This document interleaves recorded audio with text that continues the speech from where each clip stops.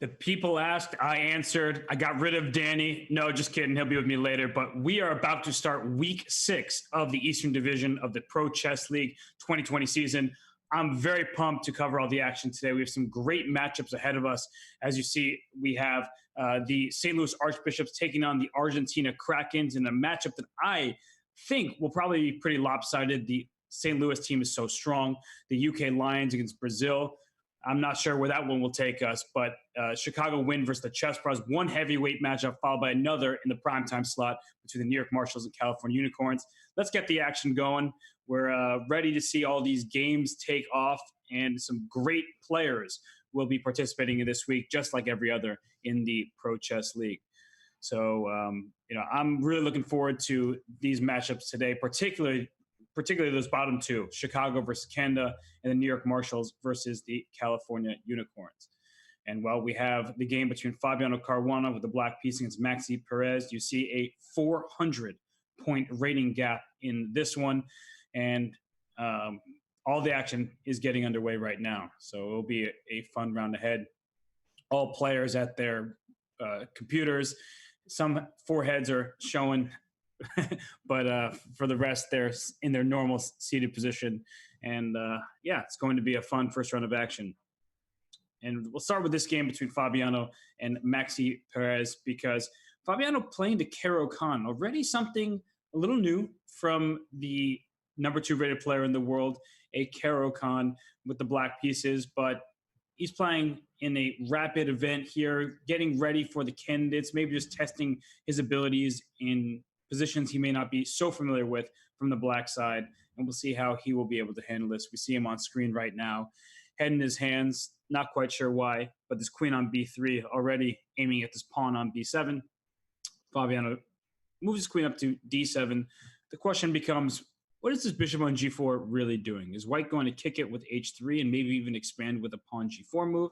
Or is that just helping black retreat to a square like g6, where it aims to challenge the bishop on the d3 square?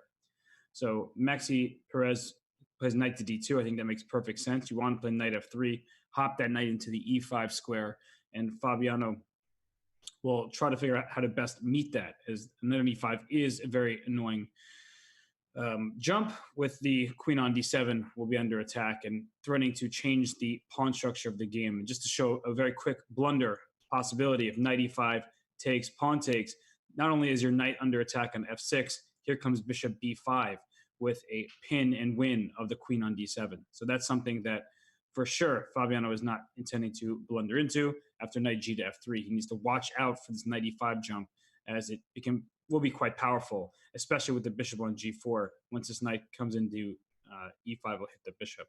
So bishop d6 played, intending to meet a knight e5 with a bishop takes e5 most likely, or the simple queen to c7, keeping the tension alive on the diagonal. Instead, Maxi Perez castles, the b7 pawn still under attack, but as soon as you capture that b pawn, rook b8 happens, and the b2 pawn on the other side will be lost. So Maxi Perez simply castles, and after Fabiano castles in response, Maxi probably thinking about taking b7, thinks better of it, plays rook to e1, still going after the e5 square. I still prefer white's position, slightly better for him, but Fabiano Caruana more than slightly outrates his opponent. I think he will be able to neutralize white's initiative in this current position. So, Fabiano, number 2 player in the world. A month from now, or a little over a month, the candidates begin. He will look to win that once again and compete with Magnus Carlsen for the World Championship title. Fabiano won the Tata Steel event with a fantastic score, winning many of his final rounds there. And he's actually gained rating points to become just 20 points behind Magnus Carlsen, if I'm not mistaken. So he's in great form. He hasn't been in great shape in the Pro Chess League itself, but over the board chess, he has been an absolute force. So now the knight on d7 challenges this knight on e5. You know that Maxi Perez is thinking of playing pawn to f4, reinforcing that knight on e5. And once he stabilizes the knight on e5, the b7 pawn will finally need some defense, as taking on b7 right now will allow black to take on e5 and gain that pawn back, which is why Maxi brings his knight back to f3. It a sort of awkward retreat, in my opinion. It does allow black that very natural expansion with pawn to b5. At some point, black will try to play pawn to b4 and open up the queen side for the rooks. The c file is semi-open for the black rook, whereas the e file is semi-open for a white rook. It has been the case that the e file has been doing more for white, and nothing's been happening on the c file. But now rook fc8, pawn to b4 type maneuvers come in very quickly. So I'm going to keep an eye on this game, but also look around the league because there's so much action taking place in a round with 3 matches underway. So let me see. Where do I want to go from here? Why don't we go to the game between, I like this game, between Squirrelals and Rafael Leitao. So very strong grandmaster in Rafael Leitao taking on Peter Roberson of the UK Lions. And the Lions have been trotting out some lineups that are quite underrated relative to their opponents. And, well, Roberson puts his bishop on h6, attacking a rook on the f8 square, but this knight captured on b2, and in the meantime hits the queen on d3, so steals a pawn from white's position and says, okay, I can do something about my rook next move. In the meantime, I've grabbed some material. So where does this queen belong? Queen e2 makes sense, opening up a discovery on the knight on b2. A move like bishop takes g6 comes to mind, because if you think about this capture, it attacks the knight on b2, but what Leitao is claiming is, well, you have to give up your bishop just to restore material equality. So I'm going to have the 2 bishops. My king isn't that unsafe, but you just know that Peter Roberson is calculating bishop takes g6 as a way to get his material back, as the knight on b2 is a target. So who does that favor? I think that I'm a big fan of the 2 bishops. I'm always slightly biased, but I really don't see how quickly the attack is coming for white. You will have to play an h4, h5 type maneuver to get at the king side, but in the interim, black has an extra pawn on the queen side and try to push those down the board with a b5, b4 type of march on that side of the board. So Roberson calculating here, trying to figure this one out. I don't know. Besides bishop takes g6, you can play rook to b1 to go after the b7 pawn. That seems quite natural as well. And he instead takes on g6. That was the first move that came to mind, the natural one. And we have Leitao on camera here. Then takes the f pawn. That comes as a surprise to me, taking with the f pawn on g6. He had a choice a moment ago of taking with the h pawn and the f pawn, but he decides to take with the f pawn, which is capturing away from the center, which is why it comes a bit of a surprise to me. But also that he cannot use the semi-open file for his rook, because if you're capturing like this, you have an open f file to work with, but getting the rook to f8 isn't so easy when the bishop sits on h6, stopping that rook's progress there. The pawn on b7 can be captured if you leave it hanging for too long. He brings his knight to a5, which is a good move, opening up this b5, b4 idea I talked about earlier. The knight would like to hop into c4. So going from c6 into c4 is a more aggressive approach for this black knight. And for white here, the question is, all right, black has compromised his king side a little bit by taking with the f pawn. How do we actually make legitimate progress on that side of the board? I'm thinking queen d2, queen f4 as a starting point that helps protect the h4 square so I can push the pawn. He plays queen to d2 here. And here comes queen to f4. I think that's the next move, as long as rook c8 will attack a knight on c3, so you're not going to hang your knight on the c3 square. But that's the intention from white's point of view, is mentioned queen f4, pawn h4, probably pawn h5, trying to chisel at this black king where there are not too many defenders. And the rook, once more, cannot get to this f8 square because the bishop covers it and attacks it. So I think Leitao has his hands full in this position. He should probably play rook to c8, just develop that rook. Instead, he plays bishop to f8, which doesn't really threaten anything. Trading on h6 allows the queen to jump into the action. So you know that Peter Roberson is not afraid of that swap there. He can consider pawn to h4 to start with. Black will play a move like knight to c4, gaining a tempo on this queen, then probably take on h6 and black will have to try to put the queen over there on g7 to defend the king side and maybe trade queens. But Roberson has options: bishop to g5 back, followed by pawn h4. The idea is that if you play bishop e7 and I play pawn h4 and you decide to capture me here, I'll take with my pawn. And I'm just going to do this very typical plan: knight h2, knight g4, and in comes my pony, becomes a stallion on the f6 square. That's big problem for black. So I like the move bishop g5. He starts with h4, which is the first move. I pointed out, instead of playing knight to c4, captures immediately on h6. So you could have the same position as you do here with the knight on c4 rather than a5. Perhaps keeping the c file open is advantageous for black, as when Leitao plays rook to c8, it attacks the knight on c3. But I'm not sure about the sequence for black. It does feel like white has become first to the action with a move like pawn to h5. Or why do I need to play pawn h5? What about knight h2, knight g4, knight f6? Just instead of pushing more pawns on the king side, just simply bring that knight into f6. The knight on a5 is out in no man's land, and the knight would prefer to be on a square like d7, covering the f6 square, but it's not getting there anytime soon. So knight h2, knight g4, that's another benefit of playing pawn to h4, as you free up the h2 square for your knight. There it comes. Peter Roberson looking like he's in prime position here to land an upset, because I just don't like that bishop on d7. Has no active squares right now. If you kick this knight away from c3, then perhaps the bishop will come to b5. But this knight is coming to g4 so quickly that I'm not even sure, even if you get that bishop out of its box that it's currently in, this French-like bishop, that white is still first to jump into the action. And I'm liking the position for Peter Roberson. So we're going to see this one continue. I'll keep an eye on it in the corner of my eye. I want to get to a very strange position between Grandmaster Alexander Fear and Gawain Jones, because Fear is down a heck of a lot of material. Black has 2 rooks and a queen. White has a knight and a queen. But I guess Fear is relying on the fact that this king perhaps isn't the safest if this queen could jump from f7 over to a6. But how is that queen going to get towards the queen side, where the black king is?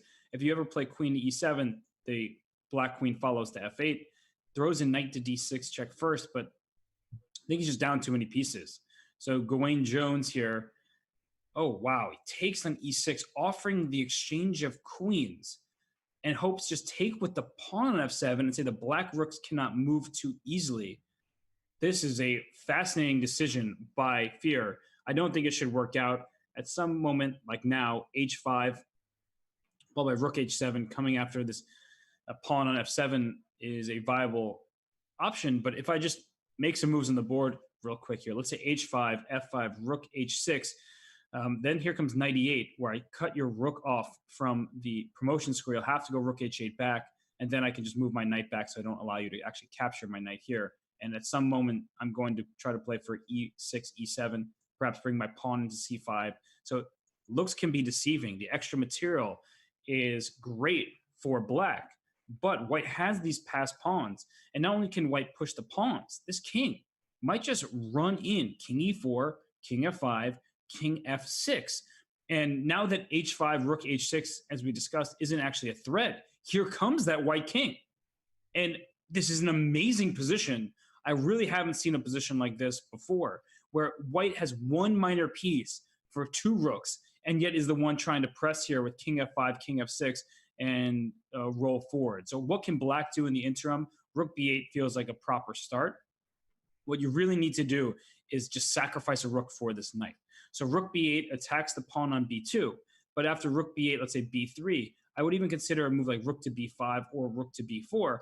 I need to get this rook into the active place. So rook b4, if c4, then I go a5 followed by a4, chisel at white's pawn structure, and eventually I can settle my rook on f8, and if I have to, sacrifice my rook for this pawn, and then with my other rook, mop up the material.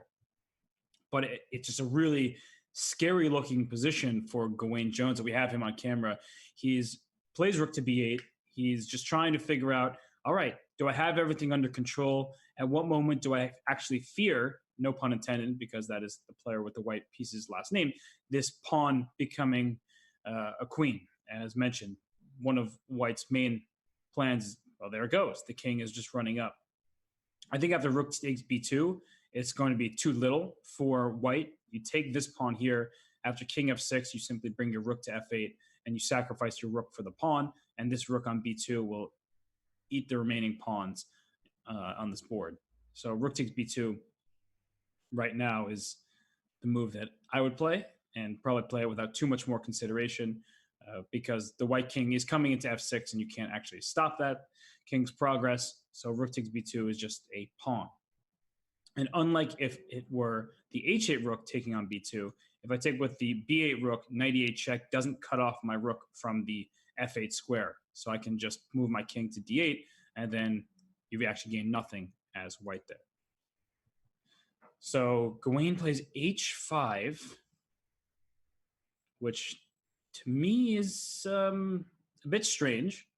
I think b3 now is the move for white, because rook h6, the exact problem is knight e8 check, cutting off the black rook from the promotion square, and that would actually allow white to win this game. So b3 feels like the very simple move, and he plays king g6. So both sides ignoring the queen side over here. And now that the king is on g6, I'm getting to be worried about this position for black, but maybe it's just nothing. King g7, there's king e7, but let's say I go check here, and where does my knight go? Maybe knight h4. The point is you can't put a rook on f8, because if you do, I go f5 check, a very nice move. And if you take this pawn, I go knight g6 check, and I take your rook on f8 because it's a fork. So let's see. He's still thinking. There's probably something better that black can do to stop all these knight checks and forks, but king g7, yeah, he starts with here. King e7 played, and f5. f5, just pushing this pawn forward. But if you give f6 check, the king comes up to e6. Maybe rook to f8 now? He's also might be thinking about h4 and trying to bring the rook out this way. But I'm not sure what black's next, what white's next move is here. As I just mentioned, f6 just allows the black king up a square. And the rooks being connected is very good news for black. You're never going to be able to promote on the f8 square. So I'm thinking rook f8 just to sacrifice, but then finally it's likely that white will play b3 and not allow the rook to capture on b2.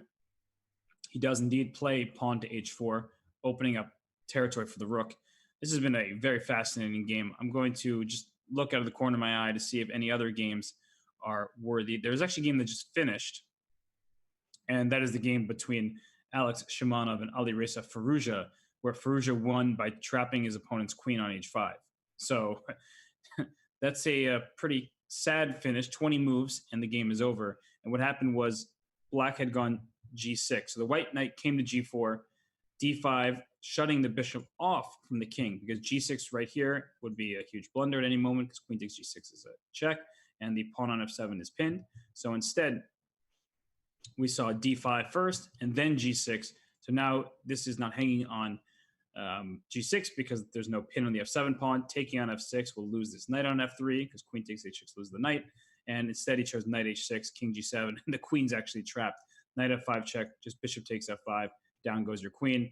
Alireza Firouzja, the 16-year-old superstar, super grandmaster, wins quite easily over the Chicago Winds Alexander Shimanov. It's a big win for the Chessbrahs as they look to continue their pace, their torrid pace in the Pro Chess League. So let's keep on going. I'm going to try to find other games that are of interest. We have an end game here between Ivan Sarash and Jorge Corey, where Corey with the black pieces is hoping to make a draw, but I don't think that's going to happen. The bishop on f4 not only stops the pawn from pushing to h2, it also stops the king's progress. These three squares are all under white's control. This a4 pawn is falling, and this is a position where it's very good that white has a pawn on e4. I talk about this a lot. A dark squared bishop does not match the corner a8. So black desperately wants to trade off this e4 pawn and then rush the king over to the corner, because that would be a draw. But with the presence of this e4 pawn, it's never going to happen. He plays pawn f5. Please take me on f5, Jorge Corey says. but I think Ivan Saric is too wise for that. He plays e5. He can take this pawn on e4. If the black king ever comes in, there marches the e pawn, will become a queen. And so there he goes. Saric takes on a4. This is his game now. The black king will not be able to stop both the a and the e pawns from marching down the board. So for the Chessbrahs, an amazing start. A win for Alireza Firouzja with the black pieces. And here Ivan Saric is winning one of those toss-up games. Danny likes to talk about this a lot. When the players are about equivalent rating, in this case, absolutely equal in rating, the team that wins that matchup, in this case, the Chessbrahs, is the heavily favored one because you expect board ones to beat board fours. Speaking of board one and board fours, we have Andrew Tang with the white pieces against Alexander Grishuk. And this game is very complicated, even material. I love Grishuk's bishop on g6, saying that king on c1 feels like it's in some serious danger. The black king on g8 feels very safe. And look at this knight on d4, just cemented in there. I see how the corner line Fabiano Caruana has won his game over Maxi Perez. Not a huge shock given the rating gap, but Maxi did start off in a pretty decent looking position. But this position looks great, in my opinion, for black. The bishop on g2 is not doing anything besides staring at its own pawn. F6 was recently played by Grishuk to open up the F line for the rook. And if you take on F6, I can take with my queen, eventually play E5, and this knight on D4 is just such a super strong piece. And we have Alexander Grishuk with a fresh haircut on screen now. He's eyeing this board. He's 49 seconds left before he made his move. Goes for tactics, queen G5, pinning the rook. The bishop was under attack. Instead of taking on D4 and allowing this black pawn to land on D4, he instead plays rook to E1, and Tang, with very little time himself, F4 runs into queen takes G4. Perhaps that's a good idea, just to stop the pin and open up this bishop to the B7 square. He plays F4, the A7 pawn, the B7 pawn, all might fall, and the C5 pawn is also pretty weak. So this is kind of a toss-up position at this point as mutual time trouble. Maybe Grishuk's thinking rook takes F4, an exchange sacrifice with rook takes F4, suggesting there it is, that the white king is so weak. Knight B3 is a check that was under attack, but that's why queen A5 was played, both protecting the rook on D2 and threatening the rook on D8. So queen C3 only move. And if this rook were not on the E1 square, knight E2 check would be deadly. So I'm trying to figure out how to dislodge that rook. Maybe queen takes G4 for like queen F5, going for mate on the light squares is worthy of consideration. He does take the pawn. Now it's 2 pawns for the exchange here, and the white king is still in huge trouble. Queen F5 will be met by bishop to E4. That's why queen to G3 was played over here. But some kind of knight E2 check, take on C4, take on A2, if this knight were not in the way. But the problem with knight E2 check is you take with the E rook, and your rook on D8 is hanging with checks. So H5 played. What a move. Just try to trade queens here. Odd move, in my opinion. But without the ability to go queen F5, he instead offers the exchange. Bishop E4. Okay, he made that move with 1 second left, and we're in a total bullet game at this point, where black has 2 pawns for the exchange. This knight is definitely worth a rook in my eyes. G5 comes. He can just play king to G6 if he wants, but it's rook to H8, protecting this pawn's push. He does it immediately. He blunders a piece. He forgot that G4 pins the bishop on F5. Oh my gosh. But now he does have 3 pawns for this material imbalance. I don't know what to make of it. White has to be better, but he just walked right into the loss of a piece. But here comes king G5, F4. The pawns are making progress over here on the king side. G3 hits the rook on F2. You can always gain that tempo if you need it. And the knight on D4 is so strong here. G3 played, and G2 forks, but then there's bishop takes G2, so you're not going to get away with that. He's playing king G4, bringing that king up the board. There it is, protecting this pawn on H3. Rook to B7, getting the rook behind the pieces seems good. Oh, I don't like that. Just take, and G2 doesn't work because rook takes G2. He throws in rook D8 check first, a very important move, because now G2 works, and there's no rook takes H8, rook G8 check at the end of it to cover the pawns. And here they come. They're marching down the board. 3 pawns definitely taking care of the rook. And now black is up a pawn in this endgame and should be able to convert this one with ease. Here comes the F pawn. Push that one. Rook F8 first, getting the rook behind the pawn. But the king is coming back in time to sit on the F1 square. So perhaps that was an inaccuracy by Grishuk. He still is in the driver's seat here. F2 can be played. He does it. King to G2, rook G5 check. The king will have to situate itself, protecting the pawn. Oh, you got to win King G3 to protect the pawn. Instead, he brings his king in front of it, which allows just white to maybe gain a tempo here and there with the C5, C6, because white will eventually have to sacrifice the rook for the pawn. He does it in this move order. The white king, I think, is too far advanced for black to hope to win this game. So you take on A3, the king comes to C4. Eventually, I play pawn to F1. You take it, and all right, he gained a tempo with the rook F3 idea, but C6 can be played. You can't, after rook F3, I simply take, and then here comes C7, then C8. So what's he doing here? He plays, cut the king off. He cut the king off. That was brilliant. He cut the king off. Now rook A8, rook C8, and he wins the pawn. Oh my gosh, that was brilliant stuff. Let's go back to see how Sasha just did that. He tricked him. He tricked Tang, I guess, in playing C6 first. Just rook takes F2 should probably be a draw. But the problem with C6 is after rook A4 check, the king cannot enter the fifth rank because rook A5 takes F5. He brings the king back. It's cut off. So after F1 takes, with this king cut off, I will always keep you cut off, bring my king back, and finally you will have to play C7. Here comes rook A8, rook C8, winning the pawn. A very instructive finish for Grishuk. One more time. Here, just rook takes F2, king takes F2, and now C6 will hold. The white king is too far advanced, the black king too far in the way. That's an important win for the Chessbrahs. And now that I see it, all of the action is done in this first round. And what happened? The St. Louis Archbishops, no surprise, they win 3.5 in the first round of action over the Krakens. 3.5 for the Lions. I guess Roberson and co. were able to just pounce all over the Capybaras, and the Canada Chessbrahs sweep. Not only did we see 2 victories, they won all 4 games in this round. Actually, we showed 3 out of the 4. So a huge round for the Chessbrahs. We're going to take a short break, and we'll be right back with round 2 of this Eastern Division.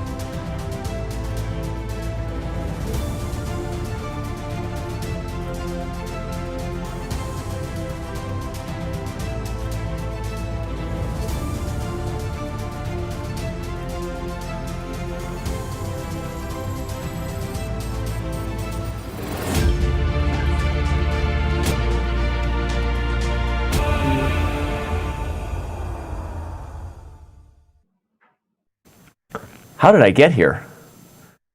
I don't know. That was fast. You just appeared out of thin air. Appeared out of thin air, but it turns out I'm right where I'm supposed to be because I'm next to you, buddy. That's where I feel right at home. And you held it down in round 1 without me. I appreciate that. But the Pro Chess League Western Division, round 2 here in week 6 is kicking off any second, I hear. Right? Let's do this thing. Yep. And it's funny. I just realized I called the Eastern Division earlier because I was thinking of how in the previous iterations of this league, it was like, this would be an Eastern Division type of team with the New York Marshals. But you're right. You corrected me without even recognizing it. It's the Western Division. And Danny, it's been lopsided matchups thus far. I can see that on the scoreboard. Obviously, St. Louis leading any team they play is something we tend to get used to. But 3.5 means they definitely started well. The 4-0 for the Chessbrahs makes me want to talk about what happened there. I saw the end of Grisha converting that really, really amazing rook endgame versus Andrew Tang. But the UK Lions being led by Gawain Jones, right? The manager didn't play early in the season, Robert, and maybe he's regretting that now because they seem to be doing well without him. They played well last week, and they're off to a great start against Brazil already. Yeah, certainly surprising. And I was only really focused on one game earlier in that matchup between Peter Roberson and Rafael Leitao. But the Lions are roaring, and it's too late for them in terms of the playoff picture, but it's good to see them showing some fight. Well, I've pulled up this game here between Fabiano and Mario Villanueva, but of course we can go anywhere you so choose. I know you focused a lot on the first round matchup between Chicago and Canada, but why don't you choose the adventure since I'm just here to support you. I'm the IM, not worthy of the GM. You steer the chess ship, buddy. Well, what's funny, Danny, is I actually started with the Fabiano game thinking that match would be the most lopsided of all them all. But now that we look at the scores and it's 3.5, 3.5, 4-0, we could see just total blowouts. However, we have seen the France Roosters go down 4-0 to the Netherlands and end up tying that match. So I don't want to count anybody out just yet. And where to go from here? As we see, we've got Chicago up, we've got Fabiano versus Mario here, but I'm just going to quickly flash some other options just to let the fans know. Obviously, you're tuning in no matter where you are, Twitch, YouTube, Chess TV, Facebook, Periscope, we love you. You can head over and use the command /follow #PCL because we've got Ray Robson. We just showed Fabiano. We've got Wesley So. We've got Alexander Fier. We've got Gawain Jones here taking on Krikor, the face of Portuguese chess here for Chess.com. Grishuk. I mean, maybe honestly, the fans want to see Andrew Tang versus Alireza Firouzja, right? That's a matchup between two of the youngest, most popular chess stars on the planet. Yep. So head over to Chess.com if you decide you want one of these games. Wherever Robert and I land, you can choose your own adventure. But I don't know. Of all those ones I just flashed, I know we're biased to Sasha because we just had an endgame. I kind of want to see what happens in this Caro-Kann. But do you have another option you'd like to take us to? No, why don't we start here because this is a position with no clarity whatsoever. No pawns have been traded. Yep. No pawns are even under attack just yet. And I think the essential question when you get, he took the knight on B1 and got greedy. That's amazing. Explain that, though, for the fans, because you've got a rook guarding A1, guarding A5. The only reason you would ever give up a long-range developed piece for an undeveloped piece on the first rank is to win material. But is that going to come back to bite Shabanov? That feels like a greedy Guillermo move. Greedy Gary. Yeah, I actually don't like the decision because typically what White wants to do against a Caro-Kann structure is exactly what Sasha just started with. Bishop D3, probably play F4, you move the knight away, play F4, play G4, play F5, and just crash through on the king side. And giving up your light square bishop just makes White's life that much easier. As you point out, the knight on B1 was doing absolutely nothing. Yep. And the extra A pawn is not going to help you for the next bunch of moves. It'll only help you way down the line if you can help shore up your position, get safe, get your king feeling comfortable. Right. So I don't like that decision one bit. But I also don't like the Caro-Kann from the black side either. No, but if you look at this position and forget about the A-pawn, you're literally describing the best Caro-Kann or French of all time, right? If we analyze this and back up just a couple moves here and just show, again, in this position, for black to give up a piece that is sort of critical in terms of holding White's attack back, Robert, because it holds that F5 square you talked about. It makes life on the diagonal hard. It's why Grishuk had to put the bishop on E2. So to give up that piece for this pawn, obviously it's a greedy move and one that he hopes he can just defend off the attack and live to tell the tale of the A pawn. But this is like the best French or the best Caro-Kann you could ever imagine. And look at Grishik. He's already played for your plan here. As we can see there on the live board, he played knight h4, and I've caught up to it. And if we look at that engine's evaluation, Robert, that it's about 50-50 given that black is up a pawn, doesn't that speak to white's compensation and all of these potential things you talk about on the light squares? Oh, for sure, because the evaluation is taking that pawn into account. And from a practical point of view, what's black's plans? Like, you're going to try at some point to maybe play c5, bring that knight from e7 to c6, take on d4, try to open up the queen side for your pieces. Yep. But white's idea, when you just think about it, f4, g4, f5, even if it doesn't land super quickly, as I just said it, but it's more scary. It's much more frightening to meet that, especially with your king in the center. And even if you castle queenside, you can envision a rook landing on the f7 square. And so I don't like black's lack of space. Talking dirty now with the rook on f7. Oh, that's. but you pointed, and here he goes. He plays f4. It's not even just that, as you said, whether g4 and f5 come right away. It's the fact that they're not going anywhere, right? The bishop is enjoying a Snickers on the light squares here, right? Robert, you know that you're not yourself when you're hungry? I'm pretty hungry right now, and I wasn't myself. Actually, I kind of was by myself, even if I wasn't myself. You were. I'm so sorry, but thank you for having me back. And we got that Grishik on camera. I don't know what it is. I love the fact that out of the early years of the Speed Chess Championship, me and Sasha have come so far. Me trying to tell him, hey, buddy, no one likes to look directly into your ear for 4 hours. Can you please fix your webcam? Look how far he's come. Can we just give Sasha a golf clap, please, for how far he's come on his webcam? He's looking good. He is. Fresh haircut. He's ready to play. And, he also the candidate's coming up. So he is one of the players, the 8 players, who will be vying for that prestigious opportunity to take on Magnus Carlsen in November. Yep. And he's been a weekly presence in the Pro Chess League, doing great work for the Chessbrahs. And Danny, I have a question. Yep. When do you consider playing pawn b2 to b4 to try to close down the queen side? And if black wants to open up more lines on that side of the board, or do you still focus all your energy over at the king side and perhaps let's analyze it if we can. Let's look a little bit into the details here. We'll keep Sasha on camera, but dive into the back cave. So Robert's point was, he answered it with b3, but Robert was suggesting b4 to try to over-control this. I think the one risk is in some ways, when you play b4, the moment you get distracted on the queen side is the moment you're not making moves on this side of the board where your real strength is. So a5 could be coming for black at some point. Making a trade to open up new space. You're using the extra pawn. So I don't know. I kind of like b3 because it opens up the idea of bishop a3. Getting rid of that knight might actually create immediate pressure on g6 because of the pieces that are already kind of spying that square with the knight. Which is why Shimanov, he jumped knight f5 just to meet that in advance. He's saying your bishop's not getting to a3, and I'm covering the g6 square by putting a piece in front of it. So it's a good question. So now the question is, if Shimanov is successful in blockading the light squares, you start to look at that extra pawn as, hey, and then like someone walks by the board. You ever have that where you walk by the board and you just wonder, like, how did they get this position, right? I mean, right now we can actually imagine it because you can see a rook on b1. You can actually imagine what happened, but this is a unique position. I would say that Grishik should probably not make a trade on f5, maybe even retreat the knight, but do you have time for that? Actually, I don't know what to say here. I mean, he trades, but isn't this good for black? I mean, Shimanov can take with the g-pawn, which is, I think, what he'll do. Yep. Yeah, he does. And Grishik immediately plays c4. He's trying to open up new light squares.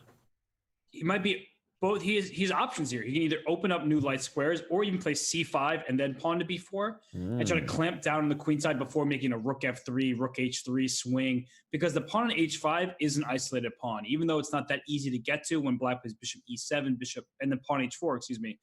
If the rook gets to h3, then white can bring that bishop to e3 to f2 and put pressure on that pawn. So there is something to worry about for Shimanov over there on the king side.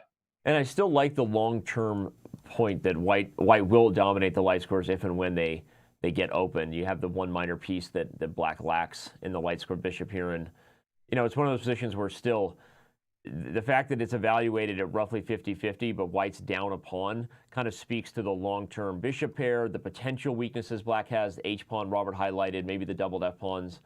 I think it's still plenty of game left. And if I was evaluating it, I would say the one thing that worries me is time. I mean, Grishik is now down almost a couple minutes. I guess maybe just a minute and a half.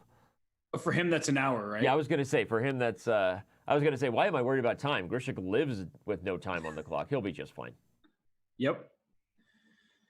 So this one's a little bit more closed in nature than plenty of the other positions that we have. Let's back this thing up and decide where else to take it. As we see, by the way, Rook F3 just played on the board. Robert, your idea to slide the Rook over to H3. So golf clap for Grishik's camera and golf clap for you. Rook F3. I appreciate your support both emotionally and physically. You know where I want to go here. Where do you want to go? The Dragon. Spicy Caterpillar. Engaged. Of course you do. And the white side of a Yugoslav attack against Ivan Saric. Chicago versus Canada. I mean, this is already every game for Chicago is officially a must-win in case they forgot to look at the scoreboard. They're down 4-0. Yep. This is a Dragon. I can lecture a little bit about this position if you want, Robert. Do you want me to, or do you not want me to?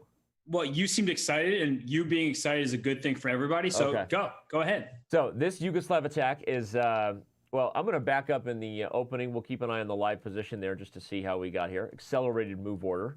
So we get into a bishop c4 Yugoslav attack, which is the most traditional one that you will ever see. The bishop is helping prevent d5, and obviously it's a very good long-term attacker. But the main thing about the position I observed when I saw it is that Black played the Soltis variation with h5. And this move is designed to slow down the thing you normally see. g4, h5, take here, open up the rook on h1, and eventually checkmate, right? But h5 is a very risky move because you slow down the attack at the potential of everything becoming weaker and weaker. And actually, in the main line, after queen d2, rook c8, and castles, we were in theory here for a long time. The reason white pivots here to go for bishop g5 rather than bishop h6 anymore is because the attack has been so slowed down with Black's approach, everybody. The new weakest point is actually now the g6 square and pawn, not the normal weak point of the h pawn. So you're playing bishop g5 to prepare for f4 and f5, which will expose the new biggest weakness on the board, which is g6. And that's what Ray Robson has done here. He's played f4. Now he plays queen d3. He's going to try to get f5. This is going to be a very, very sharp finish. Black has immediately played knight a5. He's going to try to eliminate this light squared bishop so that he's not so worried about f5. One example is f5. You can take on b3, and after takes, Black can kind of just continue the attack and try to bring pieces over because you're not as worried as much without the light squared bishop on the board. But I don't know. I'm biased toward white here, Robert, and that's mainly because I've lost so many dragons as Black. I feel like a recovering addict where I can't even consider picking that up again. You know? I was about to say, Danny, you know, we have to talk about some of the concessions that white has made. For starters, the g4 square is a very juicy one for that Black knight. And if you ever play f4 to f5, you give Black control over the e5 square, which he did just play f5. So that's a big decision. Can be accessed with knight g4. Go ahead. It's a very big decision that Ray Robinson just made. Sarge did not even need to hesitate before taking that bishop off the board.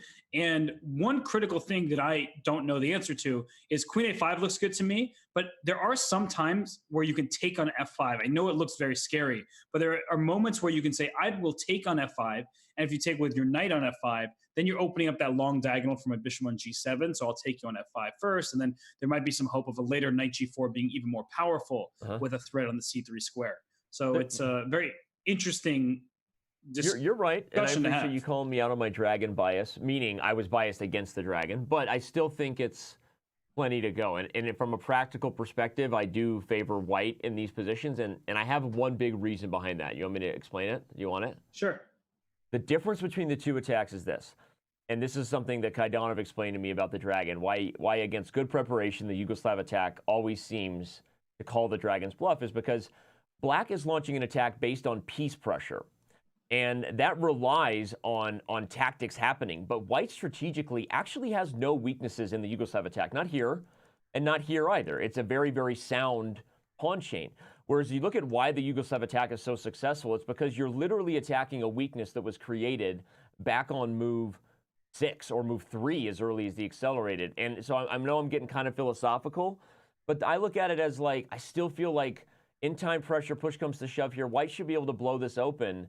And I'm looking at more real weaknesses for Black on g6 and on f7 and on h5 in a dragon than I am for white. And black is kind of hoping the exchange sack works, or he's hoping that, white blunders a tactic with the bishop. And I feel like that was the story of my life for so many years as black that I could cry about it right now.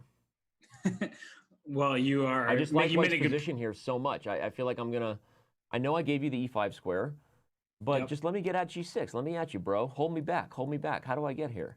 And there's now actually a new weakness is d6 as well, right? In kind of vintage Sicilian fashion. So I'm thinking about knight d to b5 as a way of saying, hey, now that you push your pawn from e7, whereas defending the d6 square, I can just go full steam ahead right after that pawn. Ray is on Team Yugoslav Attack right now. People asking in chat. No, I'm kidding. He's on the Chicago Win team, but he's on Team Yugoslav Attack for now. Yeah, actually, knight d to b5, I'm not really sure. Whoa, that move I think is too ambitious. Yeah. Because the whole idea is what you want, but not when the knight can recapture, attacking the queen and defending the pawn. And the knight can always go back to g4, right? So what's happened in the game is my knight can just retreat to g4 if you ever try to kick it and get the g6 pawn. So black can start with the move d5 here, I think. It's risky, but the knight on e5 is still defended for move. If you play bishop f6, then I play knight to g4 and say, I'm just cutting your queen's access off. And if you let me, eventually black will even play e5, and that bishop on d7 will have new life in this position. I agree with you. A variation like this, trading on g7, black is up a pawn and totally fine. Honestly, for those who were paying close attention, the engine totally agreed with the grandmaster in this case. White had an edge here before the move e5 was played, and the moment e5 was played, it went back to kind of a 50-50 toss-up, and the big reason is now white has pressure, but as Robert pointed out, why did you give up that pawn for free? You could have created pressure with knight d to b5, as Robert pointed out. You could have found other ways. Even knight e2 is a common move in the dragon for white because you overprotect c3 and open up pressure. But there was... whoa. Sarge has sacrificed the exchange after queen to g3. Why? I'm not positive. I am speechless. He was afraid of knight to e4, that's for sure. But d5 would have stopped the knight from coming to e4. This is one of those things where both of them seem to have the same perspective on the position, and I think that maybe they both overestimated the idea of knight e4 or underestimated your move, d5. d5 would have stopped knight e4 without having to sack the exchange. Yep. Strange. People in chat saying that you could be a robot. You might actually be a robot. Is the jury still out on that, or no? Have we confirmed human? The runaway jury. Oh, you always went John Cusack. Don't you go back now. Let's reference John Cusack movies for the rest of the show. Do you want me to? Should I lift a boombox over my head while I'm at it? Oh, man. As long as I see you in an orange grove, I'm happy. Well, you could say anything and I would still be a fan of yours. Bishop f6. I think Robson wins this game now. He's put himself in a great position. Bishop f6 just opens up the queen, gets the rook involved. But again, this position fell off the rails the moment black sacrificed the exchange. There was no reason to do that. Playing d5, as Robert suggested, was the best move. And now Ray should be converting on this attack, despite the time pressure. Yeah, this is not good. Those 3 pawns over there for white keep the king very, very safe. The black king is much weaker, and I'm with you, Danny. This is going to be a Ray Robson victory. All right, well, we got Sarich looking a little unhappy on camera. I already know a game where you would like to go. Okay, well, let's back this thing up and make a different decision here. Queen takes c3. The exchange of queens isn't... Black would still be in trouble even if he had a couple pawns to the exchange, but rook f3, what a move there by Ray. He kicks the queen out, then he can get back to work, either eliminating the knight and taking on g6, or coming up with something better. So he can also just take on g7 and maybe double rooks on the f-file, Robert. So, all right, we'll come back to it. Let me spy and see if... Where did you want me to... Okay, well, there's a lot, though. There's a king and pawn ending that is always interesting to me. Jeffrey Zhang looks like he was in a weird 2-rook versus queen Sicilian. Love that. That's the game that I was going to call your attention to. That must have been a Najdorf as we click on it. You know me. Was it? Yep. It was a Najdorf, yep. And we say that just looking at the structure, everybody. It's a Sicilian like the dragon, but the difference is the 3-on-2 combined with the E6 pawn structure instead of the G6 pawn structure. That kind of suggests knight or very quickly over dragon. And looks like Jeffrey is going to show Mama how the rooks work. Just keep taking. That queen's never going to get back in the game. Nope, and you also have 2 bishops there. When bishops love open space, they love to attack. And black also has 3 extra pawns. So it's a rook, bishop, and 3 pawns for a queen. And an attack. A bishop, I'll do the math. The rook, bishop, and 3 pawns. We'll choose these 3. Love it. Love it. Should be good enough. So now let's see. Where's the mate? Obregon is leaning in, doing his best to pretend this is still a close game. Either that or he's sending a prayer to the chess gods there with that symbol. Nope. No, he's back to just hand position number 17, palm over mouth. If you wash your hands regularly, that's a totally sanitary position, by the way. I was going to say his shirt matches the color of the pawns and the bishop and the rook that you put on the board. Yeah, there you go. It's, do we call that, what do we call that? Bleep green? Neon. Neon. Oh, anyway. All right, so how do we convert this if we're black? The move I want to play that's subtle is a move like G6 to just put the bishop on this diagonal. But probably there's something more aggressive. Subtlety coming from you is a shock in this position. I know, right? You love just a checkmate, and yet you're going to G6 and going for... How about just rook... I don't know, rook B anywhere on the second rank. I was just going to say, we'll just make it close. Rook B to C2. And the point is, if the king comes back to B1, now you can actually take A3 and threaten rook C1 mate. Yep. In fact, the more I look at it, that actually makes I randomly chose C2, but it actually looks like C2 was the best move, and he just found it because any other move doesn't actually threaten mate in 1 because the knight can come to D1. But now the bishop can take... Oh, he just missed it. I think he just missed rook H1. Now what? Bishop D5. Going to be lights out. Well, watch out for queen B8 check. So he's hoping that he'll get some sort of draw there, and that's why he brought the rook back. Maybe it wasn't necessary to bring the rook back. He'll put his bishop on deep. Oh, this is just close off the attack here. Bishop E7. Just keep it going. Bishop E7, just to unpin the pawn, everybody. Rook E3 threatens, queen takes D5. That's translating Robert's quick brain. Bishop E7 is found. I love when you predict the moves. How about rook C2? Oh, okay. I think rook C2 was better. That was the move I first wanted. But this should be good enough because how do you defend the knight? Good question. Game over, Red Rover. Send that green shirt right over. Maybe go consider changing it. I usually do after a tough loss. But let's bring it back to the main board here and choose a different adventure. Jeffrey Zhang converts very nicely. I think we got to go right back to that Ray Robson Ivan Saric game here, just because it's still spicy, and somehow this has turned around. Yeah. Wait, black is like... Okay, they agree on a draw. But black was totally fine here. I wonder what happened. Well, time pressure probably happened because I see Ray had just a couple seconds left at the end of the game. Well, backing up, after rook F3, things were great. He took on G7. Looks like when he played queen G5, this was just not a good move. Knight takes F3, and black lived to tell the tale. The check was just nothing. So instead of queen G5, any other rook move to keep the exchange, rook F2, then double rooks would have been perfectly good for Ray. All right. That game goes down. Ooh, Danny, Firouzja versus Tang. It's the worst bishop you'll ever see. Let's go to there. Oh my God, look at that bishop on A8. I don't want to be like a mean kid, but I want to be like, look at that bishop, right? No, that's not the worst bishop. We all know what the worst bishop ever was. Yeah, we don't talk about that bishop. Shout out to my boy Peace Fiddler. Hey, it takes Pulberta to trap his own bishop on H1 in Fischer Random. That was great. Yep. But this bishop is really not good. Yeah, not good either. In fact, you know it's not good, everybody, because Firouzja doesn't even want to take the pawn here on D. Why would you ever trade and let that bad bishop liquidate itself? He'll play F4 now, I think. Just sit on rook the position. C1. Rook C1 might end the game. Rook C1 ends the game on the spot. Never mind. Even better. Oh my gosh, because if you go queen E4 check, I just take you on E4, and then I can go rook C7, take A7. It's just... Hurts. It hurts so bad. I think we'll see Tang play queen E4, but he doesn't like to resign. Yep, we see him do it on the live board. I'll keep our analysis here predicting that Robert was right. I think we'll see a trade, and then rook c7, then we'll see bishop d5. Firouzja will start gobbling pawns and go on to win the game. Yep, look at that. Look at Robert Hess' analysis. It has now come to fruition on the live board.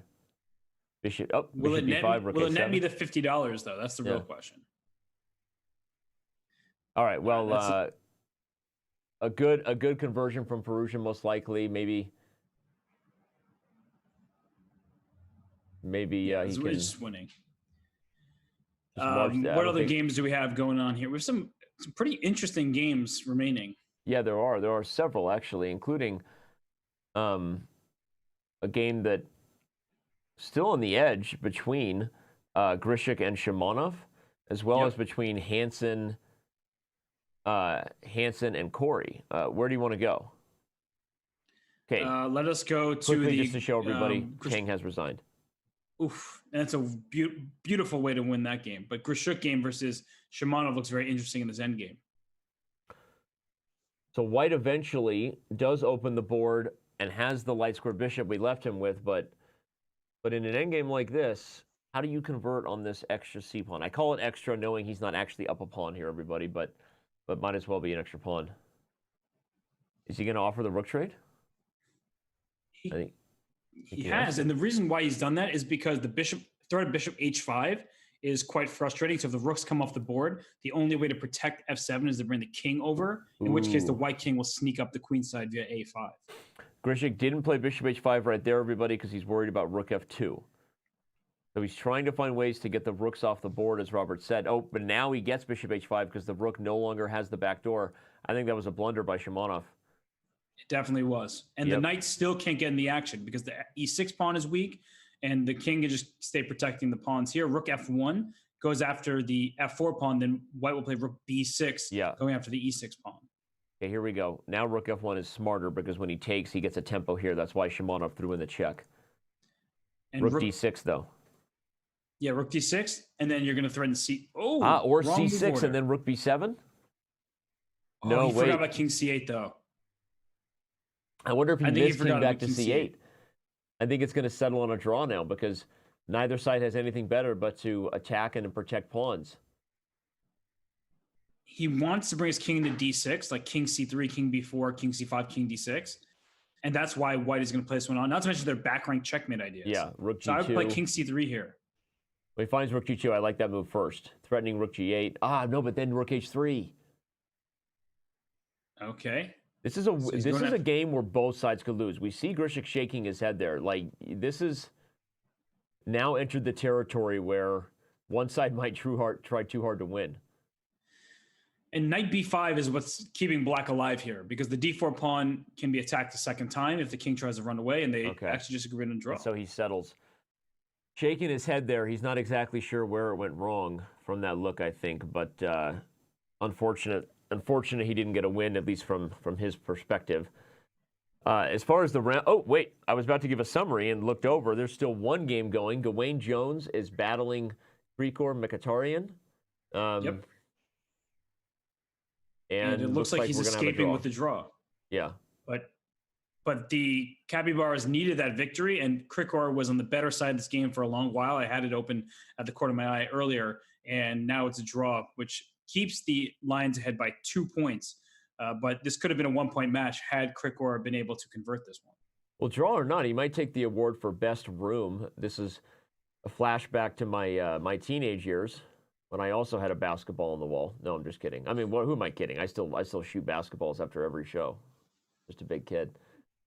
Look at Grigor. It's talking to himself. Is he streaming? He is streaming, I think. Okay. So, nice to know he has a healthy outlet for the thoughts in his brain, not just talking to himself on screen. But speaking of needing a healthy outlet, sometimes people watch the shows and feel like, I wish I was doing something productive with my time instead of watching two talking heads. What can they do to be a little more productive with their time while they watch the Pro Chess League, Robert? Yep. And they can guess the move while watching the Pro Chess League, right? Because the top guesser gets $50. The top non-premium member gets a 3-month Chess.com Diamond membership. Pretty good, if you ask me. Yeah. Again, this is something we do every division. The money game will be selected randomly and revealed at the end of today's show. So play along, guess the move throughout the entire show to increase your chances And we're giving away cash money every week. So give it a try. And like we've often said, Guess the Move is legit a great way to try to improve your chess, especially if you take it seriously. And then maybe even take the time to learn where a grandmaster played a better move that maybe you didn't predict. So have some fun, play it, maybe win some money. Robert and I are going to take a very quick break. When we come back, the second half of this first set of matches, round 3 in the Western Division, week 6, in just a few minutes.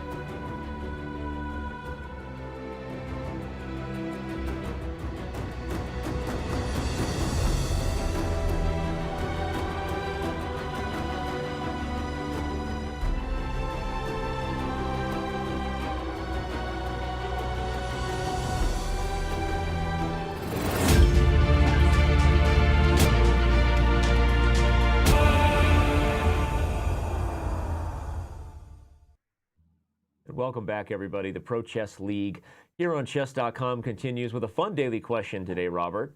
I wonder if you have any suggestions, but we've asked the fans. Let us know on Twitter, of course, with the hashtag ProChess, or anywhere. We'll try to look for you in chat.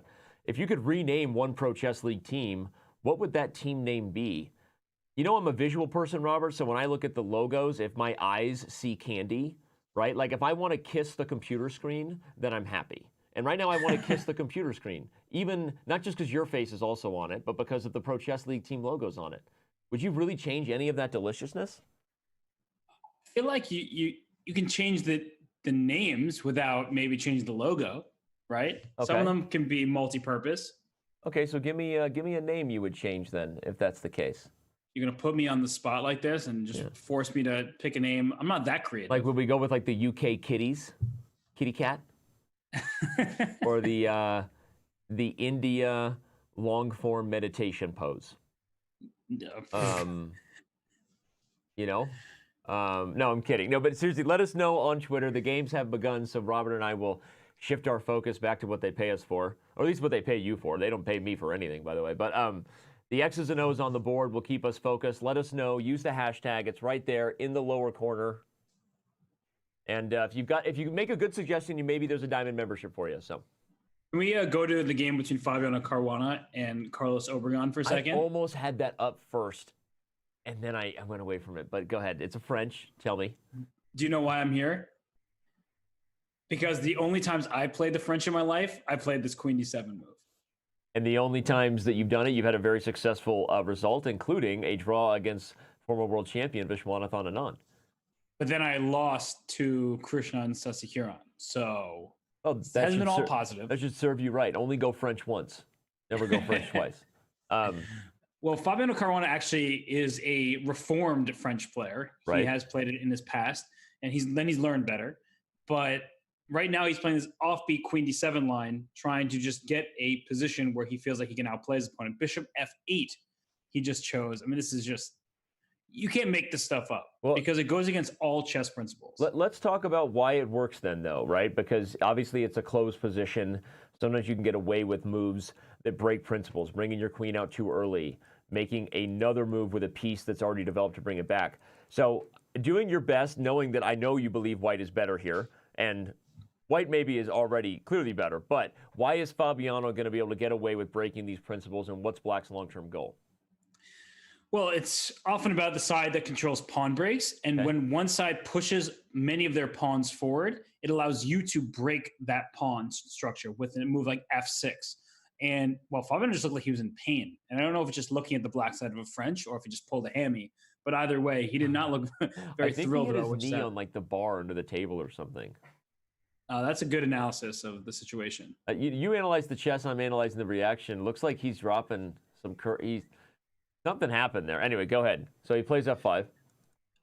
Well, he's trying to lock down the position, saying if you ever play C4 as white, when I play D takes C4, not only is your pawn on D4 a target, but my bishop on B7 breathes new life into the position, and that can backfire. So one of the ideas black tends to want to play is knight A5 into C4, but you're not going to play knight A5 with a bishop on D2. And yes, I know the queen is under attack, so you play A6 first and things of that nature, but the bishop on D2 stops that plan in its tracks. So white can expand with B4 over there on the queen side, but what Fabi is hoping for is a long game where eventually he'll consider H6, maybe G5, even to sacrifice a pawn on that side of the board to open things up in the right moment. Okay, so you're saying that Fabiano is willingly taking on a worse position with less space, dubiously placed pieces that are stepping in each other's way and lack open clarity, for the outside chance he might be able to make a dubious breakthrough and be worse in the endgame. That's what he's doing. Yep. That's kind of like saying, I really enjoy living in Sweden for the high taxes and the wretched winters. Right? Like, where's the upside in that? Wow, are you going to say that's the wasabi's face? I dare you. I love the wasabis. I'm just kidding. But, where's the upside in black's position, right? I mean, obviously, the idea is, I guess you can play the moves quickly. In a rapid game, that helps, right? Yep. And if you do have at least a plan, sometimes having a plan when you're worse is better than feeling like you should objectively be okay, but lacking a plan, right? So there's that. But, I mean, okay, if you were to give Fabiano the white pieces, the reason the engine, as you can see, that white bar has creeped all the way to the 6th rank, it likes white, is because white is objectively just clearly better here. Neither of us disagree with that, right? Yeah, I think white is doing well, but Fabiano's also laughing. He's probably at his training camp right now talking to somebody in the background, cracking jokes. And white is better, more space, but black has a very clear plan Whereas white always thinks about the drawbacks of his plan. He plays b5, that gives the knight the a5 square, and that's one of those big no-nos where the queen side becomes closed down, and then black starts making progress. So you really have to figure the situation out very concretely before you make a push that you can't take back. White has now played knight g3 on the live board, maybe even heading to h5. That's actually kind of a common idea sometimes in these structures, because if you have the knight on h5, if this g pawn ever moves, you immediately fill the f6 square, and even a trade opens up the e5 square. So one problem leads to another for black. As awkward as it seems to launch a plan that brings a knight to an h5 square. Okay, well, obviously we'll keep our eye on this. By the way, this might be more smiling from Fabiano Caruana than we've ever had on any chess show ever. So that's awesome. He's a happy guy. He just laughed at that. He is not a happy guy. He laughed. Now he's laughing again. If he gives us this much, this much face rather than normally the forehead cam, maybe we can keep Fabi on camera all the time. Well, he's smiling, he's laughing. He got a haircut recently, it seems like. Yeah, he did. He did. And there's that knight on a5. Knight on a5. He's playing quickly here, cracking up, having a good time. Apparently is totally thrilled with the fact that he's just clearly worse in this position. I don't think it's that clearly worse for him right now. I mean, I think you're suffering from Fabi biasitis. I've told you that. It's again. No, I've been telling you to go to the doctor for weeks. What? I'm looking at this position, and I can see how the position can turn very quickly, and that's what the issue I'm having is from thinking White's position is that great, because the c4 square is now under White's control. h6 followed by g5 is always something that requires consideration, or maybe a rook to g8 first to play for g5. He plays rook g8 exactly, and. Okay. What are you doing as White? Like, what are your next few moves? Okay, fair. I guess the other thing you could argue, like, if White ever just wants to sit tight, can I kind of stop g5? I mean, I don't really want to play a move like h4. I guess that definitely don't want to play that. Yeah, move. That would be no good. Okay. And hard, black, right? Yeah, you have a big space advantage as White, and you've got this extra pawn, but it's a doubled one on a6. Hard to find a plan. And black is thinking about knight c4, because if you take on c4, you open up that bishop on c6 where it's staring down at the show something G2 like that, just to show it, even though h4 isn't a good move for White. Yeah. Yeah, it just feels like once this position opens up, it favors black. And how does White keep the position closed? I mean, then it feels like you're not actually doing anything to make progress. Well, I think this is an opportunity for you to be super instructive then. We'll keep Fabi on camera. And I want explain for the viewers watching who don't have the same like big picture clarity on where the structure is going. If that's the case, then why does the engine still think White is more than +1 better here? Is it just the pawn and the material bias, and the engines lack the clarity of how the position is going to open up? Or is there something else you think in the structure? No, I assume that the engine likes the extra pawn, and if I don't have it on, and I'm sure if you look at it, it probably tells White to shuffle around a bunch, because there's no actual way that I see that White makes forward progress. Right. And so I'm calling it down. And black has the plan that you said, h6 and g5. I think that there are, I mean, I know sometimes you and I get accused of being biased against engines, and we're both very proactive for human analysis is the best way to get better at chess, and we stand by that. But I think sometimes there is still those really rare areas where the more you give the engine time to think, it is wrong. Notice that the bar is slowly creeping back toward black, because Robert's point is White plays rook b1, and the move before that was rook f to e1, moving a rook from one block file to another block file, right? And so the point is, how is White doing anything to really change the structure? And the more you give it time to think, black actually does have ways to improve the position. And so, the potential for black's position is maybe greater than White's potential, despite the objective math that the engine says White is better because he's up a pawn right now. So I think I'm trying to clarify, because I think it adds context that the viewers really want to have. Instead of us making a claim when the engine said something else, it's adding some explanation as to why the computers think the way they do versus how strong grandmasters do. Yep. And I just think that the best White is doing here is shuffling back and forth. The only decent looking pawn break would be to eventually try to go c3 to c4, but we already talked about the repercussions. All that does is open up the bishop, yeah.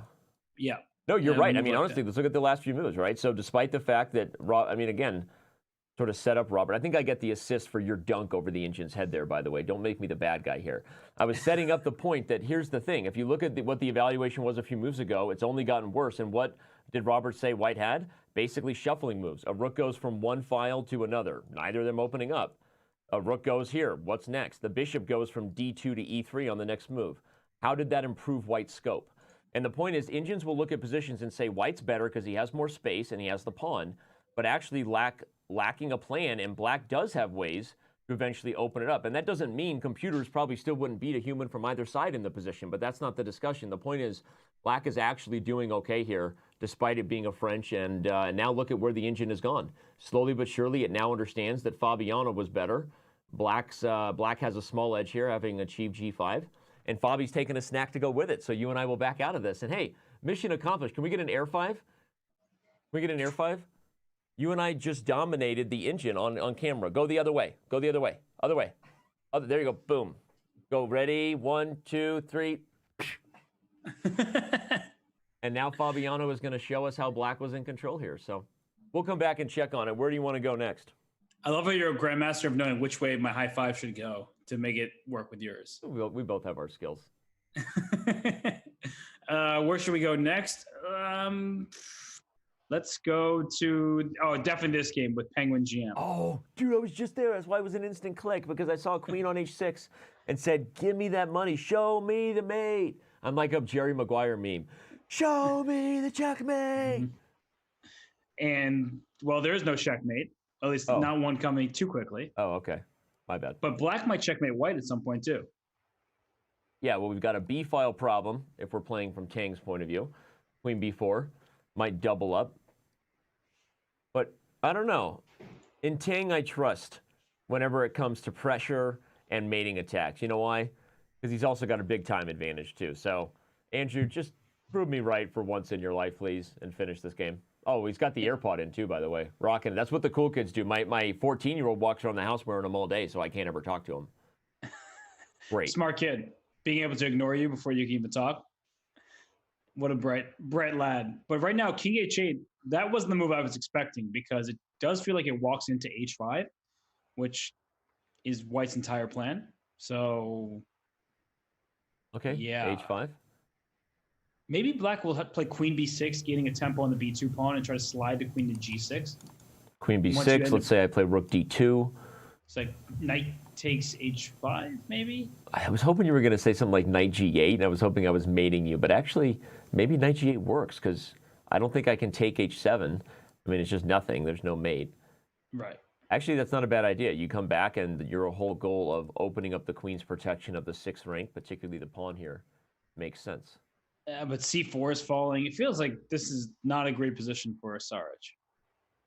Oh, give some credit where credit's due. Back up on the analysis board. For those who followed last week's Pro Chess League coverage, I was not necessarily frustrated. I'm not his coach. I have no investment in it. But I was a little bit critical of Andrew's decision to mix it up and go away from his standard London system. I mean, I had just come off a week where he beat Hikaru Nakamura with it, right? When Chicago played the Marshalls. And so I was thinking, why is Andrew trying to come up with new systems in a rapid event? And he played the same C4 F3 line, by the way, Robert, against Gawain Jones, and he lost. And he lost that game. So I was critical of why Andrew was doing that. But to hit, I gotta also eat crow when I'm wrong and say that he clearly looked at those lines. I mean, now he goes right back into his F3 kind of Zamish King's Indian, and okay, this was a different variation than what he had against Gawain. For those who followed that game, Gawain played for the much more direct, immediate kind of C5 lines. Here, Sarge doesn't do that against the Zamish, goes for the A6, B5 stuff. And here it looks like Andrew not only played quickly, Robert, on the clock, but actually understood this idea of E5 and D5. This is a really nice approach where you sacrifice to actually kill counterplay. By advancing the pawn, very thematic, you've actually stopped all of Black's dark square breakthroughs in their tracks. You open up the E4 square for your knights to dominate. And this actually looks like, okay, and I know there's still games to go, and I'm not saying White is winning, but he's up on the clock, Robert, and he's in a pretty good position. So I feel like Tang has kind of improved on his last week approach of trying to play the Zamish against Gawain Jones. Well, last week tonight, right? It's always Starring, going well, full. now starring John Oliver and Danny Rensch and Robert Hess. Sorry, my nose was itching there. Well, the thing is, black is up some material, right? And white's king isn't that safe. And after knight takes e4 here, he's like, well, I want to take with my knight on e4, but then my a2 pawn is under attack, and my king feels like it's very unsafe. So he's considering, do I take on g6, but h takes g6, because the threat is a mate on the h7 square, and then black has to go rook g7, and it's getting really complex very, very quickly here. Sorry, I have to go comedian calling out the guy who's totally wrong in the front row, but Dayton19 thinks he looks at the result and understands anything about the game. Gawain Jones was a +6 in that game and was mating him in a few moves and then blundered it away. So Tang did not win that game because of the opening. He was completely lost and crushed out of the opening. And yes, Jones beat himself in time pressure, but you know, I had to say. Wow, that. usually I'm the one calling out people in the chat. I had to call that guy out because he clearly didn't actually see anything about the game or my point about why the opening was bad for Tang, because it was horrible. And anyway, but yes, he did win that game when Gawain Jones beat himself horribly in time pressure. Speaking of Gawain Jones, let's go look at that game. I'm pretty sure that's David Hayden on the UK Lions. So I would imagine that person has seen the game. But I don't know. I don't know why he's saying I'm wrong. Did you not see that Jones was completely winning? I'm just putting up information. I don't know, but I love the fight. I love the throwdown. I got to, right? Because I was making a point. It was a bad opening for Andrew. Horrible, and he's recovered, playing better this week. So we'll see. Anyway, Andrew did eventually win that game against Gawain Jones. Gawain Jones now taking on Diego Berardino. Speaking of a Lions battle, and he's down the exchange. This actually looks really bad for Gawain.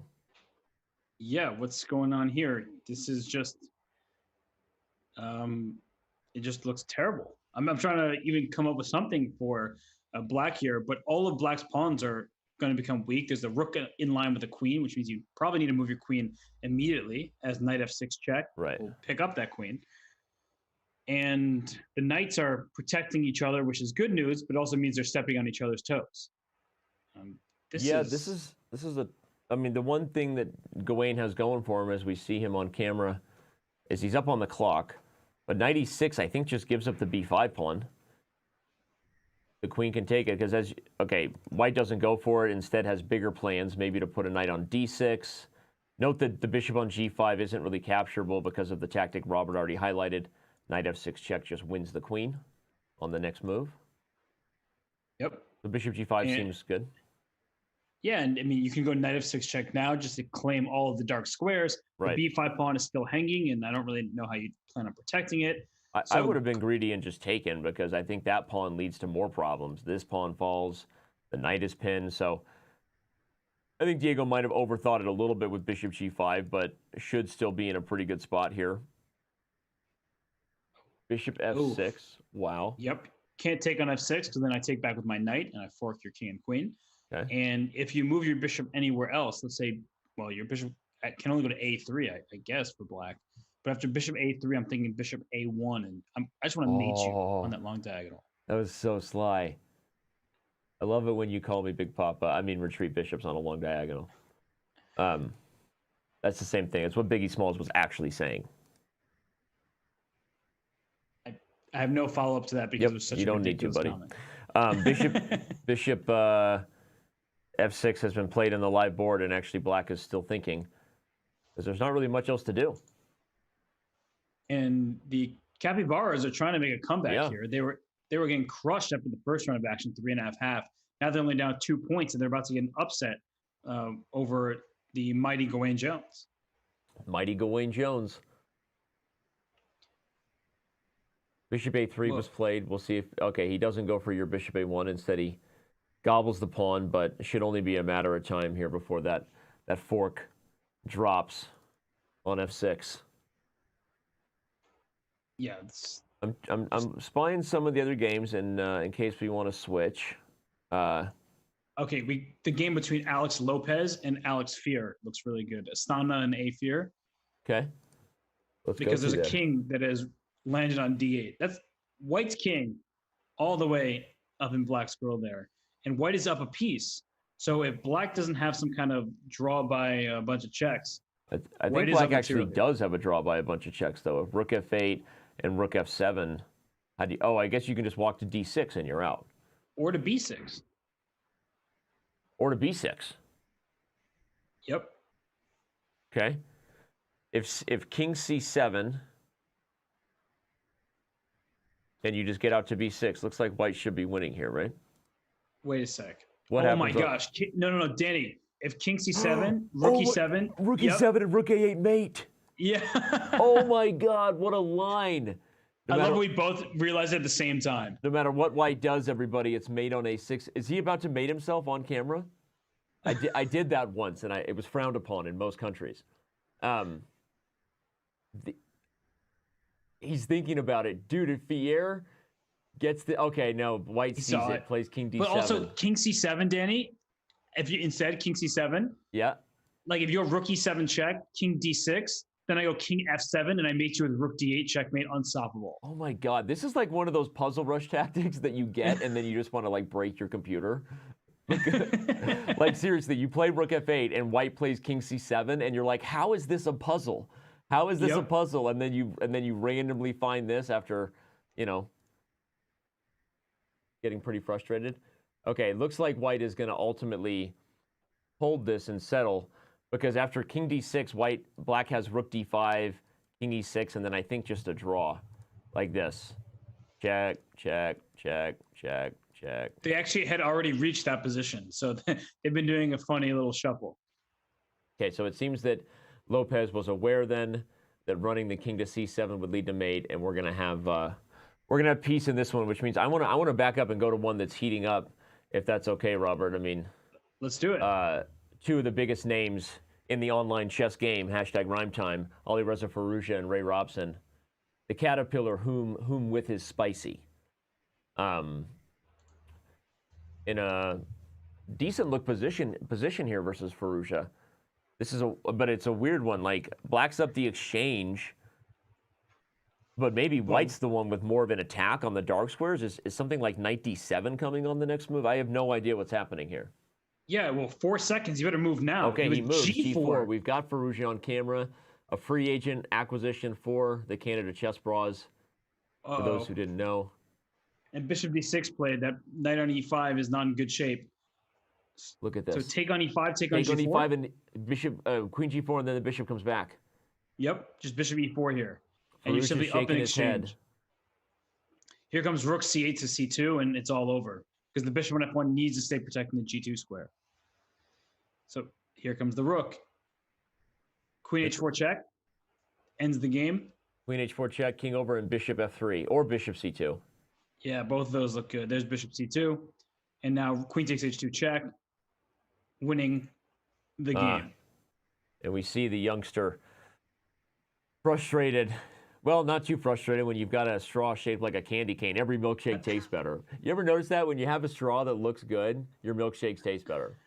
I try not to use straws. They're bad for the environment. But every 16-year-old loves a good milkshake mid-chess game. So I guess you would know a little more about that than I would. I would. Well, Alireza Firouzja, not too unhappy apparently, enough to just sip that straw. I'm not unhappy. We can go to a different game. Shimonov versus Hansen. Shimonov looks like he's about... we get there right in time. Yep. Shimonov's about to deliver the goods. Hansen doesn't resign for some reason. Yeah, he's getting mated and losing his queen. Yeah, rook h7 was almost even more accurate, but Eric's shaking his head. The leader of the Chessbrahs, unhappy, and now they still have a big lead, but, he knows that game got away from him big time. Yep, and we have Grishuk still playing. Let's do it. And by playing, I mean winning. Alexander Grishuk converts a king and pawn ending. We'll see what the last few moves were. Something pretty straightforward and instructive, actually. Man. This is irregular opposition. Old school. Yep. Look at this. This is good Russian schoolboy technique here. Recognize that in a king and pawn ending, when you have the opposition, you're going to be able to shoulder the king. It doesn't ever have to be direct opposition. You can take away the space that the king can't keep from you.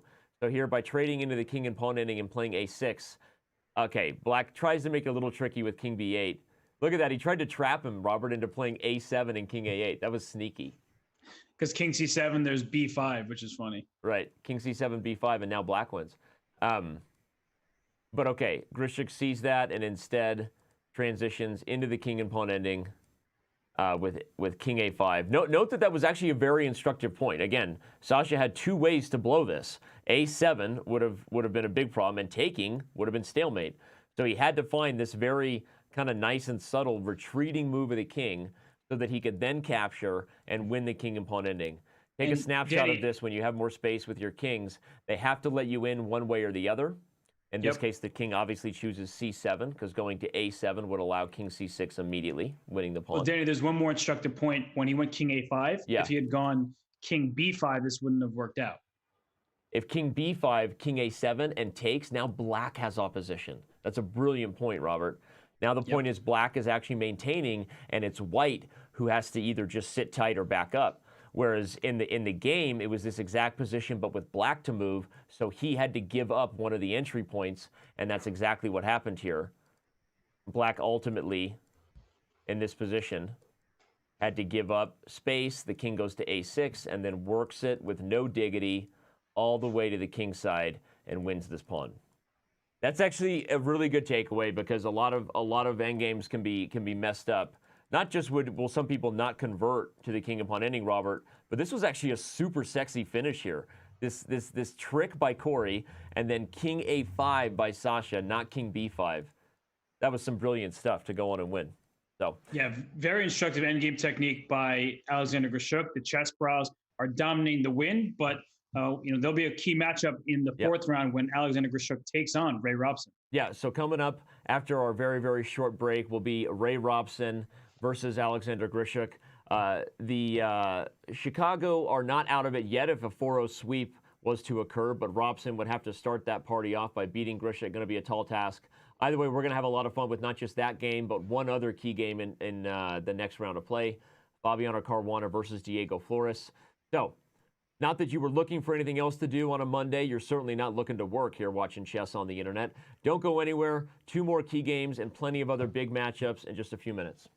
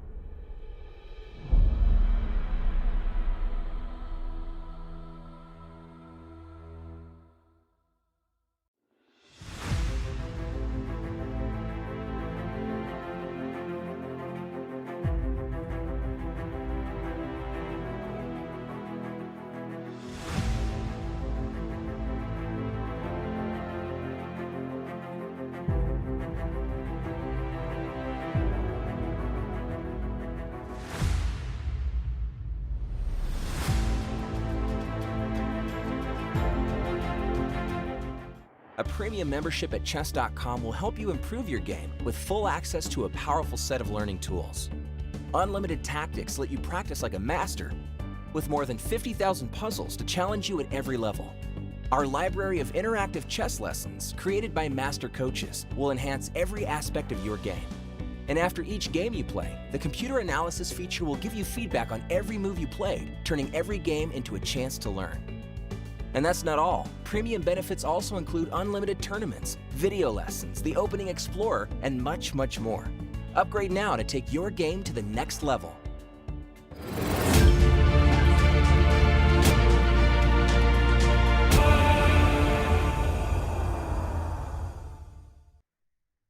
And we're back with continued coverage. It's week 6 in the Western Division for the Pro Chess League.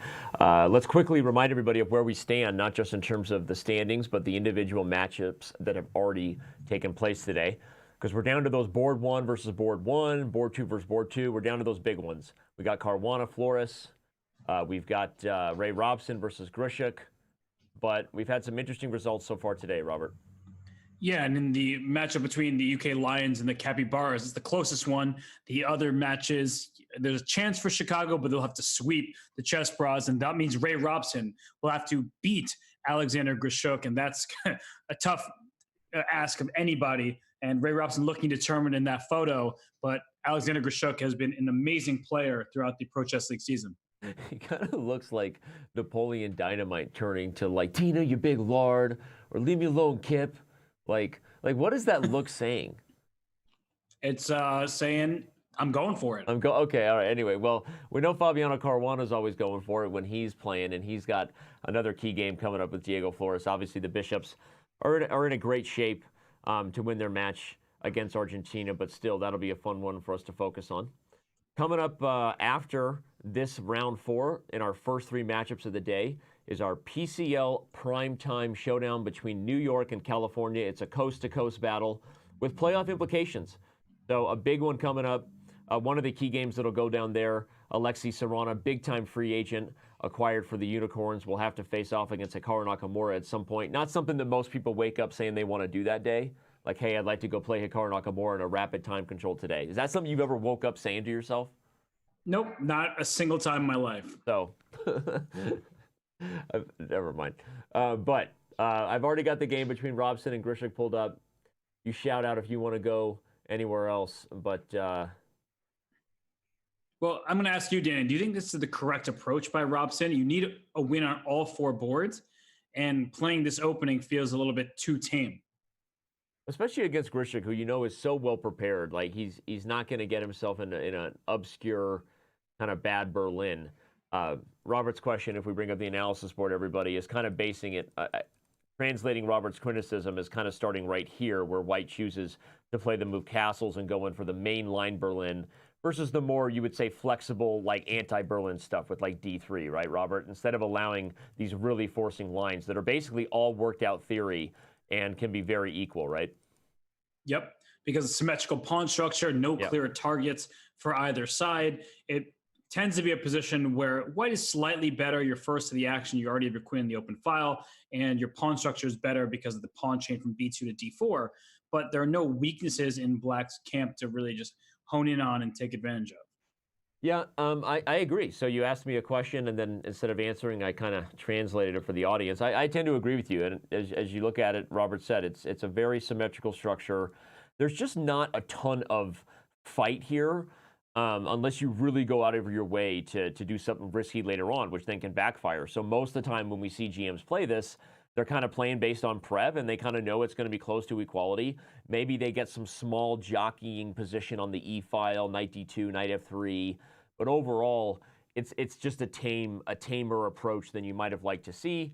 And again, if you're wondering how that could have been avoided, very often these days when grandmasters want to play for a win as White against the Berlin, instead of allowing the main lines, they will go for D3. And you see Fabiano Caruana play these positions a lot as White. You see Vichy Anand play these positions a lot as White. So that might have been the other recipe instead of this completely dead equal, only the E-file is open structure. So, yeah, I don't disagree with you. I hate that. You know how badly I want to disagree with you. You tend to, so I understand. Yeah. And I mean, I'm thinking about this from a playoff perspective. This is week 6 of 7. And for the Chicago Wind, they were in the 5th spot in this Western Division. They want to remain in the 5th spot and also outperform the other 5th place teams in the other division. So they're in this tricky territory where they want to win this match, or tie this match because it's the best they can do, but it's unrealistic. So they might as well make the most amount of points they can in this one. And Ray Robson playing it safe against one of the league MVP candidates in Alexander Grishuk. And so maybe that's a fair point, right? I mean, I think that the chances of them completing a 4-0 sweep, as you can see that score there, everybody at the bottom, the Chicago Wind versus Canada Chessbrahs. The chances of them completing a 4-0 sweep and tying is maybe unrealistic at this point anyway. So perhaps he's just using it as training against an MVP candidate and just get even a half a point on the board to help Chicago's chances. So we'll give that to Ray in terms of that approach. But why don't we back up and take it to a different game? In fact, the other key game that we actually mentioned before the round started was the Fabiano Caruana versus Diego Flores matchup, which looks to be a little bit spicier. Fabiano already in an interesting position, threatening to move knight d6 check, which is a fork, if you're into that. And pawn takes c5 will be met by rook to b7. Oh so watch out. Gosh. And if you take it, more late night forking, if you're into that. And if you castle, by the way, there's bishop takes h6, and we have more forking. This is forking awesome. You sounded like Jerry Seinfeld there. And why does root beer make you burp? And why are knife forks on the board? Actually, I think Fabiano's about to give us a sweet and sassy miniature. Don't go anywhere. This is about to get nasty. I mean, how do you deal with this, by the way? So let's say you don't want to take and allow rook b7. Robert, you beautiful butterfly. What if I play knight f5 to guard d6? Are you going to play g4? I certainly will. Oh my gosh. Okay, I've got a defensible line. Okay, I'm going to take, and on rook b7, I'm going to play rook c7. Now what? Maybe knight takes c5. Okay. You're going to move your queen. I'm going to take you on c7. I'm going to play knight takes e6. Oh my God, you are nasty. I'm showing the line before you can even complete it. And white is just completely winning in a game like this. Just have to show people I'm keeping up with your calculation, even if I am moving the pieces. Okay, what happened here? So castles was played. The bishop takes h6, did not allow the fork I called for. Instead, the move f5. Yep. Now bishop takes g7 and knight g5. Okay, so give Flores some credit, right? He got out of that little pickle he was in with the king in the center. But Fabiano definitely still better here. I don't know. Look at that c3 square. I think it's a very double-edged position where the knight on g5 is great, but the knight on c3 will be similarly annoying. The black king, it looks a little breezy, but there aren't too many pieces that white can unleash on that side of the board to attack it.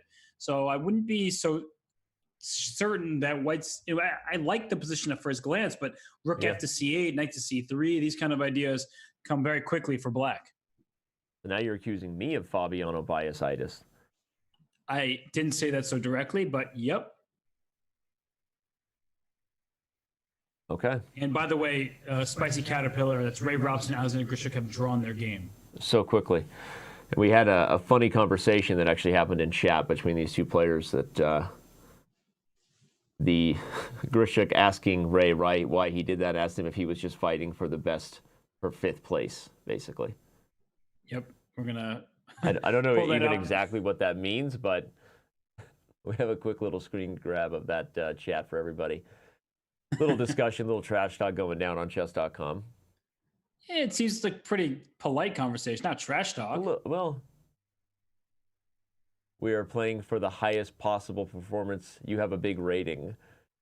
Yeah, so what I was saying, for 5th place in the division, to try to be the highest 5th place team to qualify for the playoffs. That's a good point. That actually brings up clarification for those of you who may just be tuning in to the Pro Chess League, the biggest, most global event that happens every year here online. The 3 divisions will send the top 4 teams from each division. We'll quickly show that into the playoffs. But the best 5th place record overall will also join. That means that in some ways, as you see there, Chicago, Israel, and Poland are actually competing with each other in addition to the teams within their own division. So great point, and we'll obviously keep an eye on that storyline. So Fabiano rushing the H-pawn. You're a wizard, Harry. Let's do it. Although taking on G6 might open the H file for that black rook to go to H8 at some moment, and that counterattack is real. Okay. I'm thinking rook H8, knight C3, queen D5 as a way to try to checkmate the white king over there. It's looking pretty lonely on G1. So let's look at a line like that. So H5 is played. So let's say you play rook H8. Yep. And I take. Okay, knight C3. He started with knight C3 in the game. So knight C3 played, and Robert's spying this diagonal and a party on H1 that the king never wanted, just like my parents in high school. Look at that. Just kidding. I didn't go to high school, and I never got invited to any parties. I had to say that because it sounded cool in front of 12,000 live viewers just on Twitch, not even including others. I have to sound cool, but it turns out I'm not. That got awkward real quick. Well, I'm just going to let you keep on digging there because... Okay, but look at Fabiano reacting.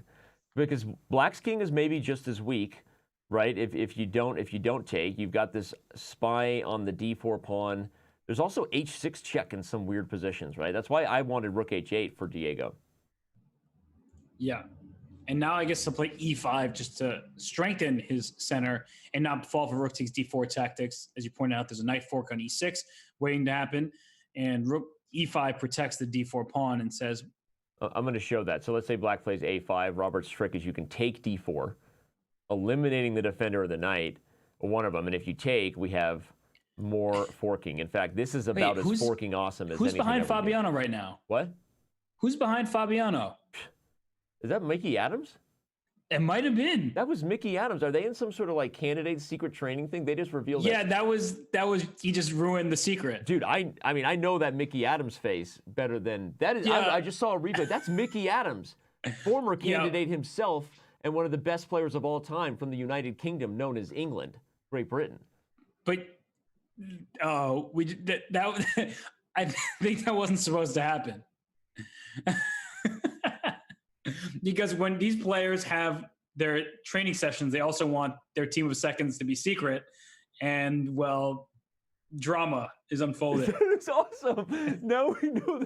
You should text. I know you have I mean, I could text Fabi, but you guys are a little bit closer friends than me and him. So you might be like, hey, dude, tell your seconds to stay off camera. Like, no joke. That's the Pro Chess League bringing you breaking news. I just said we have about 12,000 people watching, and get the you know what? Don't even spread the rumors. But what is it about Fabiano's team? First they reveal opening preparation in the Petrov. Now they just walk in front of cameras. Maybe they need to have a good stern talking to. Yep. Well, Fabiano's position, on the other hand, here is getting even more interesting with the H6 check, trying to lure that king out to H6. Yep. And, well, if you don't take on H6, aren't I just going to take on F4 and be happy with that? You can probably take on F4 regardless. Let's see. So what's your move on king takes H6? Well, he didn't go king H6. He went back to H8. So okay. I thought for king H8, it's just rook takes F4. Yeah, and the point is, if you take F4, everybody, queen takes G5 doesn't work because rook takes F8 is check and winning. But the issue with rook takes F4, so E2 is hanging a lot of the positions, right? So there's this idea where you can take, obviously white would have to take with the G pawn because taking with the queen allows the fork. But then where's the follow-up for Flores? I think he's running out of pressure. How many pawns is white up there? It looks great for white. The evaluation continues to swing. I actually think that black's best option was to take H6. As much as it went right into the line of fire, I didn't see a clear knockout. Now black is just down the pawn and has a mating net. This knight and pawn working very well together to corral this black king on the 8th rank. Yep. I mean, okay, you have to take with the pawn now. Yeah, I don't know what he's even considering here. But G takes F4 feels... There it is. And what look was that, Danny? A little purse to the lips? Yeah. What face number was that? Fabiano's faces are not as widely cataloged as those players such as Hikaru Nakamura and others. So I'm not gonna. I'm gonna need a replay on that one and head back to the book. Well, he's going to take this one home. It feels pretty safe to say. Up 2 full pawns. The black king on h8 is less safe than the king on g1, and yeah, it just feels good. Wonderful for Fabi. I think someone maybe just told him that Mickey was on camera. Do you think he said, "Hey, Mickey"? Hey, Mickey, you're not fine. It's not fine. Hey, Mickey. All here's crickets. Oh, man. Well, Fabiano Caruana likely going to convert this one, though, as we see some of the banter continuing to take place between Alexander Grishuk and Ray Robson over there on Chess.com, having some fun. So if you're just tuning in, more reasons to head over to Chess.com, not just to play Guess the Move and watch, but also hang out with the Grandmasters, chatting it up after their game. Hey, Danny, the match between the UK and Brazil is the one that's still it's become very tight. If you're just tuning in, it was 3.5 in favor of the Lions after the first round, but not so much anymore. What's the best game you see there to head over to? I don't even know. They all look fairly interesting. We have our options. You can always look at Gawain Jones versus Rafael Jones Leitao. and Rafael Leitao are the board ones, respectively, for their team. Currently, we have Knight G6 fork was an option, but I guess King H7 was nothing there. So instead, the trade happens. And White's up a couple pawns here. So Gawain Jones seems to be just cruising shape in this one, actually. Yeah. And an important point is Bishop F8. There's Rook takes D7 in that position. Love it. I'm showing it. Rook takes D7, Rook takes, and Bishop takes E5 check. And no matter where the king goes, we have fork action on F6. Yep. Nice little tactic. And if you can't save that dark square bishop, White's life is White might be taking here anyway. As Robert pointed out, the reason that engine evaluation is so much in White's favor is because these pawns are many. There's too many, right? Two clear extra pawns for too White. Many. What? Yeah, 2 extra pawns. Yep. We see Grandmaster Leitao on camera there, comes up with the move F4. I think F3 is a pretty fast response you could probably throw out. Yeah, I mean, he plays Rook D5 going after the E5 pawn. Yep. Makes perfect sense. But this is one that should be easy for Gawain Jones to convert. And if that's the case, then UK will be up 7.5, 5.5. So they're inching closer to the finish line. Well, after having a huge lead, obviously they'd like to hold on to this one. They won last week.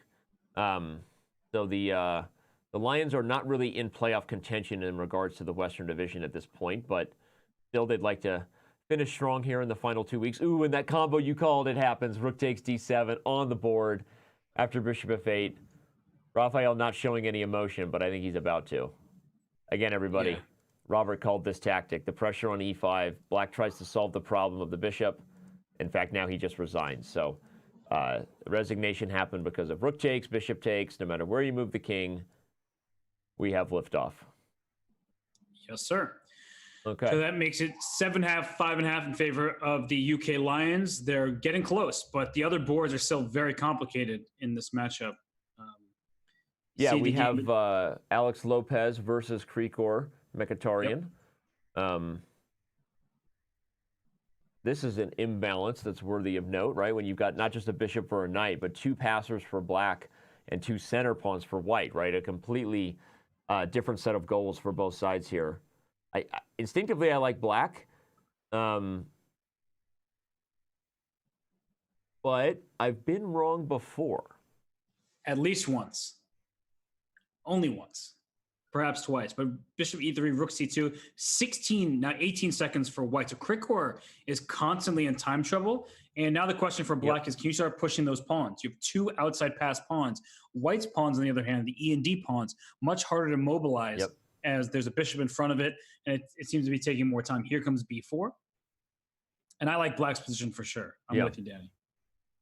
Objectively, the position is maybe okay for white if you could find a way to quickly fix the bishop being in front of your pawns and get mobile, but easier said than done. I think the black rooks are so primely situated. I was going to say, I highlighted rook b5 as you were saying that. He played it. Now you're in a position where the b pawn is just threatening to run up the board. Grigor is not going to enjoy the finish of this one, I think. And given that we already saw Gawain Jones get that victory versus their board one for Brazil, Grandmaster Lateo, I think this game's going to wrap it up for UK. Yep, just rook c1, bishop c1, pawn b2, and now black is going to be up a piece. Grigor shakes his head, frustrating. Yeah, because he had the white pieces against a low-rated opponent. Yeah. But Alex Asano Lopez holds him off, fends him off, and is just winning this game up a piece. Knight d4 forces white to move the e-pawn. Yep. Or give it up. There. Black can take any which way he wants, but... Also, knight b3 threatens the rook and rook b1 checkmate. Oh, I love that move so much. Do it. Oh, he didn't see it. I got to show it. Knight b3 would have been winning on the spot. It's a fork of the a5 rook and the b1 square, which is weird, right? When you move a piece, this knight is not actually attacking b1, but that's what it opens up, is the possibility of checkmate because it guards d2. So it would have been a very nice way to finish, but I think Lopez is going to convert this one either way. Unfortunately, for Brazil, that's going to be it. Looks like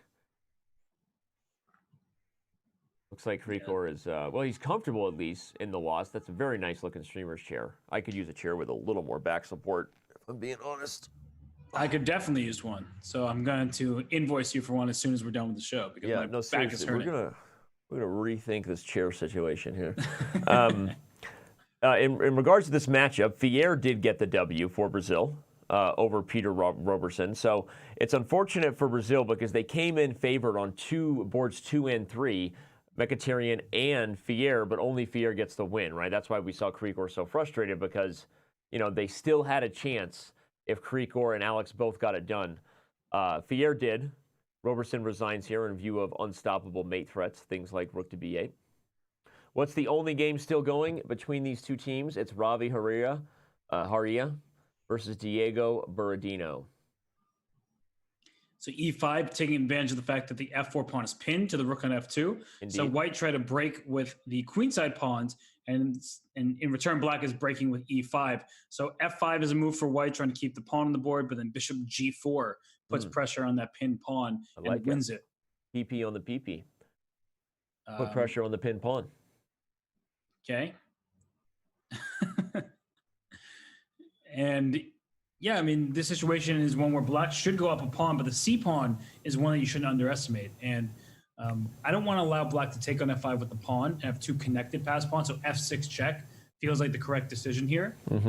Handing black the pawn, not giving easy access to pawn mobility, and then trying to push that c pawn and use that as counterplay. Ravi goes in for the full 2800 forehead gambit, which is where you hide everything you're thinking about besides your forehead. 2800s do it all the time. Nice looking bookshelf. Yeah, very. I mean, either that or he's maybe getting ready to try to pass the bar. Look like a lot of legal literature there. I guess it'd be the barrister's exam since playing for UK. Yeah. But here comes that king into c5. Yeah, this is interesting. Ravi going to be all in on the c pawn's hopes for counterplay. Now note that probably white has no winning chances because even if you somehow convert that pawn and make the black bishop part ways, you really can't win the endgame anyway because the h-pawn is the wrong color corner of this bishop on e4. I stole Robert's thunder by pointing it out before he could. On the other hand, black's bishop actually is the appropriate color corner for this pawn. So if everything got converted, black does have very good winning chances here. You're really going to be frustratedly kicking yourself if you're Grigor after this because I think Diego's going to win this game as black, which means if Grigor had gotten it done, we would have had a tie instead of... Yep. Or even a win for Brazil. They would have completed the comeback. And, well, it's going to be frustrating for sure. Grigor He has these weeks where sometimes he just struggles against the team's opposition. Yep. He only scored 1.5 points today, but so did their board one struggled for Brazil. Leitao only had 0.5 point out of 4 games. Indeed. We see 3 matches are already in the books, although we still have some exciting games. And the biggest matchup of the day upcoming, New York versus California, a West Coast versus East Coast battle. Hikaru Nakamura, Alexei Serrana, so many great players competing in this next matchup. So to more than 13,000 of you across multiple platforms, don't go anywhere. The Pro Chess League is in full swing. All right, so is Robbie going to make this close? What's the deal here? He puts the bishop on b7.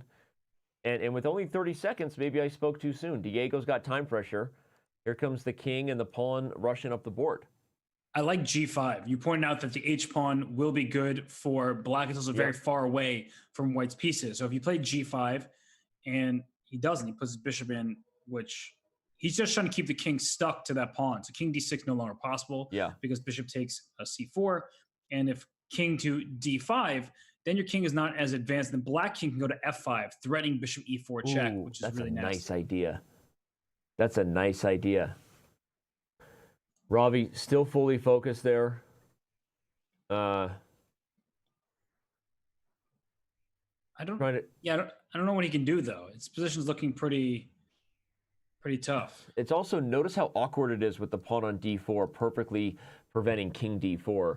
So Berardino's pieces are all kind of coming together at the right time. A lot like that art on the wall. It really comes together, really holds the color well. Okay, he went bishop f1, the same purpose of bishop g2 check. But the king moving up the board seemed very beneficial. Yeah, I agree. That was king f5 was better, but he only has 19 seconds to Ravi's 12 seconds now. Yep.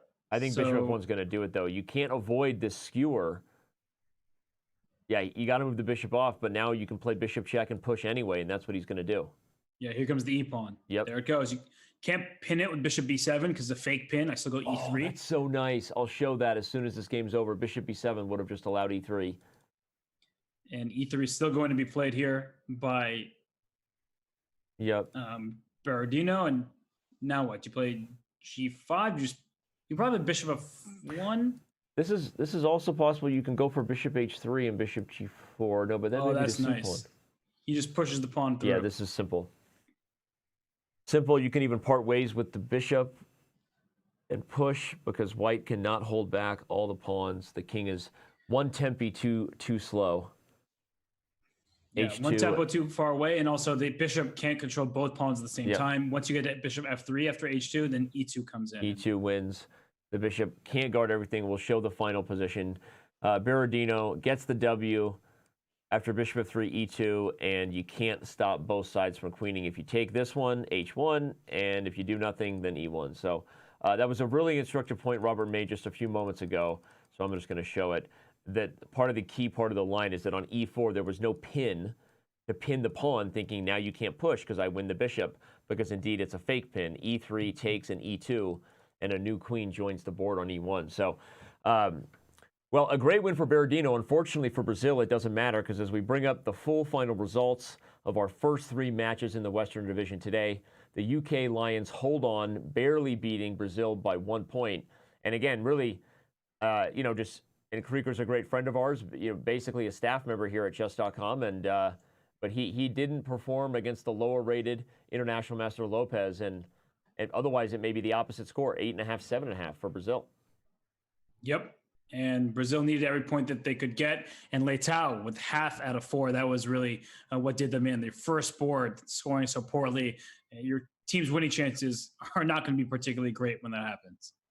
Canada beat Chicago. Grishuk, once again, just playing some fantastic chess. What a pickup by Canada to get Sasha as a candidate.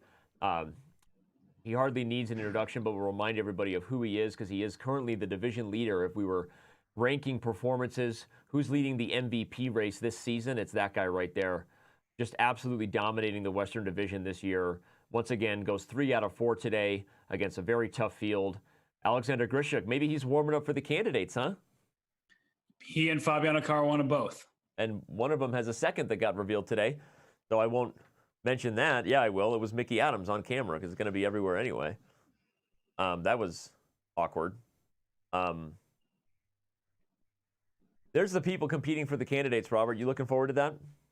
I certainly am. It's going to be one of the highlights of the year. Of course, the World Championship at the end of the year will be for a bigger prize and a place in chess history. But one of those 8 players will be facing Magnus Carlsen, will be Fabiano Caruana once more. But one of the Russian players who finished in the top 2 of the Grand Prix or got the wild card in Alexienko, I think he'll do much better than people give him credit for. But in the meantime, we do have New York Marshalls versus California Unicorns next.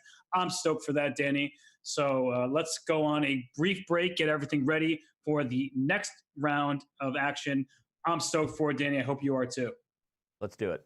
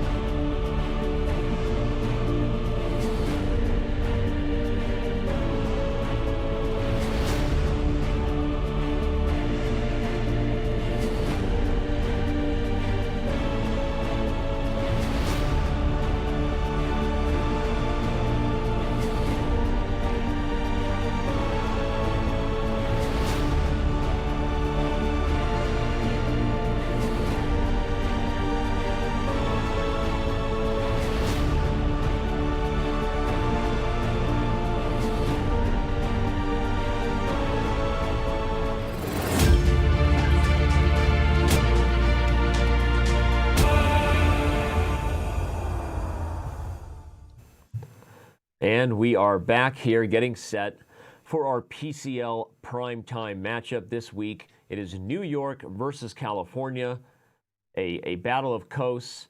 How many Biggie Smalls versus Pac references will be made? Nobody knows, but let's let Robert break down the lineups as these two heavyweights are about to face off. Well, the New York Marshals have Hikaru Nakamura on board one, and that is a fearsome opponent for every single player in this league. But look no further than board two for Vladimir Fedoseev, who's won 10 straight games in the Pro Chess League. You heard that right. 10 consecutive victories for the New York Marshals. Will this be the day that his winning streak has ended? Or will he continue his absolutely torrid pace in the Pro Chess League, trying to make a MVP candidate out of a board two for his team? You know, and as I look at that lineup, again, New York won last week without Hikaru even playing. Vladimir joined us for an interview. He was perfect on board one. I'm obviously with everybody else and knowing that St. Louis, as you see there, what a dominant lineup. Obviously, the Chessbrahs are in many ways big fan favorites, and if Grishuk keeps playing that way, maybe the favorite.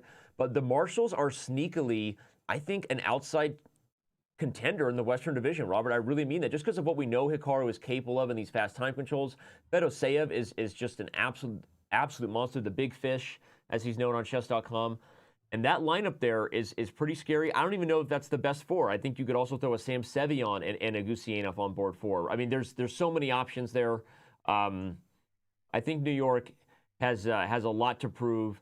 Now, with that being said, if we want to bring up the standings in the division, I think California actually has even more to fight for right now, because if they don't perform well, it's still possible Chicago could overtake them in the last week, right? Right, it's definitely possible, but considering that they'll score some points in this matchup, even if they end up losing it, they seem to be doing very, very well, and at the very least, they should be the clear in terms of if they're the fifth place in the division, they'll be the top performing fifth place team. But I don't think the California Unicorns plan to go down without a fight. They have a very strong lineup in this week. Alexei Caruana on board one for them. But from top to bottom, I think they're a very balanced lineup, and Daniel Naroditsky is a very scary fourth board.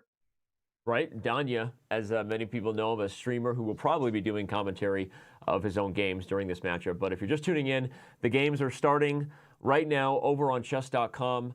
Go there, use the command /follow, #PCL. You will be served games. Or if you're watching on Chess TV, just scroll down below the player. We've got all these cute little buttons. All you got to do is click the button, and you will instantly be taken to the live server. You can follow all the games. So show us your emotes. Show us your love. It's PCL Primetime Showdown. Let us know who you're rooting for. The Marshals or the Unicorns. We've got Naroditsky on Nakamura action here. The games have begun. We certainly do. And Daniel Naroditsky, he takes on Nakamura with the white pieces, starts out in Berlin, and he thought for a bit, and he castled, spent 13 seconds on that move. That may not seem like a lot of time, but for Naroditsky, who's such a strong bullet player, as well as a blitz and a rapid player, he's used to making moves very, very quickly in the opening. So you're trying to figure out, what does Nakamura want from this opening? He plays rook to e1, that very solid line that we just saw Ray Robson use against Alexander Grishuk. And it's going to be a symmetrical pawn structure. White will be ever so slightly better, but it makes Black's winning chances very slim. This is a little bit different than our kind of slight criticism of Ray for going for this line when he kind of needed a win for Chicago. Naroditsky taking on Hikaru Nakamura. There's no way that Danya isn't the underdog, right, in that matchup. So maybe going for something that's a little bit tame here in the Berlin makes sense. But look at Hikaru's speed right now. Like he knew that this was coming.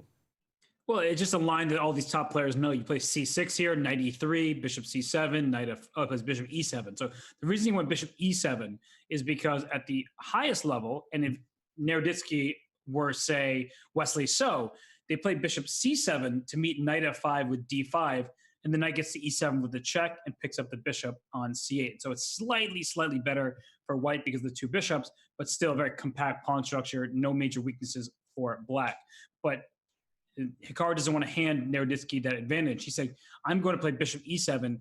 Now what are you going to do, Danya? Because your knight f5 move is simply met by bishop f6, and I'm not giving you the bishop pair.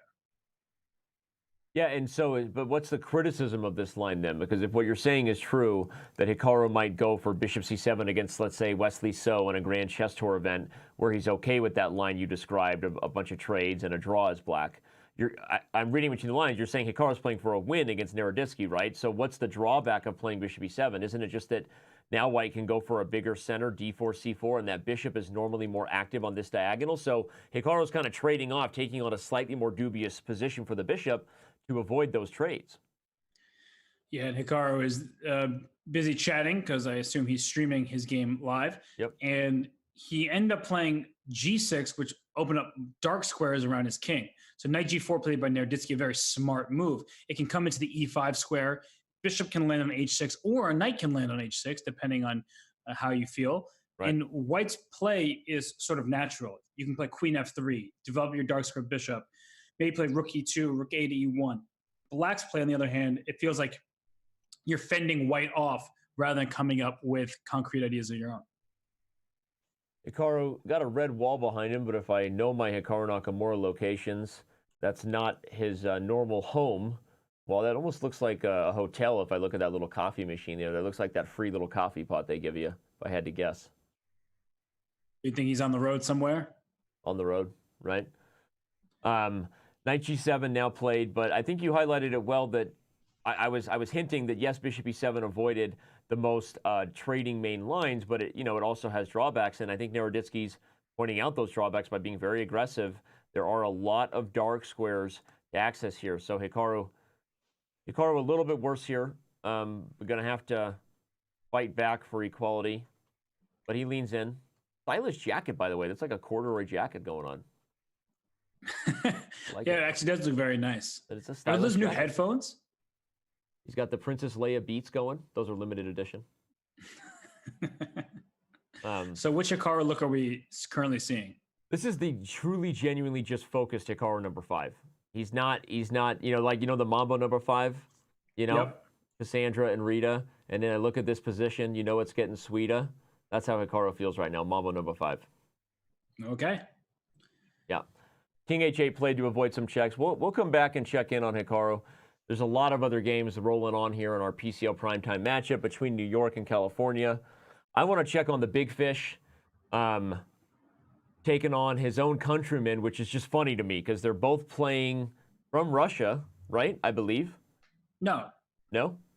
No. Grigory Oparin is a student at the University of Missouri. Okay. So he is probably in Columbia, Missouri. St. Louis, you would guess? No, Columbia, Missouri. Columbia, Missouri. Okay, sorry. But Vladimir is playing from Russia, most likely. Unless he's at some tournament that I don't know about, then yeah, he's probably playing from Russia. I guess my thunder was ruined there by all of your facts, But what I was going to say is these are two Russians competing as free agents against each other, right? These are countrymen, both acquired as free agents for California and New York, respectively, and they're throwing down in the Pro Chess League. They're also actually friends, so it's That's not what really I was trying to say is they're both from Russia, they're both friends. Well, just because you're both from Russia, we're both in the United States and we're not friends. Yeah, exactly. Not anymore. Yeah, so my point is that just because they're both from the same country, it's a huge country, doesn't mean that they're friends, but they are friends. You don't even know what I'm talking about right now. Sorry, I went to the wrong game. Gosh, just let it happen. And Oparin, by the way, he speaks at least 4 languages, if I'm not mistaken. Yeah. So very multilingual. He's a polyglot. And Fedoseev, we had him on an interview last week, and he was just like, I love chess. That's the long and short of it for him. He loves chess. Yep. He's playing very well in the Pro Chess League this season. He was a strong competitor in the Fisher Random World Championship that was held on Chess.com. So he's looking to continue his great start to the season. But right now, I like Oparin's position thanks to the bishop on g2. And I'm sitting here staring at the b2 pawn. I'm a little greedy. I'm wondering exactly what the concrete response is. My first assumption was the queen is going to lose herself down there, but I don't see a clear way to trap the lady. Was that an Eminem reference because he sang at the Oscars last night? Maybe. Okay. But maybe there's just a line like this. Queen b2, rook b1, you give a3 and take b7, and you're just kind of undermining all of black's pieces here, right? c6 is falling, e7 is under pressure. Do you see something better than just that line? There might be ideas with playing knight to b3. So Yeah. trying to trap the queen on the b2 square. I was looking at that, but the problem is, so the idea would be if you could make a rook move next, and then if queen c3, bishop d2 is what Robert wants. But I don't know that there's a forcing follow-up. If I like make a trade on e5. So bishop takes e5. Yeah, I guess like rook d8. And then bishop takes d4. Yeah, and I'm losing the exchange. Is that what you're saying? That's what I was hoping for. Yeah. Okay. Maybe that's what Oparin wants there. Okay. But there might be some kind of sacrifice in d4. It's getting actually. Yeah, I was thinking that. I mean, and you do get some pawns, but I guess in the end, like e6 is falling and b7 is under fire. So I think you're right, much as I hate to admit it. But okay, I'm not wrong that b2 was taken though. So he does take on b2, and actually does trade on e5. Interesting, because. So he takes on e5 first after a3, and then takes on b2. So if we get knight to b3 now, the bishop isn't on this square anymore. So an interesting move order change from Fedoseev to reach this spot. Yeah, and Oparin is deep in thought here. Rook to b5 feels like the natural move, swinging the rook to the b file, hitting the b7 pawn and the queen on b2 at the same time. Yep. And try to pick off that b7 pawn feels the right way to go. But I mean, it's a very double-edged position, right? I mean, you've got all white's doing with that pawn is winning it back. You leave black with this pass d pawn. So I think you look at that board 50-50 as far as how the engine sees it. That's kind of exactly. This is a very unclear position right now with a lot of tactics, both for top grandmasters and a computer to calculate. So, okay, rook b5 played. I think we see queen c3. We were just predicting this exact line. And I expected bishop c5. That was the move I drew on the board. Maybe there's something else, just like rook e8. Yeah, rook e8 seems very solid. And the point is that after rook e8, you give up the a7 pawn, but the quantity of pawns isn't nearly as important of like the quality of the pieces and the position around it, because d3 will come in perhaps even now. And once the black bishop gets to c5, hits the f2 pawn, it's looking pretty nice. Yeah, I agree. Highlighting that key point coming to the c5 square. In fact, rook e8 played. Man, we should be playing Guess the Move right now. By the way, shout out to all of you that are doing that. We see Dragon B70 trying to make his weekly $50 that he does every week. We're not going to show the standings right now, but I will just remind everybody you can play Guess the Move at Chess.com and win cash prizes. So. And when you say every week, it feels like Dragon's doing it 3 times a week, right? Because every single... I mean, yeah, that guy is everywhere. But we see a lot of you others as well playing Guess the Move, having fun. Keep it up. All right, this is a crazy game. If we want to back it up, we can also highlight quickly that the kind of featured place we started between Naroditsky and Nakamura seems to be petering out a little bit. A position where probably only Hikaru is going to keep pushing in a closed position with a knight maneuvering, but maybe I'm suffering from Hikaru biasitis.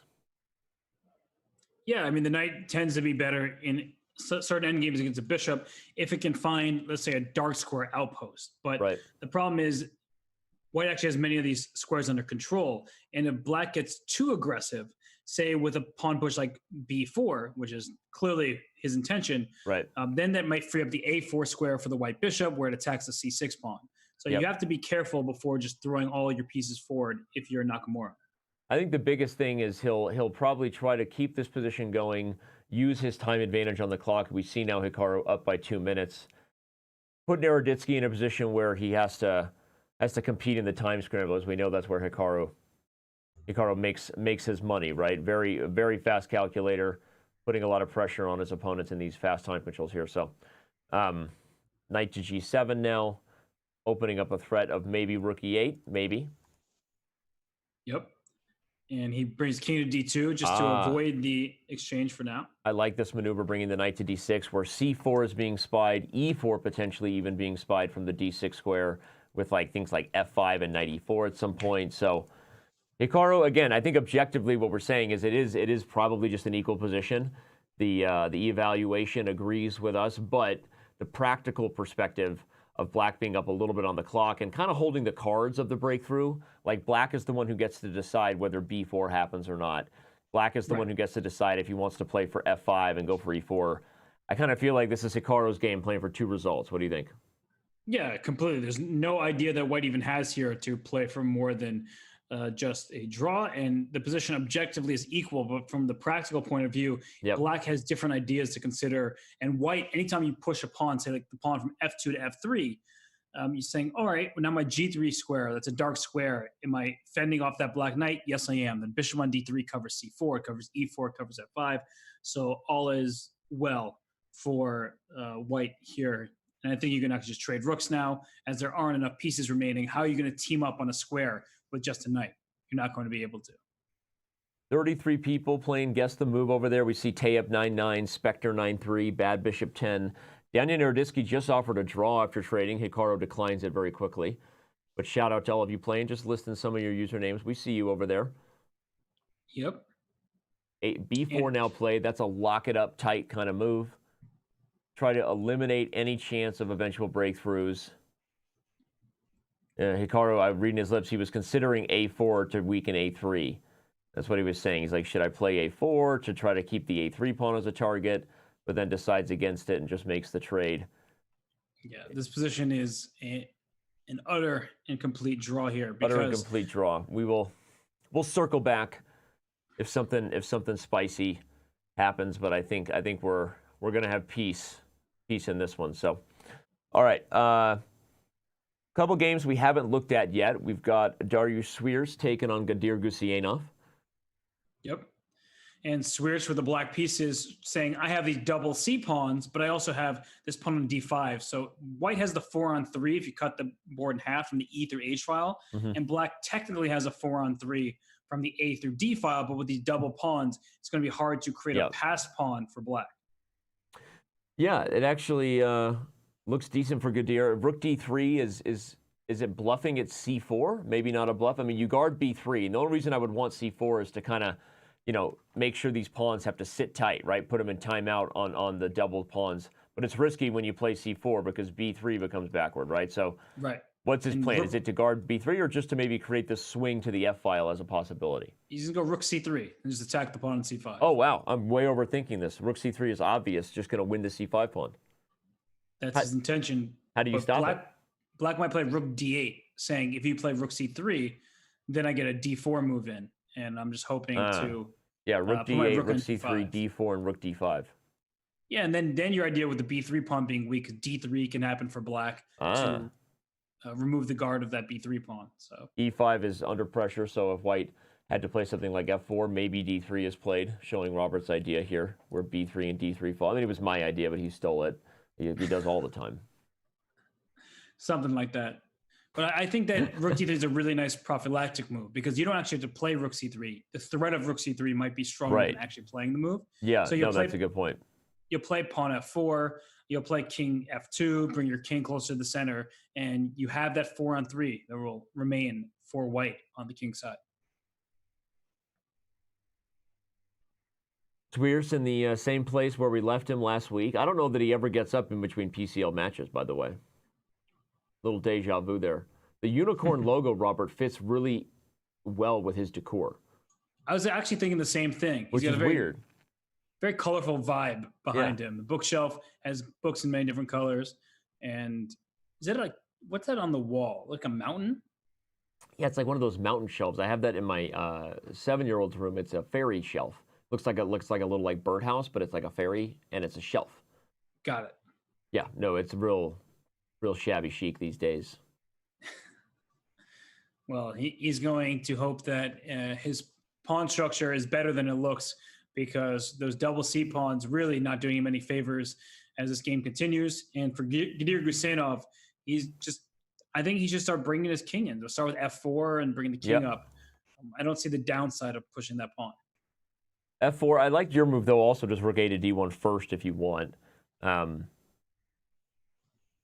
The other creative idea of coming at the C5 pawn, if you could ever play A5 and A6 and use the rook on A1's position to lift up to A5, but I think that's a little bit too far-fetched, and you'd allow black a response like Rook B5. So yeah, just F4, centralize, bring the king in, as you pointed out. It's going to be Gadir's game to push here, and Fierce is only. Oh my gosh, there's a huge blunder. Go to the Alexei Caruana game. I shall go to there. We just saw the move knight f5. Must. What is happening here? He went knight f5. Isn't king takes d5 a rook that's just hanging? Just a whole rook? Like, look at the last move. It was knight e3 The to position, f5. the position was completely equal, and then white plays the move knight to f5 and just blunders the rook. We see the evaluation bar there is just completely in black's favor. Alexei Caruana is this going to be one of those mutual blindnesses where he doesn't see it and it's just on the board, black is just winning? Because rook takes d5 is up by knight e7 check, which is why he's thinking about that. Oh my but king God. takes d5, you just take the rook on d5, and if knight takes d4, okay, he sees it. Yeah. Thank you. Okay, Yeah, now he laughs. He's like, what was I thinking about? That was hilarious. He's just like, and he just wins on the spot. That was hilarious.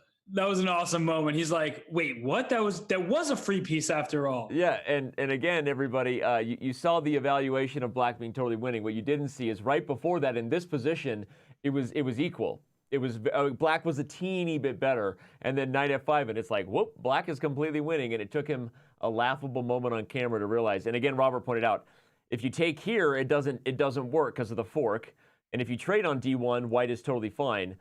But the knight on e3 was protecting the rook from the king as well, and he's just losing a rook. So, okay, well, congrats to Caruana. He sees a basic one-move tactic. Good job. And now we move on.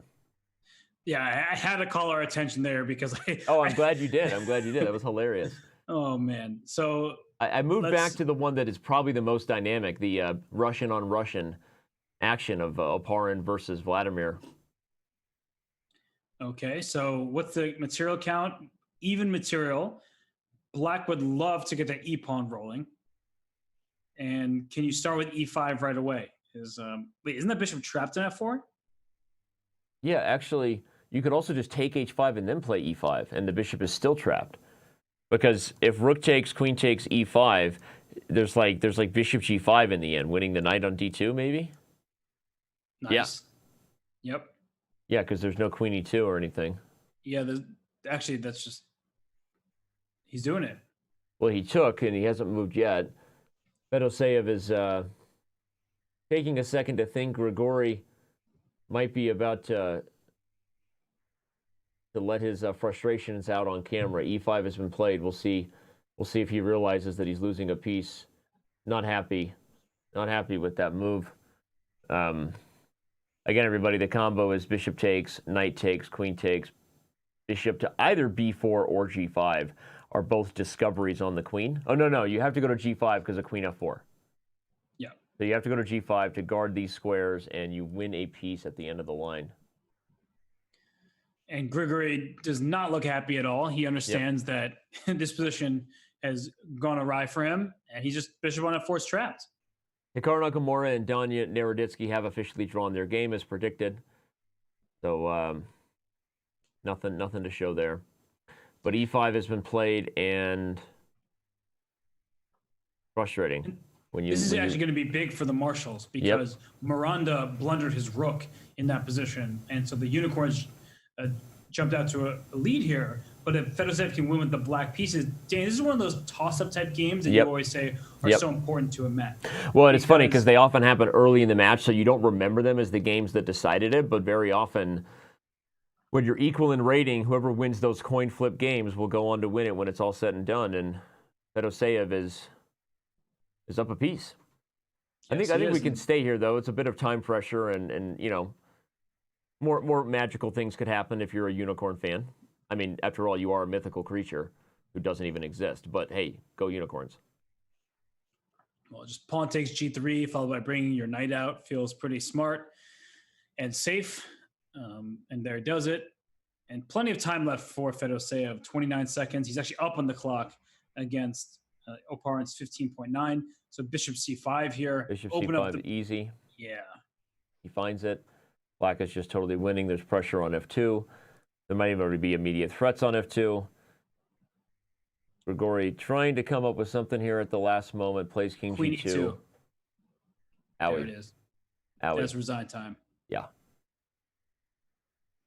Queen f3 is going to lose one more piece on d2. There is no draw. The king can run safely to g6, so Grigori resigns. Frustrated there, but we do have one more game to quickly go over to here. The first round, not over yet, with Gusianov and Sviers still playing this rook ending where, by the way, those double pawns have turned into a strength somehow. Yeah, that he took your advice and put his pawn to a6, which is probably not going his way. Don't Don't take Danny's advice. Silly Gusianov. Yeah, but this f6 is a move I don't actually particularly love, because what if white just goes rook e1? Like, haven't you just given me control of the e5 square potentially? Does the same thing with rook e3. Whoa, what is he?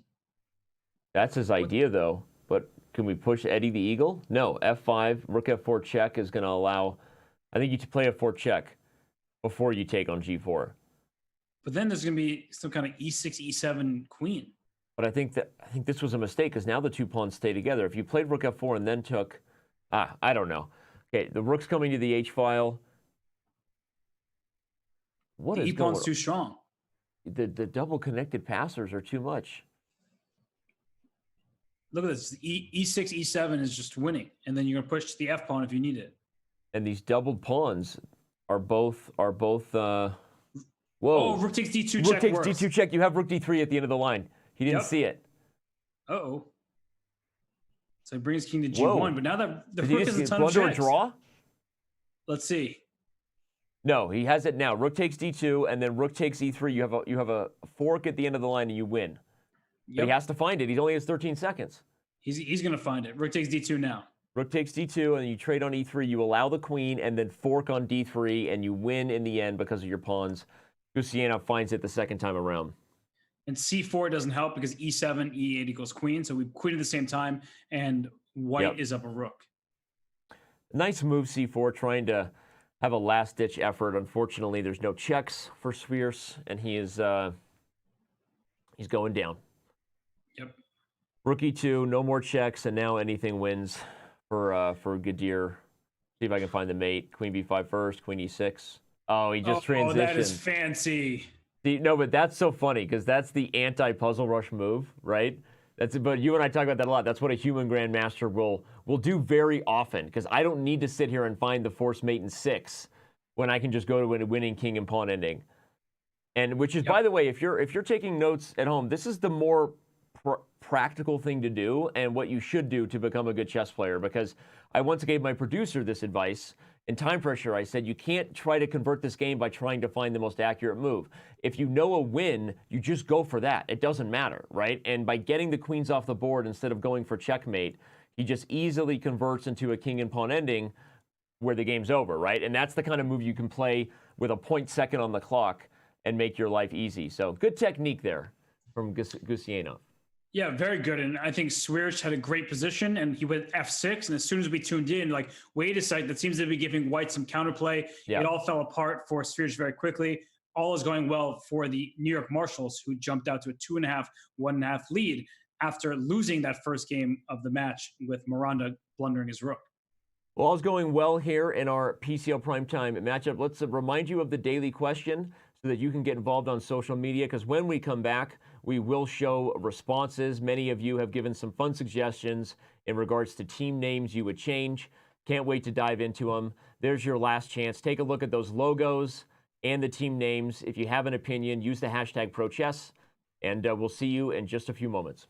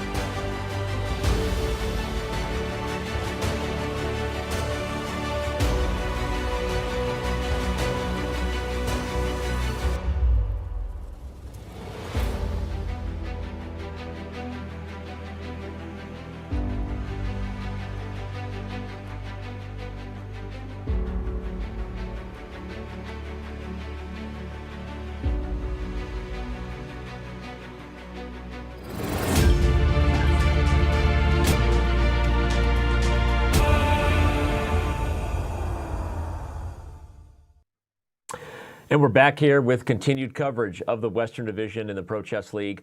And people just continue to play Guess the Move over there. We see some familiar names. Spectre 9-3, Tayep 9-9, Bad Bishop, the man himself, Dragon B70, Ural 769. That's a new one. By the way, 46 people were playing Guess the Move actively here. 52 out of 120 guesses. That's pretty good, Robert. That's a lot of guesses. A lot of guesses. That requires some really good mouse speed, because Naroditsky and Nakamura are two of the fastest players on the planet. Yep. So props to you, Spectre 9-3. Let's remind everybody real quick of the Guess the Move rules if we can, and the fact that they can win prizes. You head over to Chess.com and make a move on the board before the players do. Guess what? If you're correct, we track and reward you. The top premium member guesser gets $50 cash.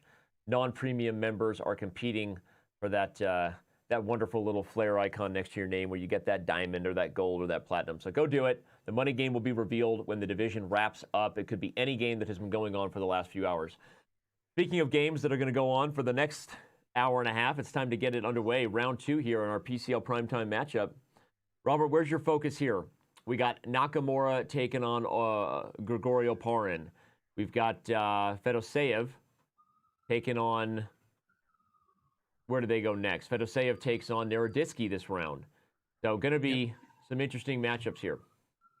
Yeah, Fedoseev versus Naroditsky is a particularly big one. Fedoseev keeps winning. His winning streak is now at 11 straight games, which is insane. And that's a Pro Chess League record. It is an out-of-this-world performance. And with the white piece against Daniel Naroditsky, I actually think it's a pretty good opportunity to make it 12. And the reason I say this is it a Pro Chess League record right now? No. 11 straight wins? I'm pretty sure we've had other people be right in that range. No way. Really? I mean, Anton Korobov started out with like 11.5 out of 12 this year in the Central. Yeah, but he won his first... He won his first 8, and then he drew somewhere along. Okay, but he was like 11.5 out of 12, though. So he is 11.5 out of 12. Okay, no, I mean, I'm not taking anything away from it. Sorry, I wasn't trying to steal your thunder like you do to me all the time when I try to make points. But but Fedoseev is on a tear right now. He's leading the marshals week in and week out, and yeah, with the white pieces against Naroditsky, maybe the Unicorn fans are gonna. You know, what do you say if you're a Unicorn fan? You like Lions Roar, like, show them the horn. Give them the horn. That doesn't sound too good. Right? I don't know. Yeah. I think we need to work on a unicorn catchphrase. Since they're unicorns, they could be like, mystify them. Mystify them, my producer says. Wait, go ahead. What? If you're the Marshals, do you scream, "We are Marshall," and celebrate Matthew McConaughey? Only if Matthew Fox also shows up. Okay. Yeah. I don't know. Why Matthew Fox? He's in the movie. Is he? Yeah. Oh, I just remember Matthew McConaughey, so. No, dude. So I've seen that movie once a very long time ago. Don't front on Jack from Lost.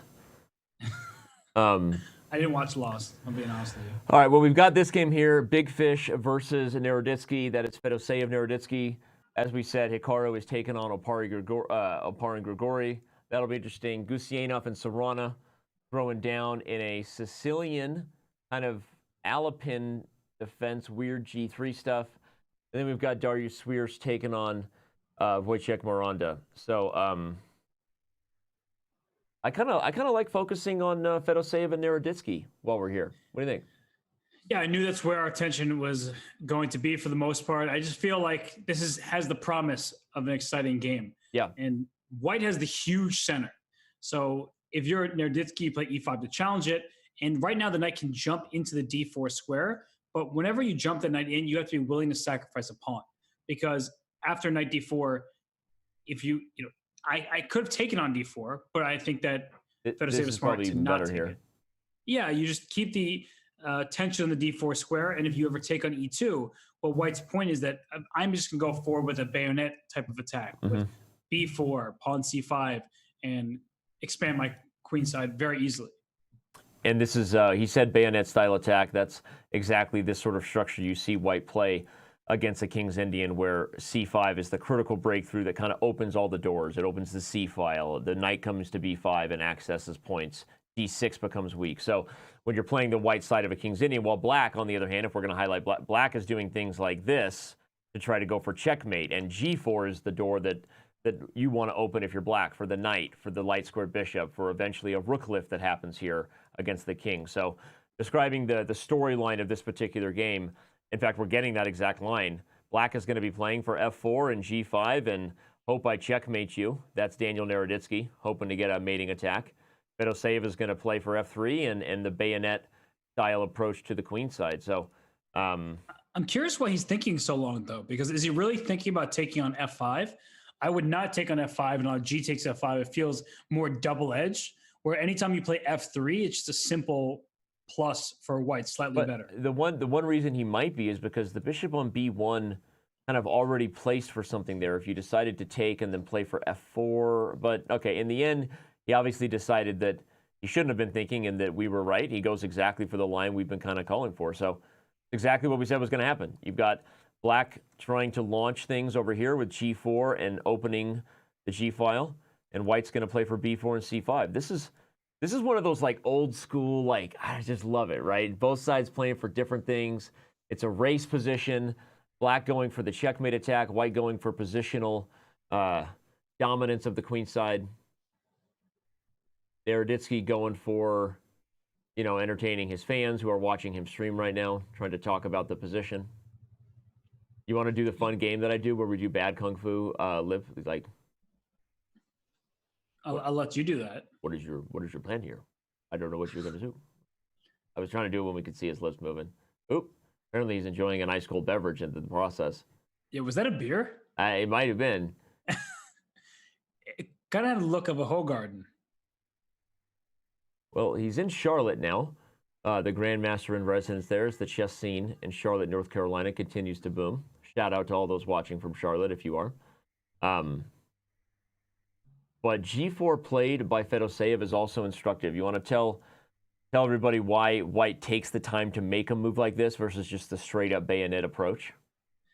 Well, you want to close down the king side. So if after G4, black did not capture en passant, which he did because you want to open up the position, then white's going to play pawn H3, king G2, shore up the king side before going forward with these C5 ideas.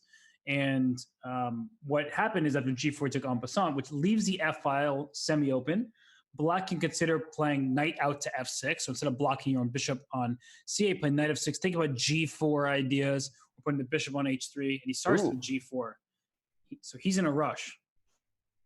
Actually, well, he's going for your idea, just doing it in a different move order. If takes, you're going to see knight F6, as Robert was saying, where the bishop and knight are both trying to team up on the weak pawn. I don't know. And I was going to say, from a practical perspective, I think if you're Naroditsky, you're happy to see G4 because what it means is Fedoseev is nervous about the attack. What it means is he doesn't actually believe that white is going to win the race with the bayonet versus the coming King's Indian onslaught of mate. If we just show lines, this is the kind of stuff that can happen there. And he's saying, I'm a little more worried about what's going to happen here.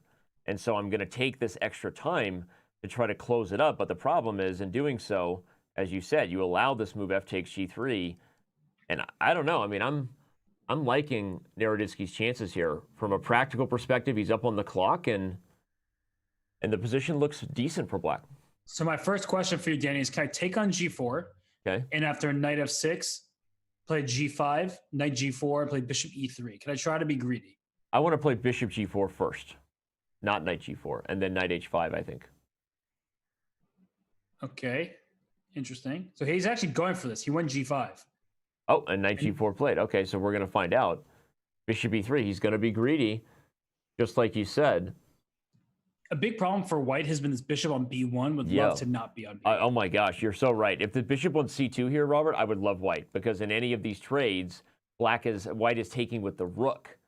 Yep. Right? Black is not getting the attack. In this position, you either take with the queen and lose a piece, or you take with the king, and now there's moves like queen E8 and queen H5, and this king is going to come under serious pressure. Yeah, that's a little bit troubling. I'm thinking that black has very good chances here. And, okay, Danya is thinking and talking out loud. So not sure yet what he wants to do, but I think he's feeling confident and trying to manage his time here because he knows he earned it on the clock. He needs to find the right approach here if black is going to keep the pressure.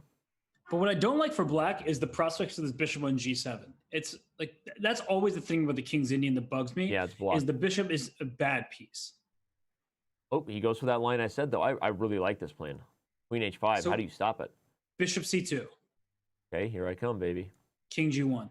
Oh, you dirty dog. You always make it so And simple. you've self-pinned in a way, right? By Right. oh wait, but Okay, but even if you just make a move, bishop d7, and try to play rook f8, I mean, like rook f1, I assume you're going to say rook f8. is there some kind of queen h3 that we're both not? Oh, maybe queen h3 is also dangerous? Yeah, somehow I wasn't even thinking about that as an option. All right, well, queen e8's been played. We are looking at a position that will still have many questions ahead, but let's back up and actually do what we promised to do, which was reveal to the fans some of the daily question responses that we had.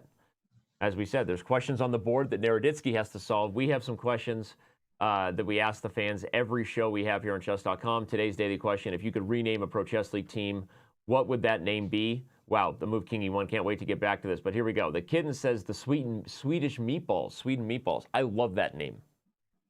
Go back to IKEA. That guy gets a diamond membership. Seriously. That's what I talk about. If you put effort, you get a diamond membership. Next one. UK Lions is okay, but doesn't have quite the ring to it that London Lions did. How about British Bulldogs? Okay. Fair? We already have a Bulldogs. That's true. Croatia. And Greg. Come on.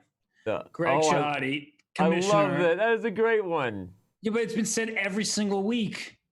Does he say it every week?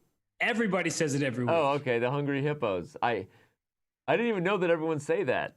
I said you won't like them when they're hangry. I think I said that with Anna last week. Hungry gets hangry. Anyway, there we go. If you got any more, throw them at us with the hashtag ProChess. I'm feeling frisky today, so maybe we'll give away more than one diamond membership. But that guy's got to send me a message. You get a diamond membership, buddy. I love the Sweden meatballs. I could go for some meatballs right after this. Oh, that makes one of us. And, you know, I like I said, just reminds me of IKEA. That's all that I'm getting out of it. Don't remind me of IKEA. It's every husband's worst nightmare. But we're talking about Sweden, aren't we? How can you talk badly about IKEA afterwards thinking about a Swedish I have a team lot of name? reasons to talk bad about IKEA. Ike of IKEA, that little guy, I named him Ike. IKEA Ike is not that good at explaining how to put stuff together. Okay. Maybe you should understand how the futon works before you buy it then, Danny. Why are you so bitter with me today? Can we just air out our grievances in front of everybody? Yeah, we Why? should. What did I do You know to why? you?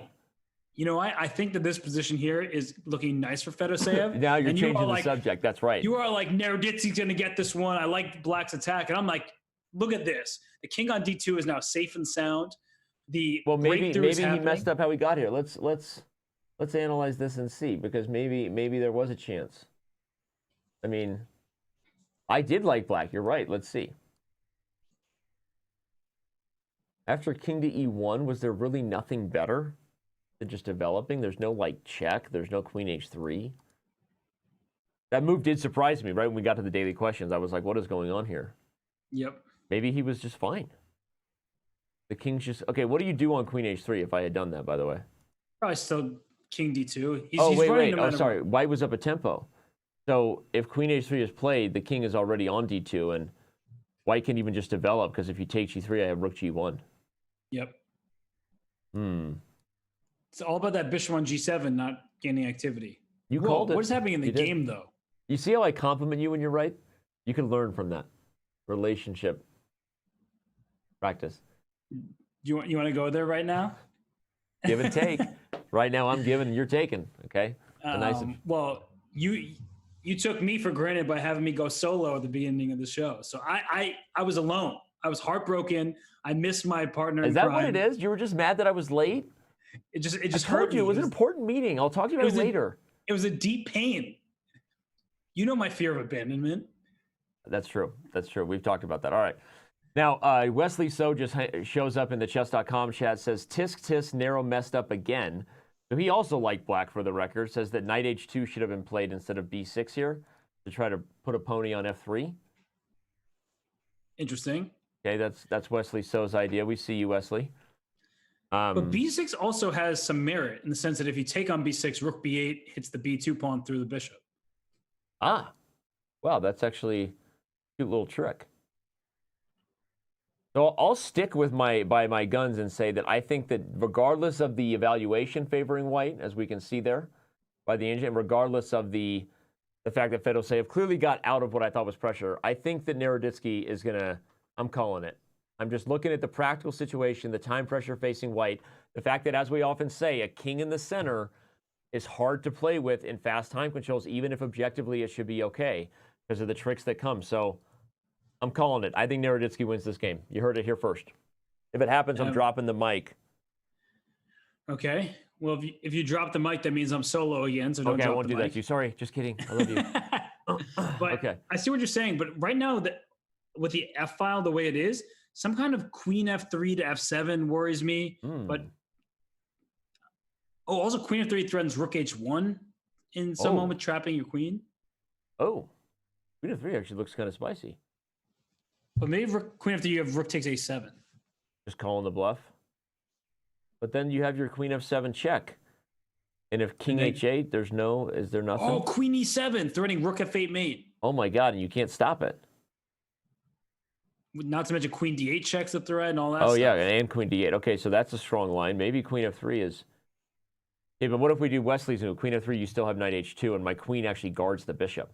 But I'll still throw that check in on F7 and then move my rook somewhere, like rook. Yeah, you're right. F2 or somewhere. I don't know where. Yeah, you still can't take A7, I think, because of your queen E7 move you found. Queen E7's nasty. Okay, well, Fedoseev actually settles on taking the pawn, but now has to deal with these threats. The rook. But now he can go queen F3. It's like an improved F3, version. Yeah, queen F3 is... And jokes aside, you really did call it. I mean, the bishop on G7 is the bane of black's existence in this structure. It's like you're playing down a piece. But I'm not going to go back against what I called. I'm looking at the time. Again, this is a good weapon for black overall if you're just considering the practical difficulty of playing with a dangerously open king.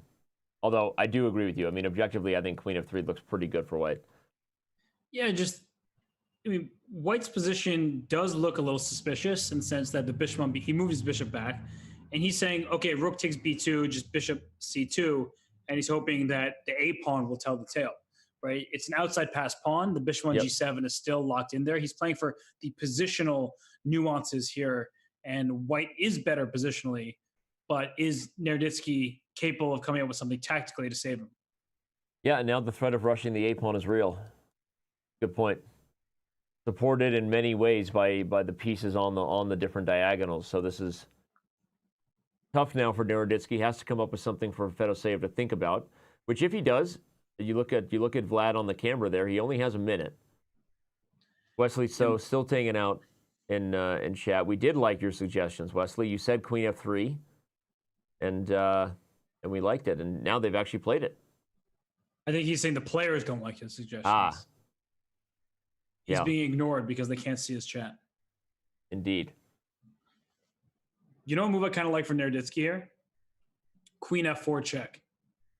Oh, wow. That's a nice sacrifice. You give up the pawn to open up the bishop on the diagonal. That's the kind of move you should play when your opponent's under time pressure, because that's such a tough decision to make.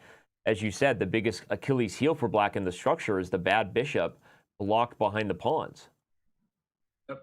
I like that move. I like it. Queen F4.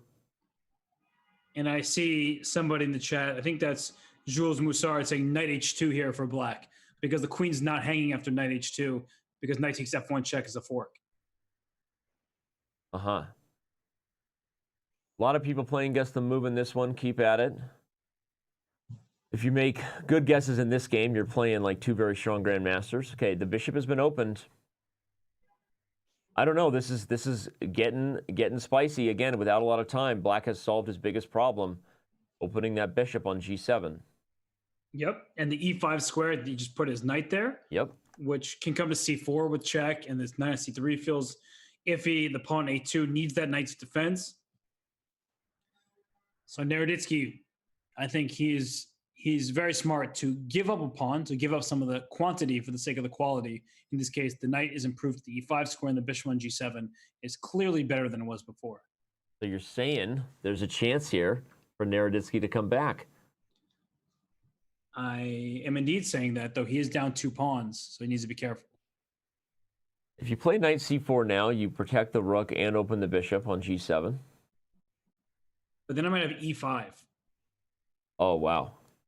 e5 with a double attack on the knight and blocking the bishop on g7. That's a crazy move. I like that. So maybe black should just back it up. And that's what he does, rook to b8. Knight e2 played very quickly. Nice move to remove the piece on the vulnerable diagonal. So, you don't really want the knight to get into d4 and squares like e or c6. Because okay. You should play rook c8 at the very least for the cheapo. Knight d3 fork is a threat. Hey, it's actually not a bad idea. Right? Put the rook on c8. The bishop is pinned, so knight d3 is a threat. And if the king moves, now you ask questions later. Maybe you come back to c4. Okay, he plays h6 first. That's an interesting move, actually. You're trying to open up the diagonal for the bishop. I like that move. Yep. And I guess a question I have now is how bad is it if, let's say, gh6, bishop h6, he's not going to do that, and he didn't do it. But even if he'd given up the exchange, I don't think white's not in tremendous danger of losing that position anyway. But only 18 seconds now for Firouzja. This position is slipping. Yep. And we talked about the A pawn for white. Look at the H pawn for black. That H pawn has clear access down to the H3 square. Yeah, H5, things H4, have turned around. H3. Bishop G4. Now you got to whoa. H5 played very quickly. Naroditsky's he's smelling his prey here. Bishop H6 check. You don't even have to exchange. So you can also just play knight E5. Yep, knight E5 looks pretty good too. And it's getting to look at that type of position where white might have to sacrifice in exchange. Yeah. Especially if you could find a way to sacrifice the exchange and get rid of both a bishop and the H-pawn, you'd be thrilled. But I think Naroditsky's pressure is very dangerous. Rook F8 is a threat. You're threatening Rook F1 mate. Knight F4 just pins the knight on E2. Those are going to be some fast-moving eyes here under time pressure. Firouzja with less than 10 seconds, as we can see. Feels like Naroditsky is moments away from making a move that he may not have enough time to figure out. Yeah, there's a pin on this knight on E2. The bishop on D3 can be scooped up at some moment with rook B1 check to follow. It's looking very dangerous for Firouzja. Oh, he's got this idea of rook C8, dude. Threatening mate on C1 after you take on E2. That's pretty nasty, too. Rook C8, and no matter what you do, the bishop and rook are spying this square together. Maybe there's bishop E... something kind of like bishop E3 is a desperate saving move, but it's looking very uncomfortable for white. And I think Naroditsky's doing a very smart thing here using his time. Using his time, making sure that it doesn't slip away from him. But either way, this has definitely been one where even if Firouzja was doing better earlier, it's a difficult situation to have an open king, not have a lot of time on the clock. Naroditsky, he's trying to convert. He takes. What's the next move? I don't even know if I like that move unless he has some sort of concrete follow-up. Rook E8, just go after the E4 pawn, looks decent. Okay, that's simple enough. You actually can't even guard E4. But maybe you'll play E5 to give up that pawn to create a passed D pawn. Okay, and Naroditsky also doesn't have that much time left either. All of a sudden we're in a scramble. And H3 would be a blunder because the rook G3 pinning the bishop and winning it with check. So the pawn can't quite make it up the board anymore. Whoa, this is a tough position here. 13 seconds. 15 seconds. Okay, he finds rook E8. I think it was better earlier when you said it. But he's still better if Naroditsky can... I would keep the bishops on the board, but now the D pawn is coming. Yep. You have the A pawn and the D pawn to worry about. And now when you play E4, you give that knight E2 the F4 square. Or the bishop the F4 square. Watch out for some kind of D6 push. Firouzja has turned this around. It's going to be a pure time scramble here in the finish. I think objectively black should be better if you could... rook G3 is bishop H4. That would be blundering your rook. That was close, though. King F7 played quickly. He wants to put the rook on H8 to push H2. Okay, but now the bishop will move and open up F4. No, he plays knight G3. Uh-oh, but here comes the e-pawn. Yeah, that didn't seem right. I feel like he should have moved the bishop and gone for tricks. Now he's going to be down a piece. The bishop covers the d8 square, so rook takes e2. Holds it. Oh. Was rook takes e2 better? Yeah, because bishop c7 now. Bishop c7, you can't even go d8 because the h-pawn's too fast. Okay, he saves the bishop. What a move. Finds bishop e6 to stop the pin. Yep. 4 seconds left. H2. Now if king takes bishop c7. Good. He gave up the pawn. I don't know why he did that, but there was bishop to c7. No, there wasn't because of d8. What am I talking about? But he did not have to give up his last pawn. He needed that pawn. Look, Fedoseev is setting up a trap. If you play rook a7, now there's... never mind, it doesn't work. But there is still bishop f2, bishop b8. But the thing is now it's... If you trade the rooks, it's immediately a draw. Oh, that was not a good move. Yeah, rook d4 check was no bueno. Now the bishop can c7. Move. And now rook b1, excuse me. It's over. Rook to b1. That's a huge game, right? Whoa, he doesn't find it. Because this might be better. Okay, rook to b1 is still winning there because the bishop guards h2. But now the king is moving with a check. Very nice. Opens up the 7th rank for the rook. That's going to do it. Wow, that was a beautiful finish. What a conversion. He takes a big breath there. He's like, well, tip your hat to Naroditsky. Outplays him. He certainly did. And he ended his winning streak at 11. And that leaves 2 other games here in the round. We have Hikaru taking on Oparin and Svirch taking on Miranda. A huge game right there. Naroditsky ties up the match after that victory. We are currently 3-3. And looks like this game here, who's better? I guess it's going to be a draw. Yep. The black rook's going to sacrifice for that pawn, and then the white rook will have to do the same. Yep. So Hikaru not going to be thrilled with a second draw in a row against players that he definitely wants to defeat.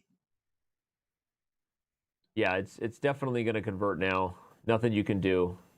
Draw agreed. Oh, Hikaru number 9 looks up at the ceiling, but that's him trying to remember where he should have done better. Oh my gosh, Danny. What? Look at the other game that just finished with Miranda. Okay. Svirch blundered his queen. Oh my gosh. He blundered. He knight moved G4. his knight. Oh. Darius Svirch is not having his best day right now. No, that's a tremendous blunder. Well, I guess the chess karma comes back around. Miranda blunders his rook in 1 move last game versus Caruana. In this game, he is the recipient of a blunder. After knight g4, queen h1, and the game is over. Wow, we missed the final moment, but this should have been a draw probably without that blunder. Well, white can be the only side that's better. Or only white can win with the extra pawn, right? I mean... But the point is, after queen h5, without knight g4, black is trying to get a perpetual check here, and Svirch plays this move to try to stop that perpetual check, and then resigns on the spot after queen to h1. Wowzers. Okay. Well, speaking of being on the spot, we got to push this thing along. Before we take our break, we'll remind you real quick of the full schedule. You've been tuning in to the Western Division Week 6. That's Monday, February 10th. In case you're lost, welcome back to the real world. Our next division is on Wednesday, February 12th, and then the Central. But we have the back half of this PCL primetime battle between New York and California when we come back in just a couple minutes.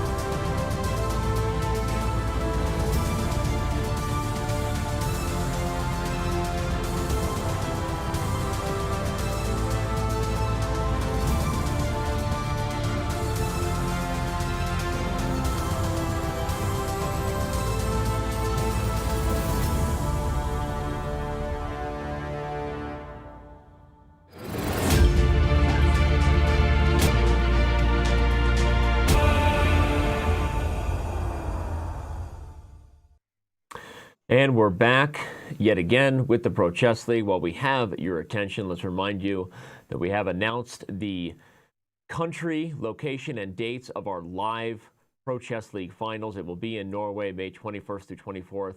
And I can tell you we will have the full announcement made in just a couple days, including packages you can purchase, all the different fun activities that are going down. I'm telling you, it's going to be awesome. Make sure you stay tuned to Chess.com news because big things coming your way.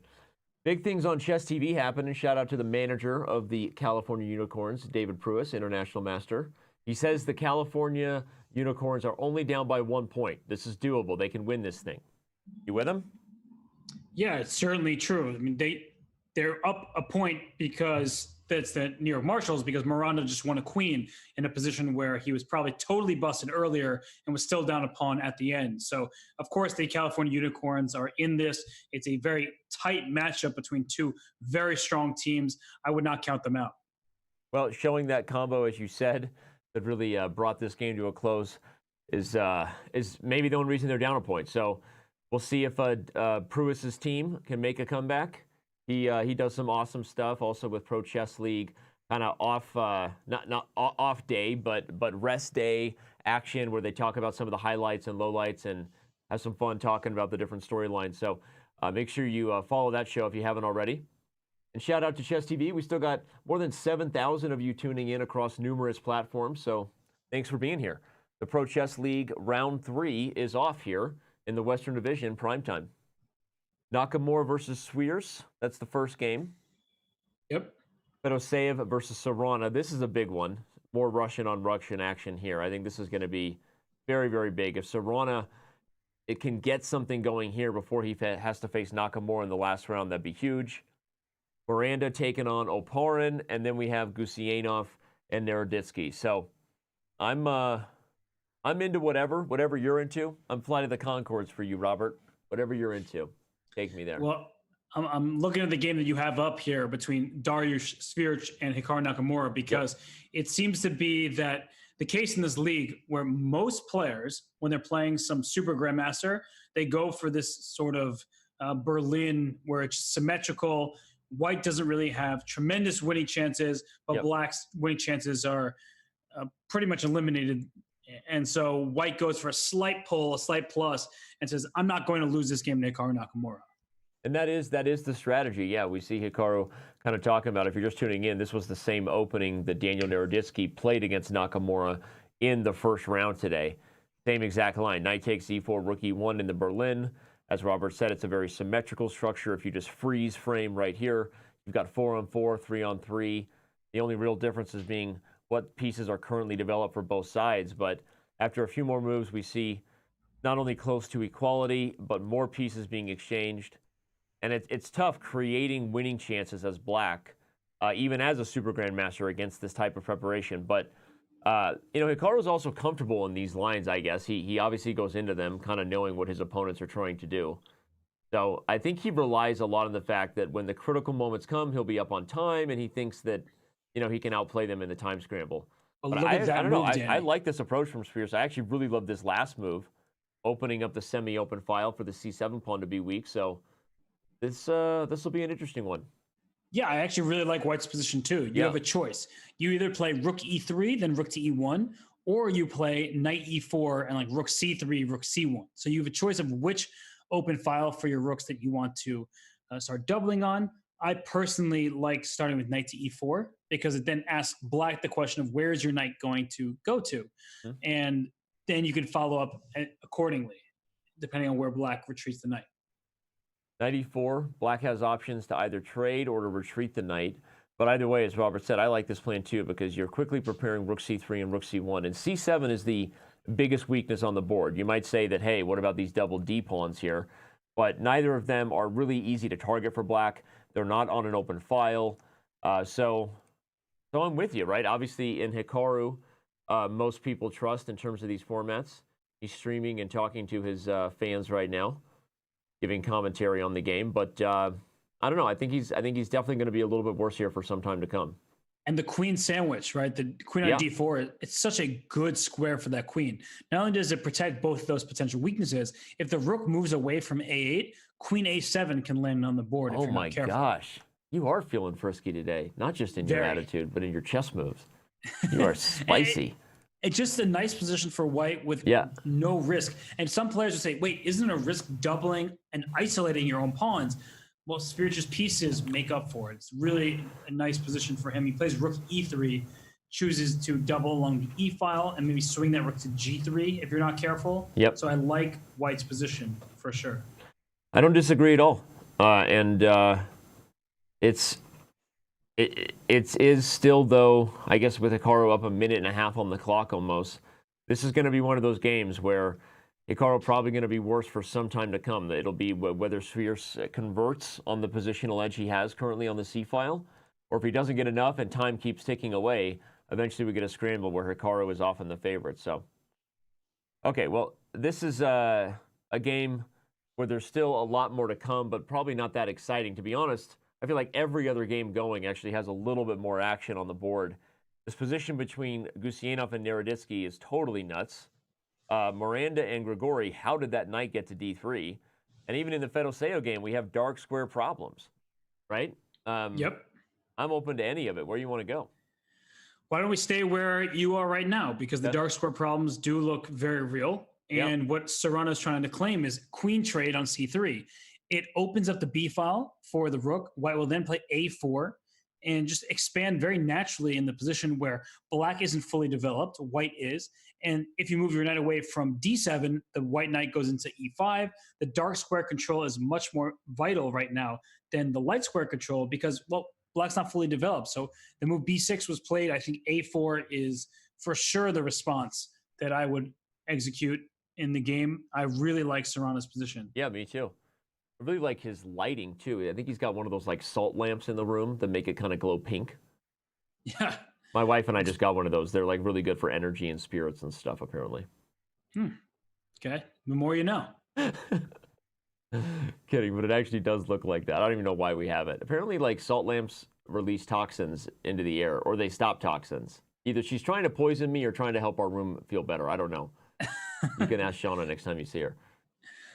Well, what I'm trying to figure out here is if e4 is Serrano's intention, because he put his knight on d2, which allows the move e4 to be played as if the d pawn takes on e4, then that knight captures on c4 and hops in the d6 square.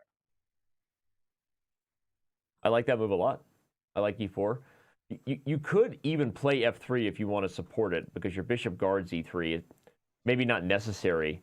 I also like the original plan you had, though, of a4 and a5. Yep. It depends how direct you want to be. Okay. And he's saying, I'm here for serious business, and plays e4. Plays e4. Again, the main line is if d takes, knight takes c4, which maybe goes to d6. Even if it just has to retreat, this e3 square is really nice, because from there you're actually helping to prepare both of these pawns to advance up the board. The knight kind of thrives in those little outpost squares there. I really like this position for Serrano. And given that I think that Spheres is going to hold a draw against Nakamura, I'm currently looking liking the Unicorn's chances in round 3 here. Oh, I think I like their position on most boards. In fact, yep. The Unicorns seem to be hanging in tough throughout this battle here, and maybe with the exception of Daniel Naroditsky, because I don't know how to evaluate the position, I'm liking the Unicorns' positions. Well, Serrano is up on time in addition to his great position against the big fish, known as Vladimir Fedoseev. Serrano also a rising talent in Russia. If you don't know who he is, he played in our junior speed chess championship this year. So becoming a bit of a household name here on Chess.com, very well known to the fans. Fedoseev plays a6. He's trying to prepare to close things up on the light squares, right, to stop Serrano from outplaying him. That's actually not a bad idea, right? Because now if takes, you're holding c4, you were given the e file, and if you give me another move, I'll play b5 and like knight b6, where I can head to a4 and hit your c3 pawn. So Serrano leans in there with something to think about. And he played a4 just to stop that plan in its tracks, which But I was wondering, can I get b5 in anyway? You give up a pawn though when you do right. It's losing the pawn, but maybe the opposite bishop ending. I also open up the e file, so like I don't know, something like f6. You move your bishop. f4. F4. Yeah, maybe it's not. Maybe it's too much. I wanted something like this, Robert, like b5 takes everything and a trade. Actually, wait, that's the problem. Is you take a8 first, and I'm losing the e file. I thought that maybe I have some drawing chances in a position with opposite bishops here, but this actually looks pretty good for white. Yeah, the c4 pawn's the second weakness, and white's pieces are very active. Okay. I think it's just an uncomfortable position to play for Fedoseev. It doesn't look like it should be that bad, but right now, for instance, even if I take on d5, I like your idea with f3, by the way, but e takes d5 if you play right away, and then you go knight f1, knight e3, it just feels like black's position is very loose. Mm-hmm. Caruana plays bishop f4. We can see on the live board hitting the rook, and Fedoseev quickly responds, and look at Caruana right back. Speaking of mentioning that Caruana played in our Junior Speed Chess Championship, he is a speed demon in this game, up more than 3 minutes on the clock against Fedoseev. And he just wants all of the dark squares. He might play a5 at some moment. If you play b5, then the bishop controls is very important. A3 to f8 diagonal won't allow black to push anymore. The bishop on c6, a much worse bishop than the one on d6. e5, anchoring in that bishop on the outpost square. Although knight e8 now looks kind of nice for black. Things have not gone the way I wanted them to. Knight e8, and now Caruana has to make a tough decision. Probably he wants to keep that bishop on the board and back it up. Well, bishop a3 loses the a4 pawn, so that's a big problem. Well, if that's the case, I can't back up at all, because if I go to b4, you probably just play a5. Looks totally reasonable. Yeah, something went wrong here. Suddenly, the evaluation is sliding in favor of black, and perhaps this whole bishop f4, bishop d6 plan was played too quickly. I liked your idea of taking d5 and playing knight f1, knight e3 earlier. Maybe and also your idea with f3, keeping the tension. Both of those were extremely good. You know me, I'm all about tension. That's why this relationship works. And he retreats his bishop. What? He's going to give up a4? Fedoseev should snag that pawn. Caruana not looking as happy as he once did a few moments ago, where he was all smiles. I don't know what Fedoseev's thinking about.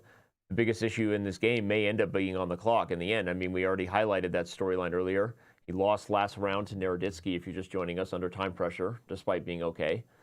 Now he's definitely okay. Probably black is just better with that pawn. Yep. Can't go bishop b5 because rook takes b5. That's the key. I'm going to show that tactic for everybody.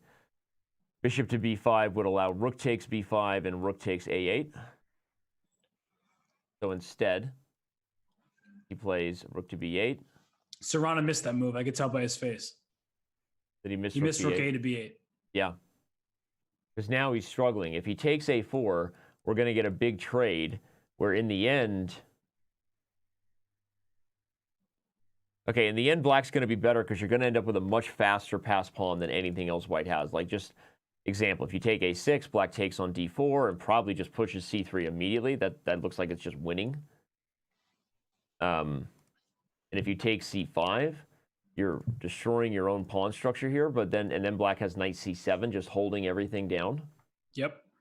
So I think that's the key line, and Caruana going to have to go for a think. Again, the key line we're anticipating here is if takes, trade. This is probably what Caruana missed, that if he takes here, the c-pawn is just too strong. And this is definitely a position where black is in control. So from better to worse, now down a pawn, Caruana has his work cut out for him, but we've got some other games that are also pretty exciting.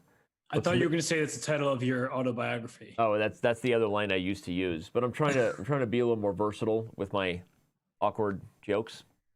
Okay. Hikaru and Spheres, by the way, this is getting spicier for Hikaru. I mean, I don't know that there's anything more than something that just looks pretty for Spheres with the knight and f5, but it does look pretty. And the fact that g7 is a target, This actually looks very dangerous for Hikaru. It certainly does, because white is the one who holds all the cards. Rook f3 to g3. He just went rook to f1. Yeah. And he said, I don't care about the c file anymore. The black king is not particularly safe. And another thing that I'm keeping in mind is if I could bring my knight from f5 to d4, look at that e6 square as one that white can take advantage of. It's not going to happen because the knight's in c5 and the knight on f5 is so well placed. But there just seems to be many different options. I don't know that it's not going to happen. There is a move like queen d4. I mean, well, the d3 pawn is hanging. Right, but I was wondering, okay, maybe I'm just, there's no reason to go for it and give up d3, especially if e5 gets taken. But just the threats against g7 are very dangerous. Rook f3, as you already highlighted, if the queen can somehow find a way to get to the king side without d3 falling. And black can never play moves like g6 to get rid of the knight without there being even more problems for your king side. So Hikaru up on the clock, but that might be the only advantage he really has here. He doesn't look happy about his position. Doesn't look happy. Nope. Not a happy Hikaru over there. I just looked around the room. Huh? He did the head shake. He did the head shake. And he's trying to figure out right now, because already it's difficult to even see a move. A move like queen d7, I would say, is most natural. But then he understands that white's going to play rook f3, pawn e4, rook g3. All these moves come in very quickly. And the black king doesn't have many defenders. Queen d7 does open up this shot of queen a4. I wonder if he'll go for that. Oh, he actually just played queen d7. This idea of trying to get the queens off the board. But actually, there's a tactical flaw there. So let's say rook f3, queen a4. I go rook g3. Ah, and if I take, you take g7 first. And I take with the pawn on d4, and I have lovely triple pawns, and I take c7 and triple pawns. But what's more important is the pressure you have. Like if knight takes d3, rook takes c7, and white is just dominating with the rook on the 7th rank. And look at it. I mean, Firouzja has gotten the exact kind of, thing we highlighted as would be ideal for white. Hikaru now has to play g6, but in view of attacking ideas that are coming, and he's going to be defending here. I mean, the biggest advantage he has, he's up on the clock, which is going to be critical for him, because this is going to be a tough finish for Nakamura. Yeah, knight h4 here hits g6, and then white's next move is going to be pawn to d4. So knight h4 first, just forcing the black king up, it seems. And there he goes, knight h4. Yep. And then play d4. Oh, this is not fun. This is not fun. Critical game in this matchup coming into round 3. You see the scoreboard right there. The New York Marshalls are up 4.5, 3.5 over the California Unicorns. But if their board 1 goes down, bad news bears. Or, mythical, magical unicorns, whatever you're into. Well, Billy Bob Thornton would definitely be into a unicorn. He would sign up for that sequel so fast. Mythical, magical unicorns. Yeah, this is not looking pleasant at all. And Hikaru, his time advantage is also lessening, right? We see that it's down under a minute of extra time for Hikaru, and he is struggling to even come up with a move here. Where does his king belong? He goes queen to g7, but that invites rook f3 with the threat of knight takes g6 and rook to g3 to follow. He goes for d4 first, but I like your threat. Show it, everybody. Rook f3, you make some random move. Knight takes g6 is game over. The g-file. Pressure is real. He finds it. Rook f3. Hikaru's shaking his head. He's not happy with this one. And the big problem is he's not in time to get his knight to f8. He might have thought that he can go rook e8 and then after rook g3 play knight f8. Oh, well, you see that evaluation bar slowly sliding in the face. Oh my gosh! White is almost completely winning here, despite not even being a material, because black has so many struggles. Knight b6 was the only move. Yeah, queen takes a5 looks like a free pawn to me. Yeah, you guard c7, but not a5. What else could you do here? Queen takes a5 seems straightforward. You could also try to keep things going on the king side, like h4, to try to open up things. But if h4, maybe black just responds g4. So yeah, get yourself a pawn. Right, after queen a5, rook a8, you're not going to win my a2 pawn because I go queen to b5 and say, watch out for checkmate on e8. Very nice. And he took the pawn. Queen takes a5, rook e8 is played instantly by Hikaru. He's flexing his time advantage on the clock, the only one that he has. Knight takes d6. Whoa, I don't know that that was the best move for white. Sviers is trying to convert, but in the end, I wonder if he missed queen takes e4 is going to happen. Right, so he's still relying on the fact that he's up 2 pawns right now, and after cd6, queen b6, he's queen e4. Actually, it's not so easy. Yeah, I think he might have just opened the door for black with that move, knight takes d6.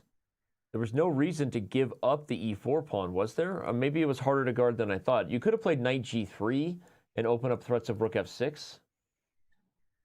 Yeah, you could have played maybe just rook e3. Then the knight c4 doesn't work because it's queen b5. But I didn't see that until I blundered into it. Okay, well, white has gone for this variation with knight takes d6.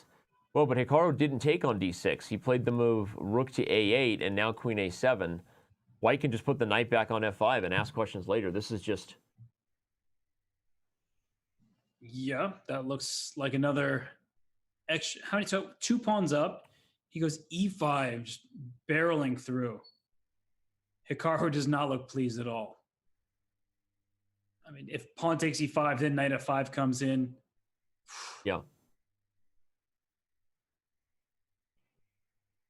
If pawn takes d6 and you take on b6, now black can maybe take e5? No? You can do that, but even there's d6 for white, or just pawn takes e5, or the f6 pawn is hanging, and all these variations. Hikaru shakes his head. He's not thrilled with this position, trying to come up with some sort of swindle while his opponent only has a minute on the clock. But I don't know that he's going to have it. No other game quite as exciting as this one, so we'll stick right here with Hikaru on camera as the time pressure enters. Tough day right now for Nakamura. He ran into some good preparation, I think, in his first couple games where they kind of never really gave him winning chances as getting draws. And here Sviers has been better here from start to finish in this Berlin. Yeah, bishop d3, giving himself the double isolated pawns. That was really the critical moment. Key point in this game, and we highlighted it when it happened that white would be better, but he played well from there on out. And well, the good news for the marshals is while Hikaru Nakamura is in trouble, some of the other players are doing quite decently for the squad. So. Fedoseev has come back against Caruana, as we said. We'll get to those games here in a second. Queen e8 found with no time on the clock for Hikaru. What's the move now for Sviers? He doesn't want to trade queens, I don't think. You want to just slide the queen back over to the king side. Yeah, he goes to e2. I think this makes sense. Yep. Just take advantage of this totally wide open king. And now here comes threatening rook to g3. Yep. I think that's probably what he'll go for. You could also take e5, I think, but rook g3 seems strong. The good news for Hikaru is that Sviers is getting lower and lower in time. Yep. And once you get into that 15 seconds, you start freaking out, and that's when blunders happen. So rook g3 here seems to just open up the position. The moment you get under 20 seconds, you start seeing those point seconds tick away. It's a little more distracting for the eye. I mean, no joke, it really is, right? Okay, so there he makes that move, gets 2 seconds back on the clock. But now Hikaru is fighting for some trickery. Knight f4. But that allows queen c4 check and c7 falls. Yep. I think that's going to be it. Queen c7 not only guards e5, but hits queen g7 mate. Yeah, I like that. He takes it. That's an owie. Hikaru How many pawns is head. white up? 2 pawns? Queen takes b7 is the 3rd pawn. Queen takes b7. Can you take a2? I mean, I say that scared out of my mind. Yeah, there has to be some checks. Right, there has to be some sort of checks that are no good. Knight e7. Oh, 6 seconds left for Sviers, by the way. I trust, Sviers' position, but I don't trust his clock. And I think that Hikaru is going to swindle this one. Yep, you're starting to get that sense. Hikaru's been shaking his head for a while, but we've seen dirtier things when he's on camera. And I mean dirty flags. And knights are super tricky when it comes to bullet chess. 4, 3, 2, make a move. Okay, he makes a move with no time on the clock. Hikaru responds instantly. Okay. And he keeps the queens on the board. I would have just traded with 1 second. Now H4. Oh my gosh. What a move with no time. He played that with 1.5 seconds. That's such a risky move to play. And queen queen takes e5. Is it just queen g8 check? Okay. So yeah. Oh, he misses it. Queen g8. He had queen g. Oh no, queen b6 was check. I thought he missed queen g8 mate. Oh, he's getting this one though. Take your meds, Dan. Knight f5. Okay, but Black has gotten himself back in the game here. This is, I mean, should be objectively winning for White, but. Yep. And I really like that move, rook e3, getting behind your passed pawn. Yep. There it is. That's really nice. Very nice move. Now you can play king g3. Okay, he gives up the pawn, but he should still be in control. Rook e5 would also threaten rook f5. Maybe he should have played it while he had the chance.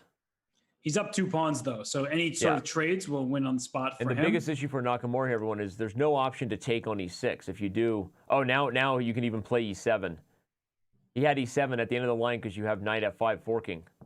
And king h1 is a tricky move. If knight takes g2, you just go e7. The rook has to take on e7. You win the knight at the end of it.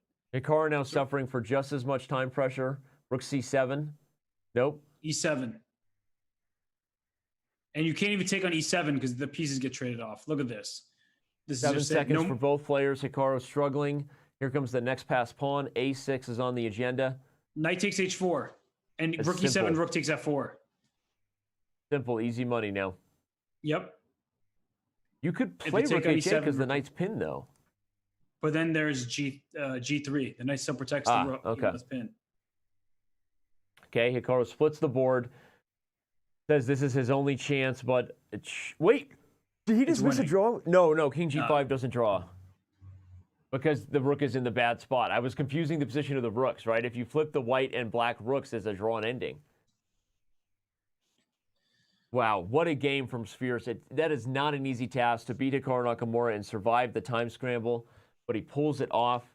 At the last second, the rook end game I panicked about, Robert, was if you flip the position of the white and black rooks, sometimes you have that draw where you can sit in the corner and white can't win. But no, it wasn't the case here. And okay, by the way, with that, what's our scoreboard? The Unicorns won that round 3-1. The Unicorns win that round 3-1? Yep. Gusianov gets the only W for the Marshals. Miranda falls to Grigori, and the big one I think that surprises us is this one here. Caruana somehow comes back against Fedoseev.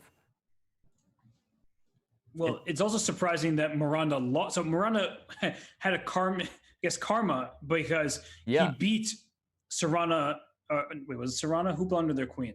Svirich blundered his queen.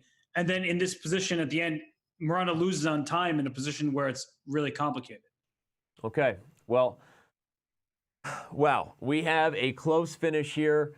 This battle of the coasts in our PCL Primetime Western Division matchup. This is not disappointing. Don't go anywhere because when we come back, we have our key game, Alexei Caruana, board 1 for the California Unicorns, taking on Hikaru Nakamura, the man, the myth, the legend for the Marshals. It's the PCL Primetime matchup final round when we return.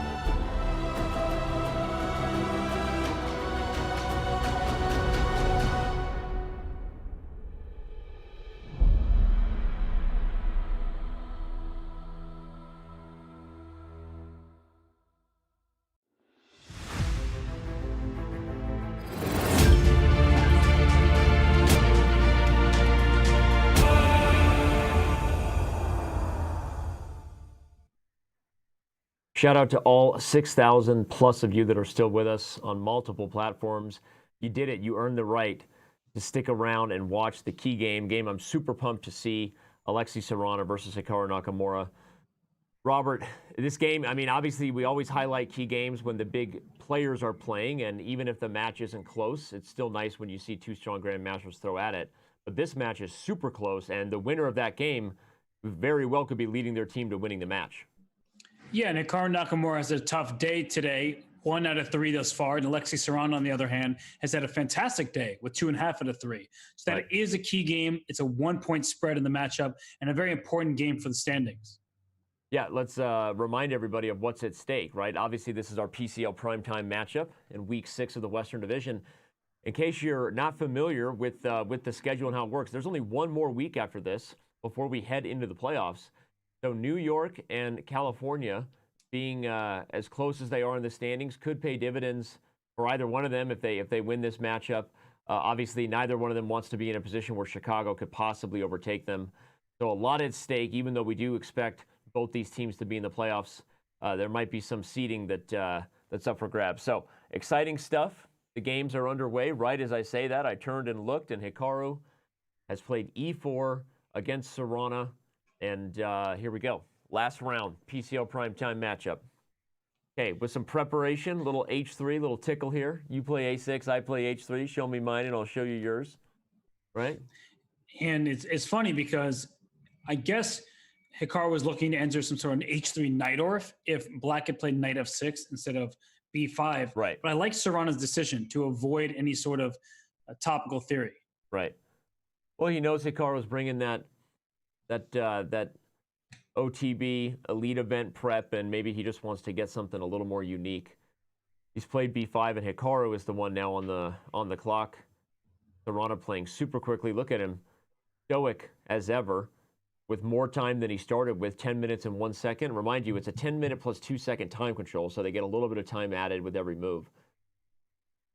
Yep, and this pawn b5 break, it allows the bishop to fianchetto to b7 to put pressure on the e4 square. But on the flip side, it allows White to challenge Black's queenside quite quickly. If White wants to play a4 at some moment, the Black queenside could be in trouble. Well, I was going to say we've got g4 now. This is some of the sharpest theory you can have in the Najdorf. Both sides really know what they're doing. Knight c6 played. Sometimes you have to watch out for tactics where this pawn pushes to e5 and both the knight and the bishop are under fire, but not when your bishop is unprotected. To show you an example, if you get some position like this and you play bishop e7, it can be a blunder to e5 because when you take, I take here with tempo. And if you move the knight, c6 can fall. So that is a common tactic to watch out for when you have two bishops staring each other down in these types of Sicilians. And e5 here is an option for White, actually. Because yeah, on that note. The knight is pinned, but then I think Black plays queen d7, if I'm not mistaken. And it looks like you're getting a free piece for White after taking on f6. But after knight takes d4, your bishop on g2 is not protected. Yep. And after the swap, the rook on h1 is Yeah, lost. and if you go for this whole line, the rook on h1 falls. So that was a bit fast, but just to show you the tactics there. g5 played. Caruana now going to quickly play knight to d7. Indeed, he does. Mm-hmm. And f4. All right, well, Hikaru knows his team needs him to get a win, and that's what he's playing sharp, open Sicilian stuff here. Yeah, I think a good practical decision by Hikaru, though. Caruana, to his credit, is playing very quickly. And that's one of the key things against Hikaru. Yeah. He can obviously beat you on the board, but he often does a combination of beating you on the board and on the clock. Right. And right now, Caruana is moving so quickly that he's out to a minute lead. Rook c8, and again, Caruana just his calm demeanor doesn't reflect what's going on there below the camera, right? We can't see what's going on below the camera. It's a very fast mouse. Business up top, party down low, I like to say. And well, speaking of look at Hikaru's party, speed. I see in the Chess.com TV chat, David Pruitt, the manager of the Unicorns, is saying, "Oh, I'm happy and psyched. I'm just also at work. I'll be back in 45 minutes to celebrate." Good luck with work. It is a Monday. For all those of you tuning in, thanks for making good life decisions and making the Pro Chess League part of your day.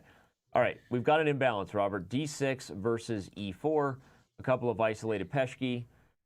White maintains a bit of an edge in that dynamic because the e4 pawn is just, controls more space. D6 is I think harder to defend. Yeah, and D6 is a pawn that in some ways Black wants to give up, because once you give up your weakness, you don't have to spend all your energy protecting it, and you put a knight on E5.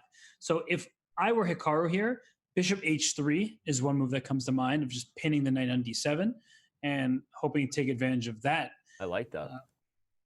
And also, you could take on D6 with a bishop, but you can also take with the rook, because rook D6, bishop D6, bishop D6, you can't move your rook away from F8 without losing the pawn on F7.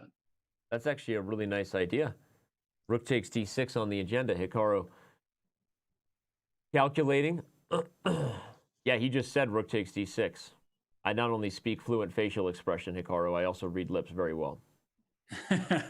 It's just an interesting move just to mix things up here, especially when your team needs you to win. And bishop takes D6 gives that black knight the E5 square, which is what I keep harping on about. This is the kind of trade you may end up regretting, because black gets rid of the weakness, dominates the dark square. Then knight C4 is a threat. The king is potentially open as the board opens up. But rook takes D6 is a totally different story. Gaining a tempo on the knight. If you trade, we take. I'm going to win back my exchange. Yep. And maybe not even right away, right? The bishop is a very, very good piece, kind of dominating the dark squares currently. Really like your move, rook takes D6. Nice find. And, even there, I'm not convinced that white is closer to a win than black is to holding, because in certain endgames there, like rook D6, bishop D6, bishop D6, there's queen to B6, for instance. And this is always a complicated discussion of, hey, black's only down one pawn. There's an isolated pawn on the E file. Eventually, the knight is going to come to C4. A pawn to B4 threatens to move the knight away from C3 to win the C2 pawn. So there's a lot happening here, and it's not just as simple as white's up a pawn and white's winning. Maybe that's why Hikaru decided to play bishop H3. He actually doesn't want to simplify. Remember, the match standings are what you see right there below Hikaru's focus. 6.5, 5.5 in favor of the Unicorns. So their board one, being Nakamura, needs to get a win. Yeah, he's trying his best, but that Caruana is going to hang in tough. And he's moving very, very quickly. But right now, I struggle to find the exact sequence that alleviates some of this pressure. I think rook C7 makes sense, but then you're really inviting rook takes D6, it feels like. Rook takes D6 just looks so good. And now the point is that you put another piece in that bishop on F4's way to bishop D6, bishop D6, too many black pieces under attack. Hikaru feeling a little confident there. That's the peek over to his chat, I think. He's very focused right now. Very focused. He takes this very seriously. Had a conversation with Hikaru actually earlier today. Part of the reason I was late, and some of the things we discussed were definitely the Pro Chess League. Hikaru is very, very focused and motivated to help the Marshals be as good as they can be. He's part of it is probably nostalgic, because Hikaru Nakamura grew up playing at the Marshall Chess Club, and he's kind of retracing his roots. He broke the youngest master record ever at the Marshall. Mm-hmm. So for those wondering, Hikaru, in some ways, the prodigal son, has kind of returned to play for a team from New York. I believe he played for the New York Knights long ago in the U.S. Chess League, another online chess league that used to happen. For those who don't speak, ancient chess history, but otherwise he's played for many other online teams in the format we have here. He's played for Miami. He's played for Seattle. So this is a game he takes very seriously. He wants the Marshals to go deep in the playoffs. Yep. And his position does look good. Caruana finally taking his first big thing. So should we check on some of these other games to see? Yeah, let's do that. Caruana has a lot to think about because of the pressure that Hikaru is exerting. We can look at several other games. Vladimir Fedoseev is taking on Dariusz Swiers. This is the board 2 battle, which is kind of a unique looking position. A couple of knights in the center. It looks terrible for white on first glance. Yeah, I was going to say the pressure and the fork on C2 was coming.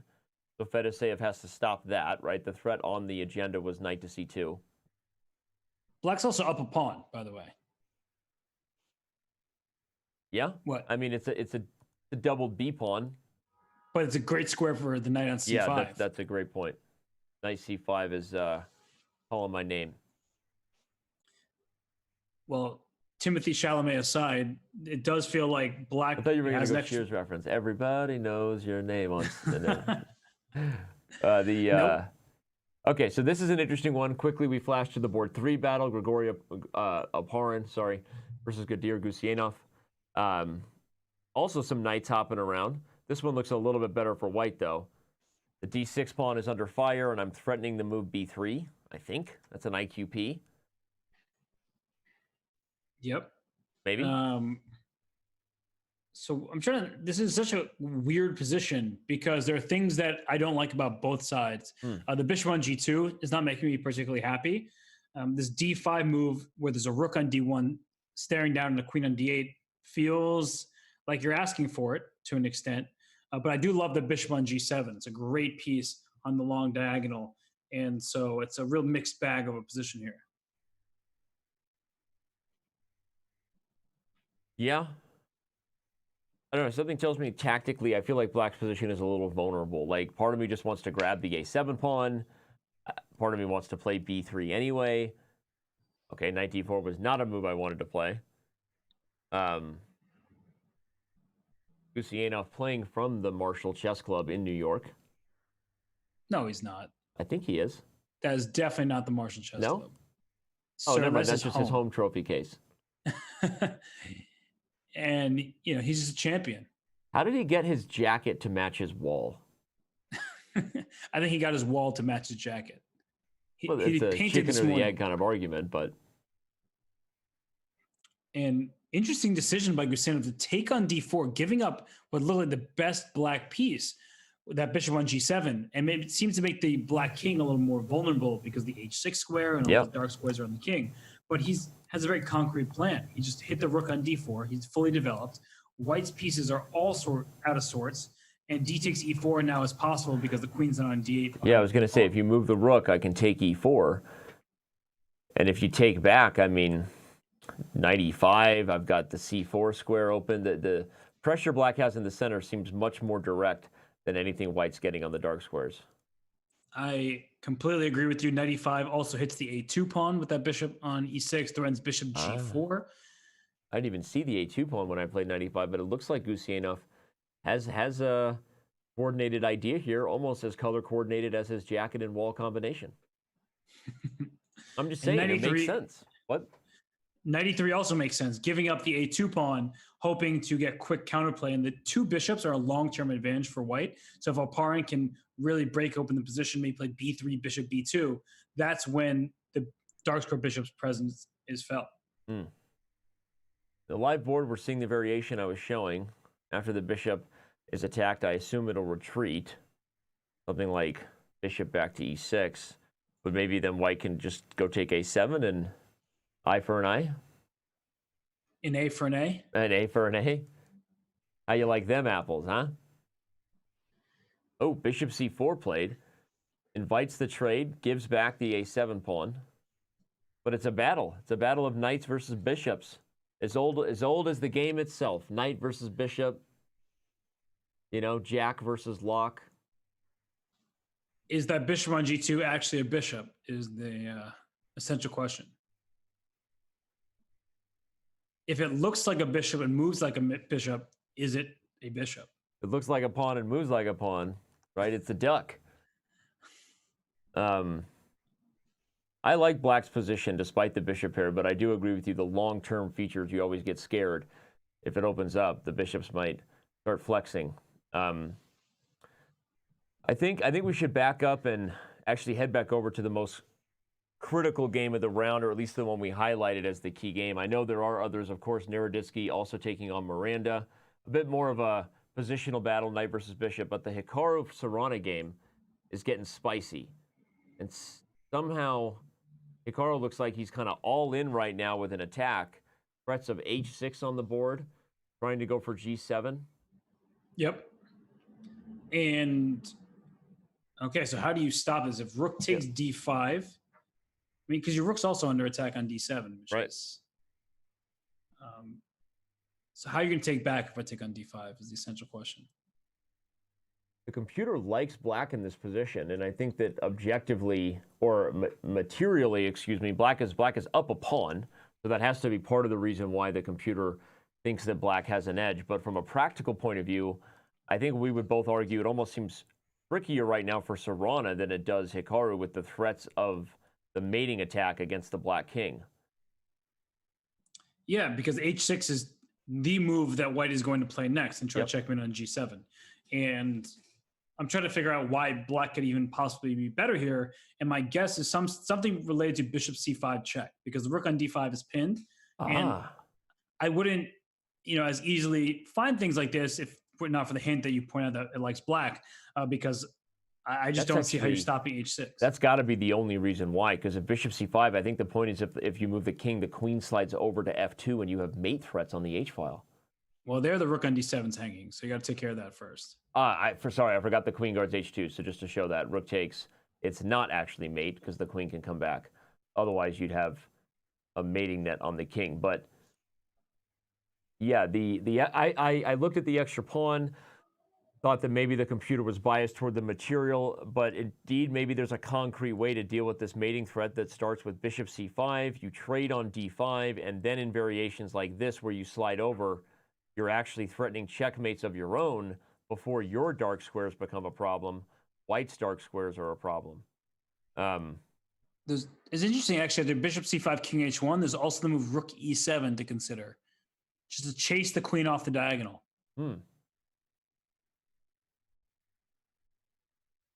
So, I mean, if I'm not getting checkmated, then I am up a pawn, and the opposite colored bishops provide attacking chances for both. Oh, bishop to c5 check is found. Hikaru immediately responds with king h2. But now on rook e7, he kind of gives a little bit of the Hikaru grimace. He's like, not thrilled with where this is going. Has to find accurate moves here because he's down a pawn. Uh-oh. He doesn't like queen g3.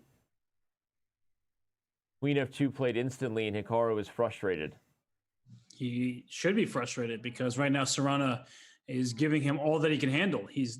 Caruana's up a pawn with the black pieces. Everything's defended, trying to trade queens off. And I don't think Hikaru can avoid the queen trade, in which case he might need to say, wait a sec, let me try to make a draw and a pawn down endgame here and hope my teammates can pick up the slack. And some of his teammates do look like they're doing just that. I was going to say, speaking of his teammates, if you take a look at Big Fish 1995's game versus Dariusz Swierz, it's a crazy position over there. I think this game is about to peter out where Hikaru is going to be fighting to hold a draw. So let's back up real quick and see if some of the other marshals can pick him up, because this game right here, bishop takes g7 is on the board. What in the world is going on here? Actually, this doesn't look good at all for Fedoseev. No, it really doesn't, because rook g6 will come at some moment soon to turn. Wait, and isn't rook c3 giving up the rook on the exchange, square? Right? Yeah, knight can take it. Oh. Uh-oh. Yeah. That's no good. That's no good at all. If Fedoseev and Nakamura go down, first of all, it would be Vladimir Fedoseev's. No, he did finally lose. We forgot to highlight that when he lost, what a big deal that was. Yeah, he's lost 2 games in a row now. So he goes from winning 11 straight games to losing 2 in a row. Again, if you follow Pro Chess League stats, Vladimir Fedoseev has been on an absolute tear to start the season for the Marshals. But after losing to Naroditsky, he lost the last round. Now he's much worse here, as we can see, against as white against Dariusz Swierz. Yeah, and the missing g-pawn looks like it could become a problem, except for the fact that there's no way for that white queen on d1 to actually enter the fray. And so the queen c5 takes care of the d4 square. And, if you play queen d4, you're simply swapping off queens. What's the pawn count? 5 for white and 6 for black. So it's a rook and a pawn for just the bishop. Well, and maybe the attack. I mean, there's also threats like knight takes h3 and rook g6 right away for black here. This is like... Quickly, I mean, just to show that if you can somehow force the king off of h1, f2 falls, or sorry, off of g1, the black is in a commanding position right here. For sure. And, well, not that much time remaining for Spirits, 1 minute and 12 seconds, but considering how good his position looks, the extra material, and that he just showed us in the previous round against Hikaru Nakamura, he can play very well under duress of time trouble. Bishop back to F1 makes sense. You're guarding the G2 pawn. Just rook G6. Rook G6 seems pretty straightforward, though. Actually, rook to G6 threatens if you make some random move. Now knight takes H3 is a threat. The pawn is pinned to the king. Rook G6 has been played on the board, so we'll keep it right here on the analysis. And G3, just rook takes G3? Because the F2 oh my pawn is gosh, pinned? the F pawn is pinned. Oh, he played G3. Oh my God, he's going to resign on the spot. How did I call that blunder? Darius leans in, is like, what? And you see that valuation bar, according to the engine, is now officially announcing checkmates. The position is completely over. If the king moves, everybody, the queen takes F2, and there's checkmates coming. If you block on G2, you just take it. Won't be surprised if we see a resignation from Fedoseev, who goes down 3 games in a row after winning 11 straight in the Pro Chess League. And the Unicorns are putting themselves in a fantastic position to win this match today. Hikaru Nakamura doing his best to hold on now, down a pawn in this opposite bishop ending, and maybe going down more as G5 and H6 are going to fall. But we have a dark squared bishop and an H1 corner. Yeah. I don't know if that was the right idea. Hikaru is kind of scowling at his opponent's plan too. Actually, I don't know that was the best idea. Hikaru is saying it's going to be a draw now. And I like this move, rook to A1, threatening rook F1, and then trying to go to F7. Now you can go back to A7 and basically offer the draw if you want. Indeed, Hikaru does. Okay. Yep. He's like, well, I guess Hikaru, I think, secretly wishes Caruana would push this on and somehow blunder something on the light squares, but I don't think he has anything better than to repeat. He kind of shakes his head. You see the engine has come back to evaluating it as a 50-50 position, and likely it's just a draw now. Rook A1 renews the threat of rook F1. Oh, wait, Caruana wants more. Ooh. Caruana getting brave over here. Caruana hungry. He is up 2 pawns, but the H7 pawn is the critical one. With 11 seconds against Hikaru Nakamura and this potential danger for the match, I would have advised him to just take the draw. 4 seconds, 3 seconds. 2 seconds. Wow, he is really getting himself in time trouble. He's just trying to take the last pawn and say, now I can't lose. I can make a bunch of easy moves. But that's a draw for, so that he changed his mind and said, all right, draw. Yep. Which is not going to, Hikaru's not going to be happy about that because he wishes somehow he could have swindled his opponent in the final seconds, but yeah, this one is just going to Hikaru's not going to give up on that swindle idea, by the way. Bishop F7 threatens rook G6. Yep, but he's just moving his king over. He's going to blockade the pawn with bishop to B1. Yeah, now there's threats. So rook G6? No, okay, it doesn't win anything. OMGs or snaps. Yeah, okay. This one is just draw, rook B5. And the draw is on. Yeah, he offers it. That's what rook B5 is. Oh man, though, but the marshals right now are. Yep, the marshals are in big trouble. Fedoseev has fallen. The Unicorns are up 2 games currently in the match, so this draw is going to put California where all they need is a half a point in order to clinch the match. So as Hikaru is going to kind of peter this one out, let's jump back over to the others. Gusianov may be the marshals' only hope here to get a W. No, Miranda against Naroditsky. That's one game we haven't looked at much at all. What's going on over there? Well, the last few moves have gone well for Naroditsky because he was in huge trouble, probably just lost. But now it's getting more complicated. Whoa, knight H5. What in the world is that? He's giving up the knight to go rook G3 check and then queen F8 and try to make that black king. And he might do it. Naroditsky finding the sassiness. What does black do here? If you take rook G3 and queen F8, queen G4? Lights out. Maybe you take and then rook G3, you play queen G4. And just sack your queen. That's interesting. He's probably going to go for that. Yep, he finds it. But Naroditsky he needs to win now the game. In a position, maybe he can win. He needs to win the game. A draw is not going to do anything for the marshals. So He's playing for rook f4 with some kind of bishop f2 check ideas. You're saying Miranda needs to win the game? Yes, of course. Yeah. And okay, but Naroditsky, all he has to do is get a draw. King f5 is going to mate yourself. So it's just like that. Naroditsky secures the draw. And I think the match win for the Unicorns. And that's huge because Naroditsky was getting crushed. Wow. What a save by Danya to come back in this game. And again, he doesn't need to push this on everybody because of the match situation.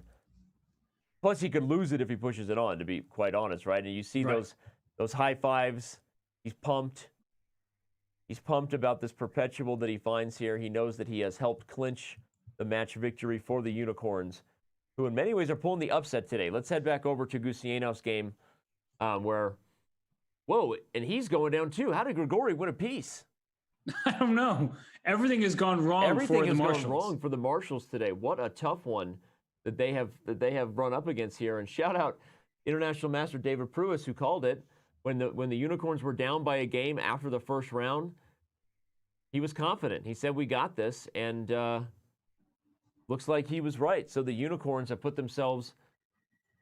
Well, they've already clinched the match actually, and they're about to win it, kind of running away here with Gusenov probably resigning as we see him rather dejected. Time to rethink that whole style approach, buddy. Wall matches your jacket. Like maybe mix it up a little bit.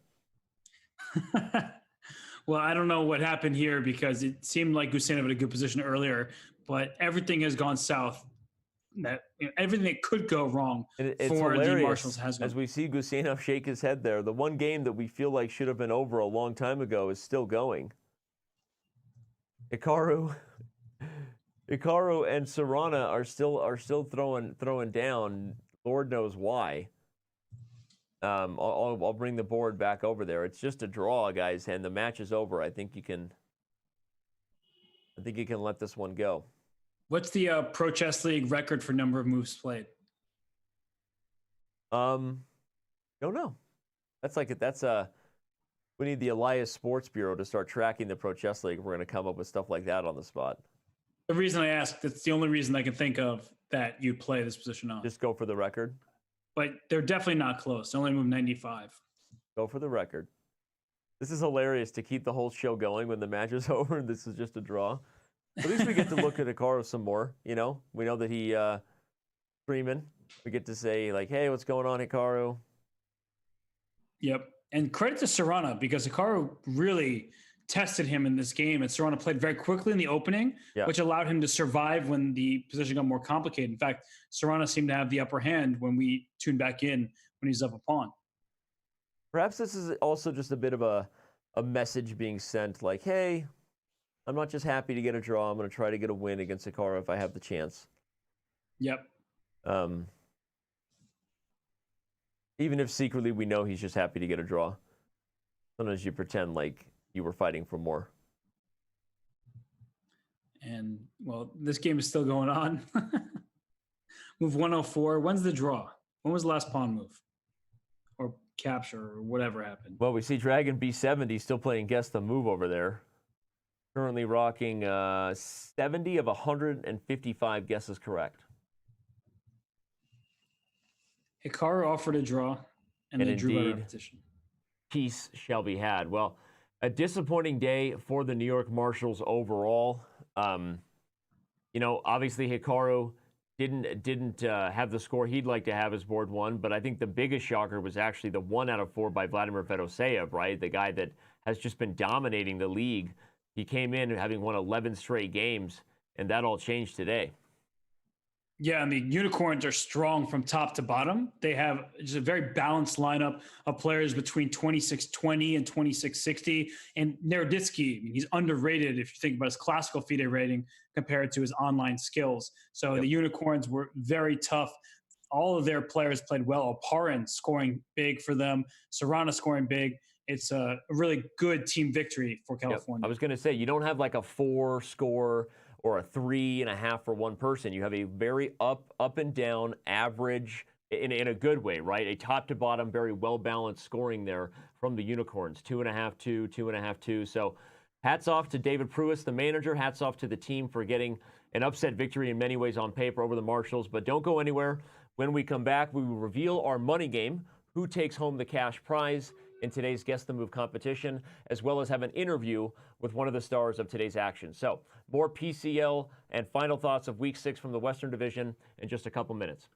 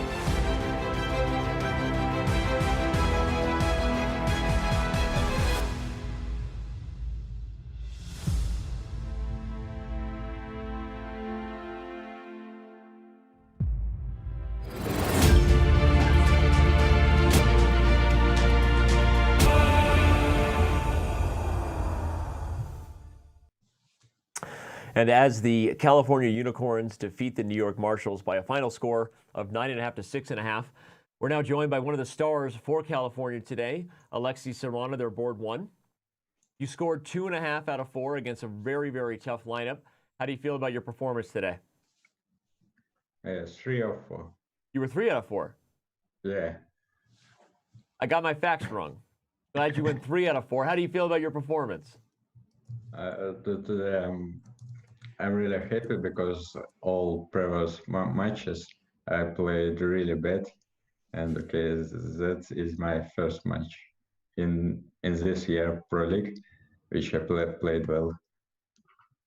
Yeah, and not only did you play well, you had one of the highlights of the match in the first game when you were playing as Miranda, and we tuned into your game. You're sitting and thinking, and then finally you laugh because there was a free rook on d5.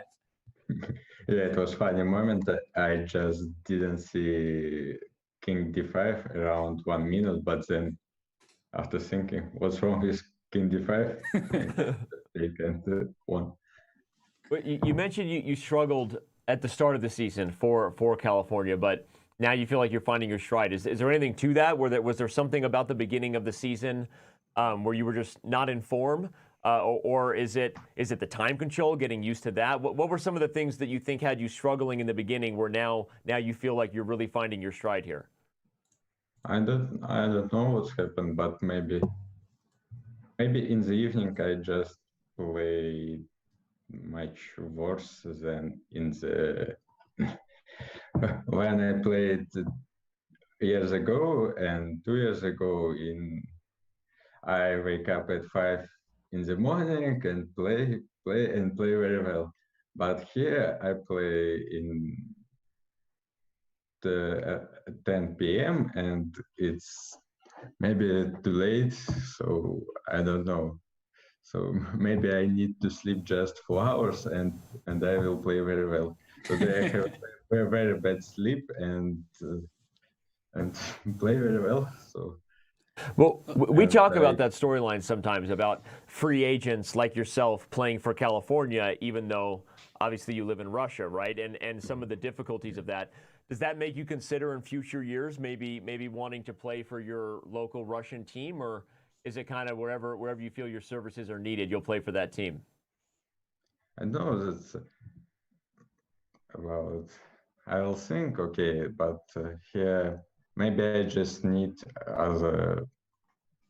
So today I slept very bad, and that's maybe why I play very, very good today. I don't know. So when I play in Pro League with Australia Kangaroos, I just slept for like 4 hours, and it was enough for me, and I played very well. So every title Tuesday, I play very, very bad. Because I played maybe too late and. Well, now we have 2 Title Tuesdays, one a little earlier and one a little later. Did you know that? Yeah. Maybe that'll help. We kind of did that just for you. I don't know if you knew that. You knew that was just for you? Yeah, okay. It's very good. Thank you. Yeah, you're welcome. So.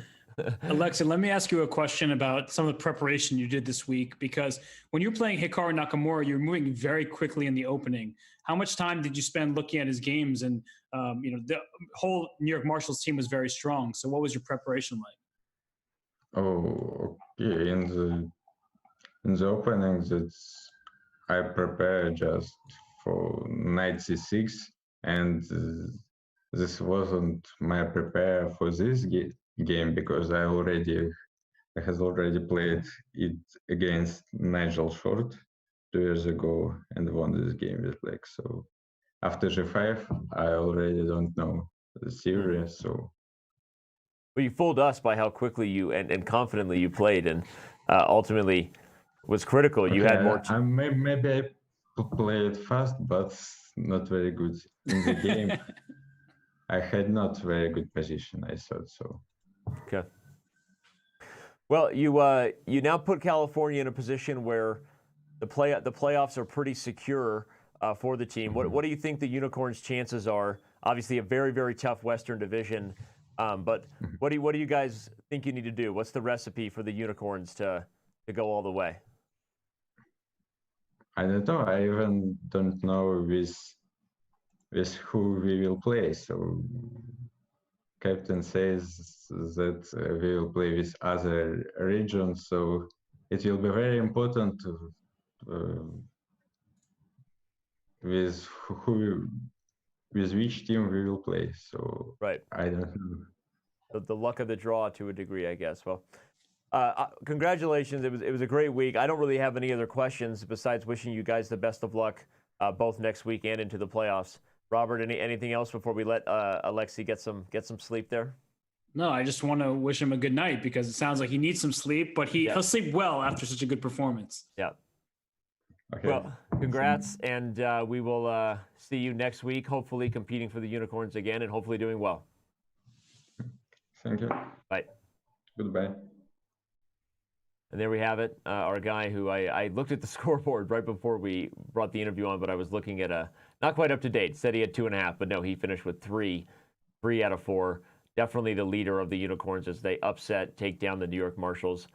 I think this is a match the Marshals will wish they had back. They definitely didn't get some good performances from some of their top guys, but still, huge W for the Unicorns here. Yeah, absolutely. It's not every day that you see Hikaru Nakamura and Fedoseev with minus scores and a collective -3 between the two of them. So the Unicorns, they were ready for a tough battle, balanced from top to bottom. I mean, their lowest scores at 2 people at 2 points, then their others, Alexei Serrano and Oparin with the plus scores.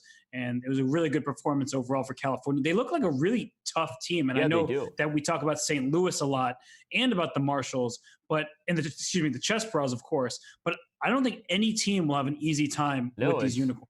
And again, as he said, the part of the playoff kind of spice is there will be some division, cross-division action, right? So it'll be interesting to see how everybody faces off and fares when the last teams are remaining and we fill out that bracket.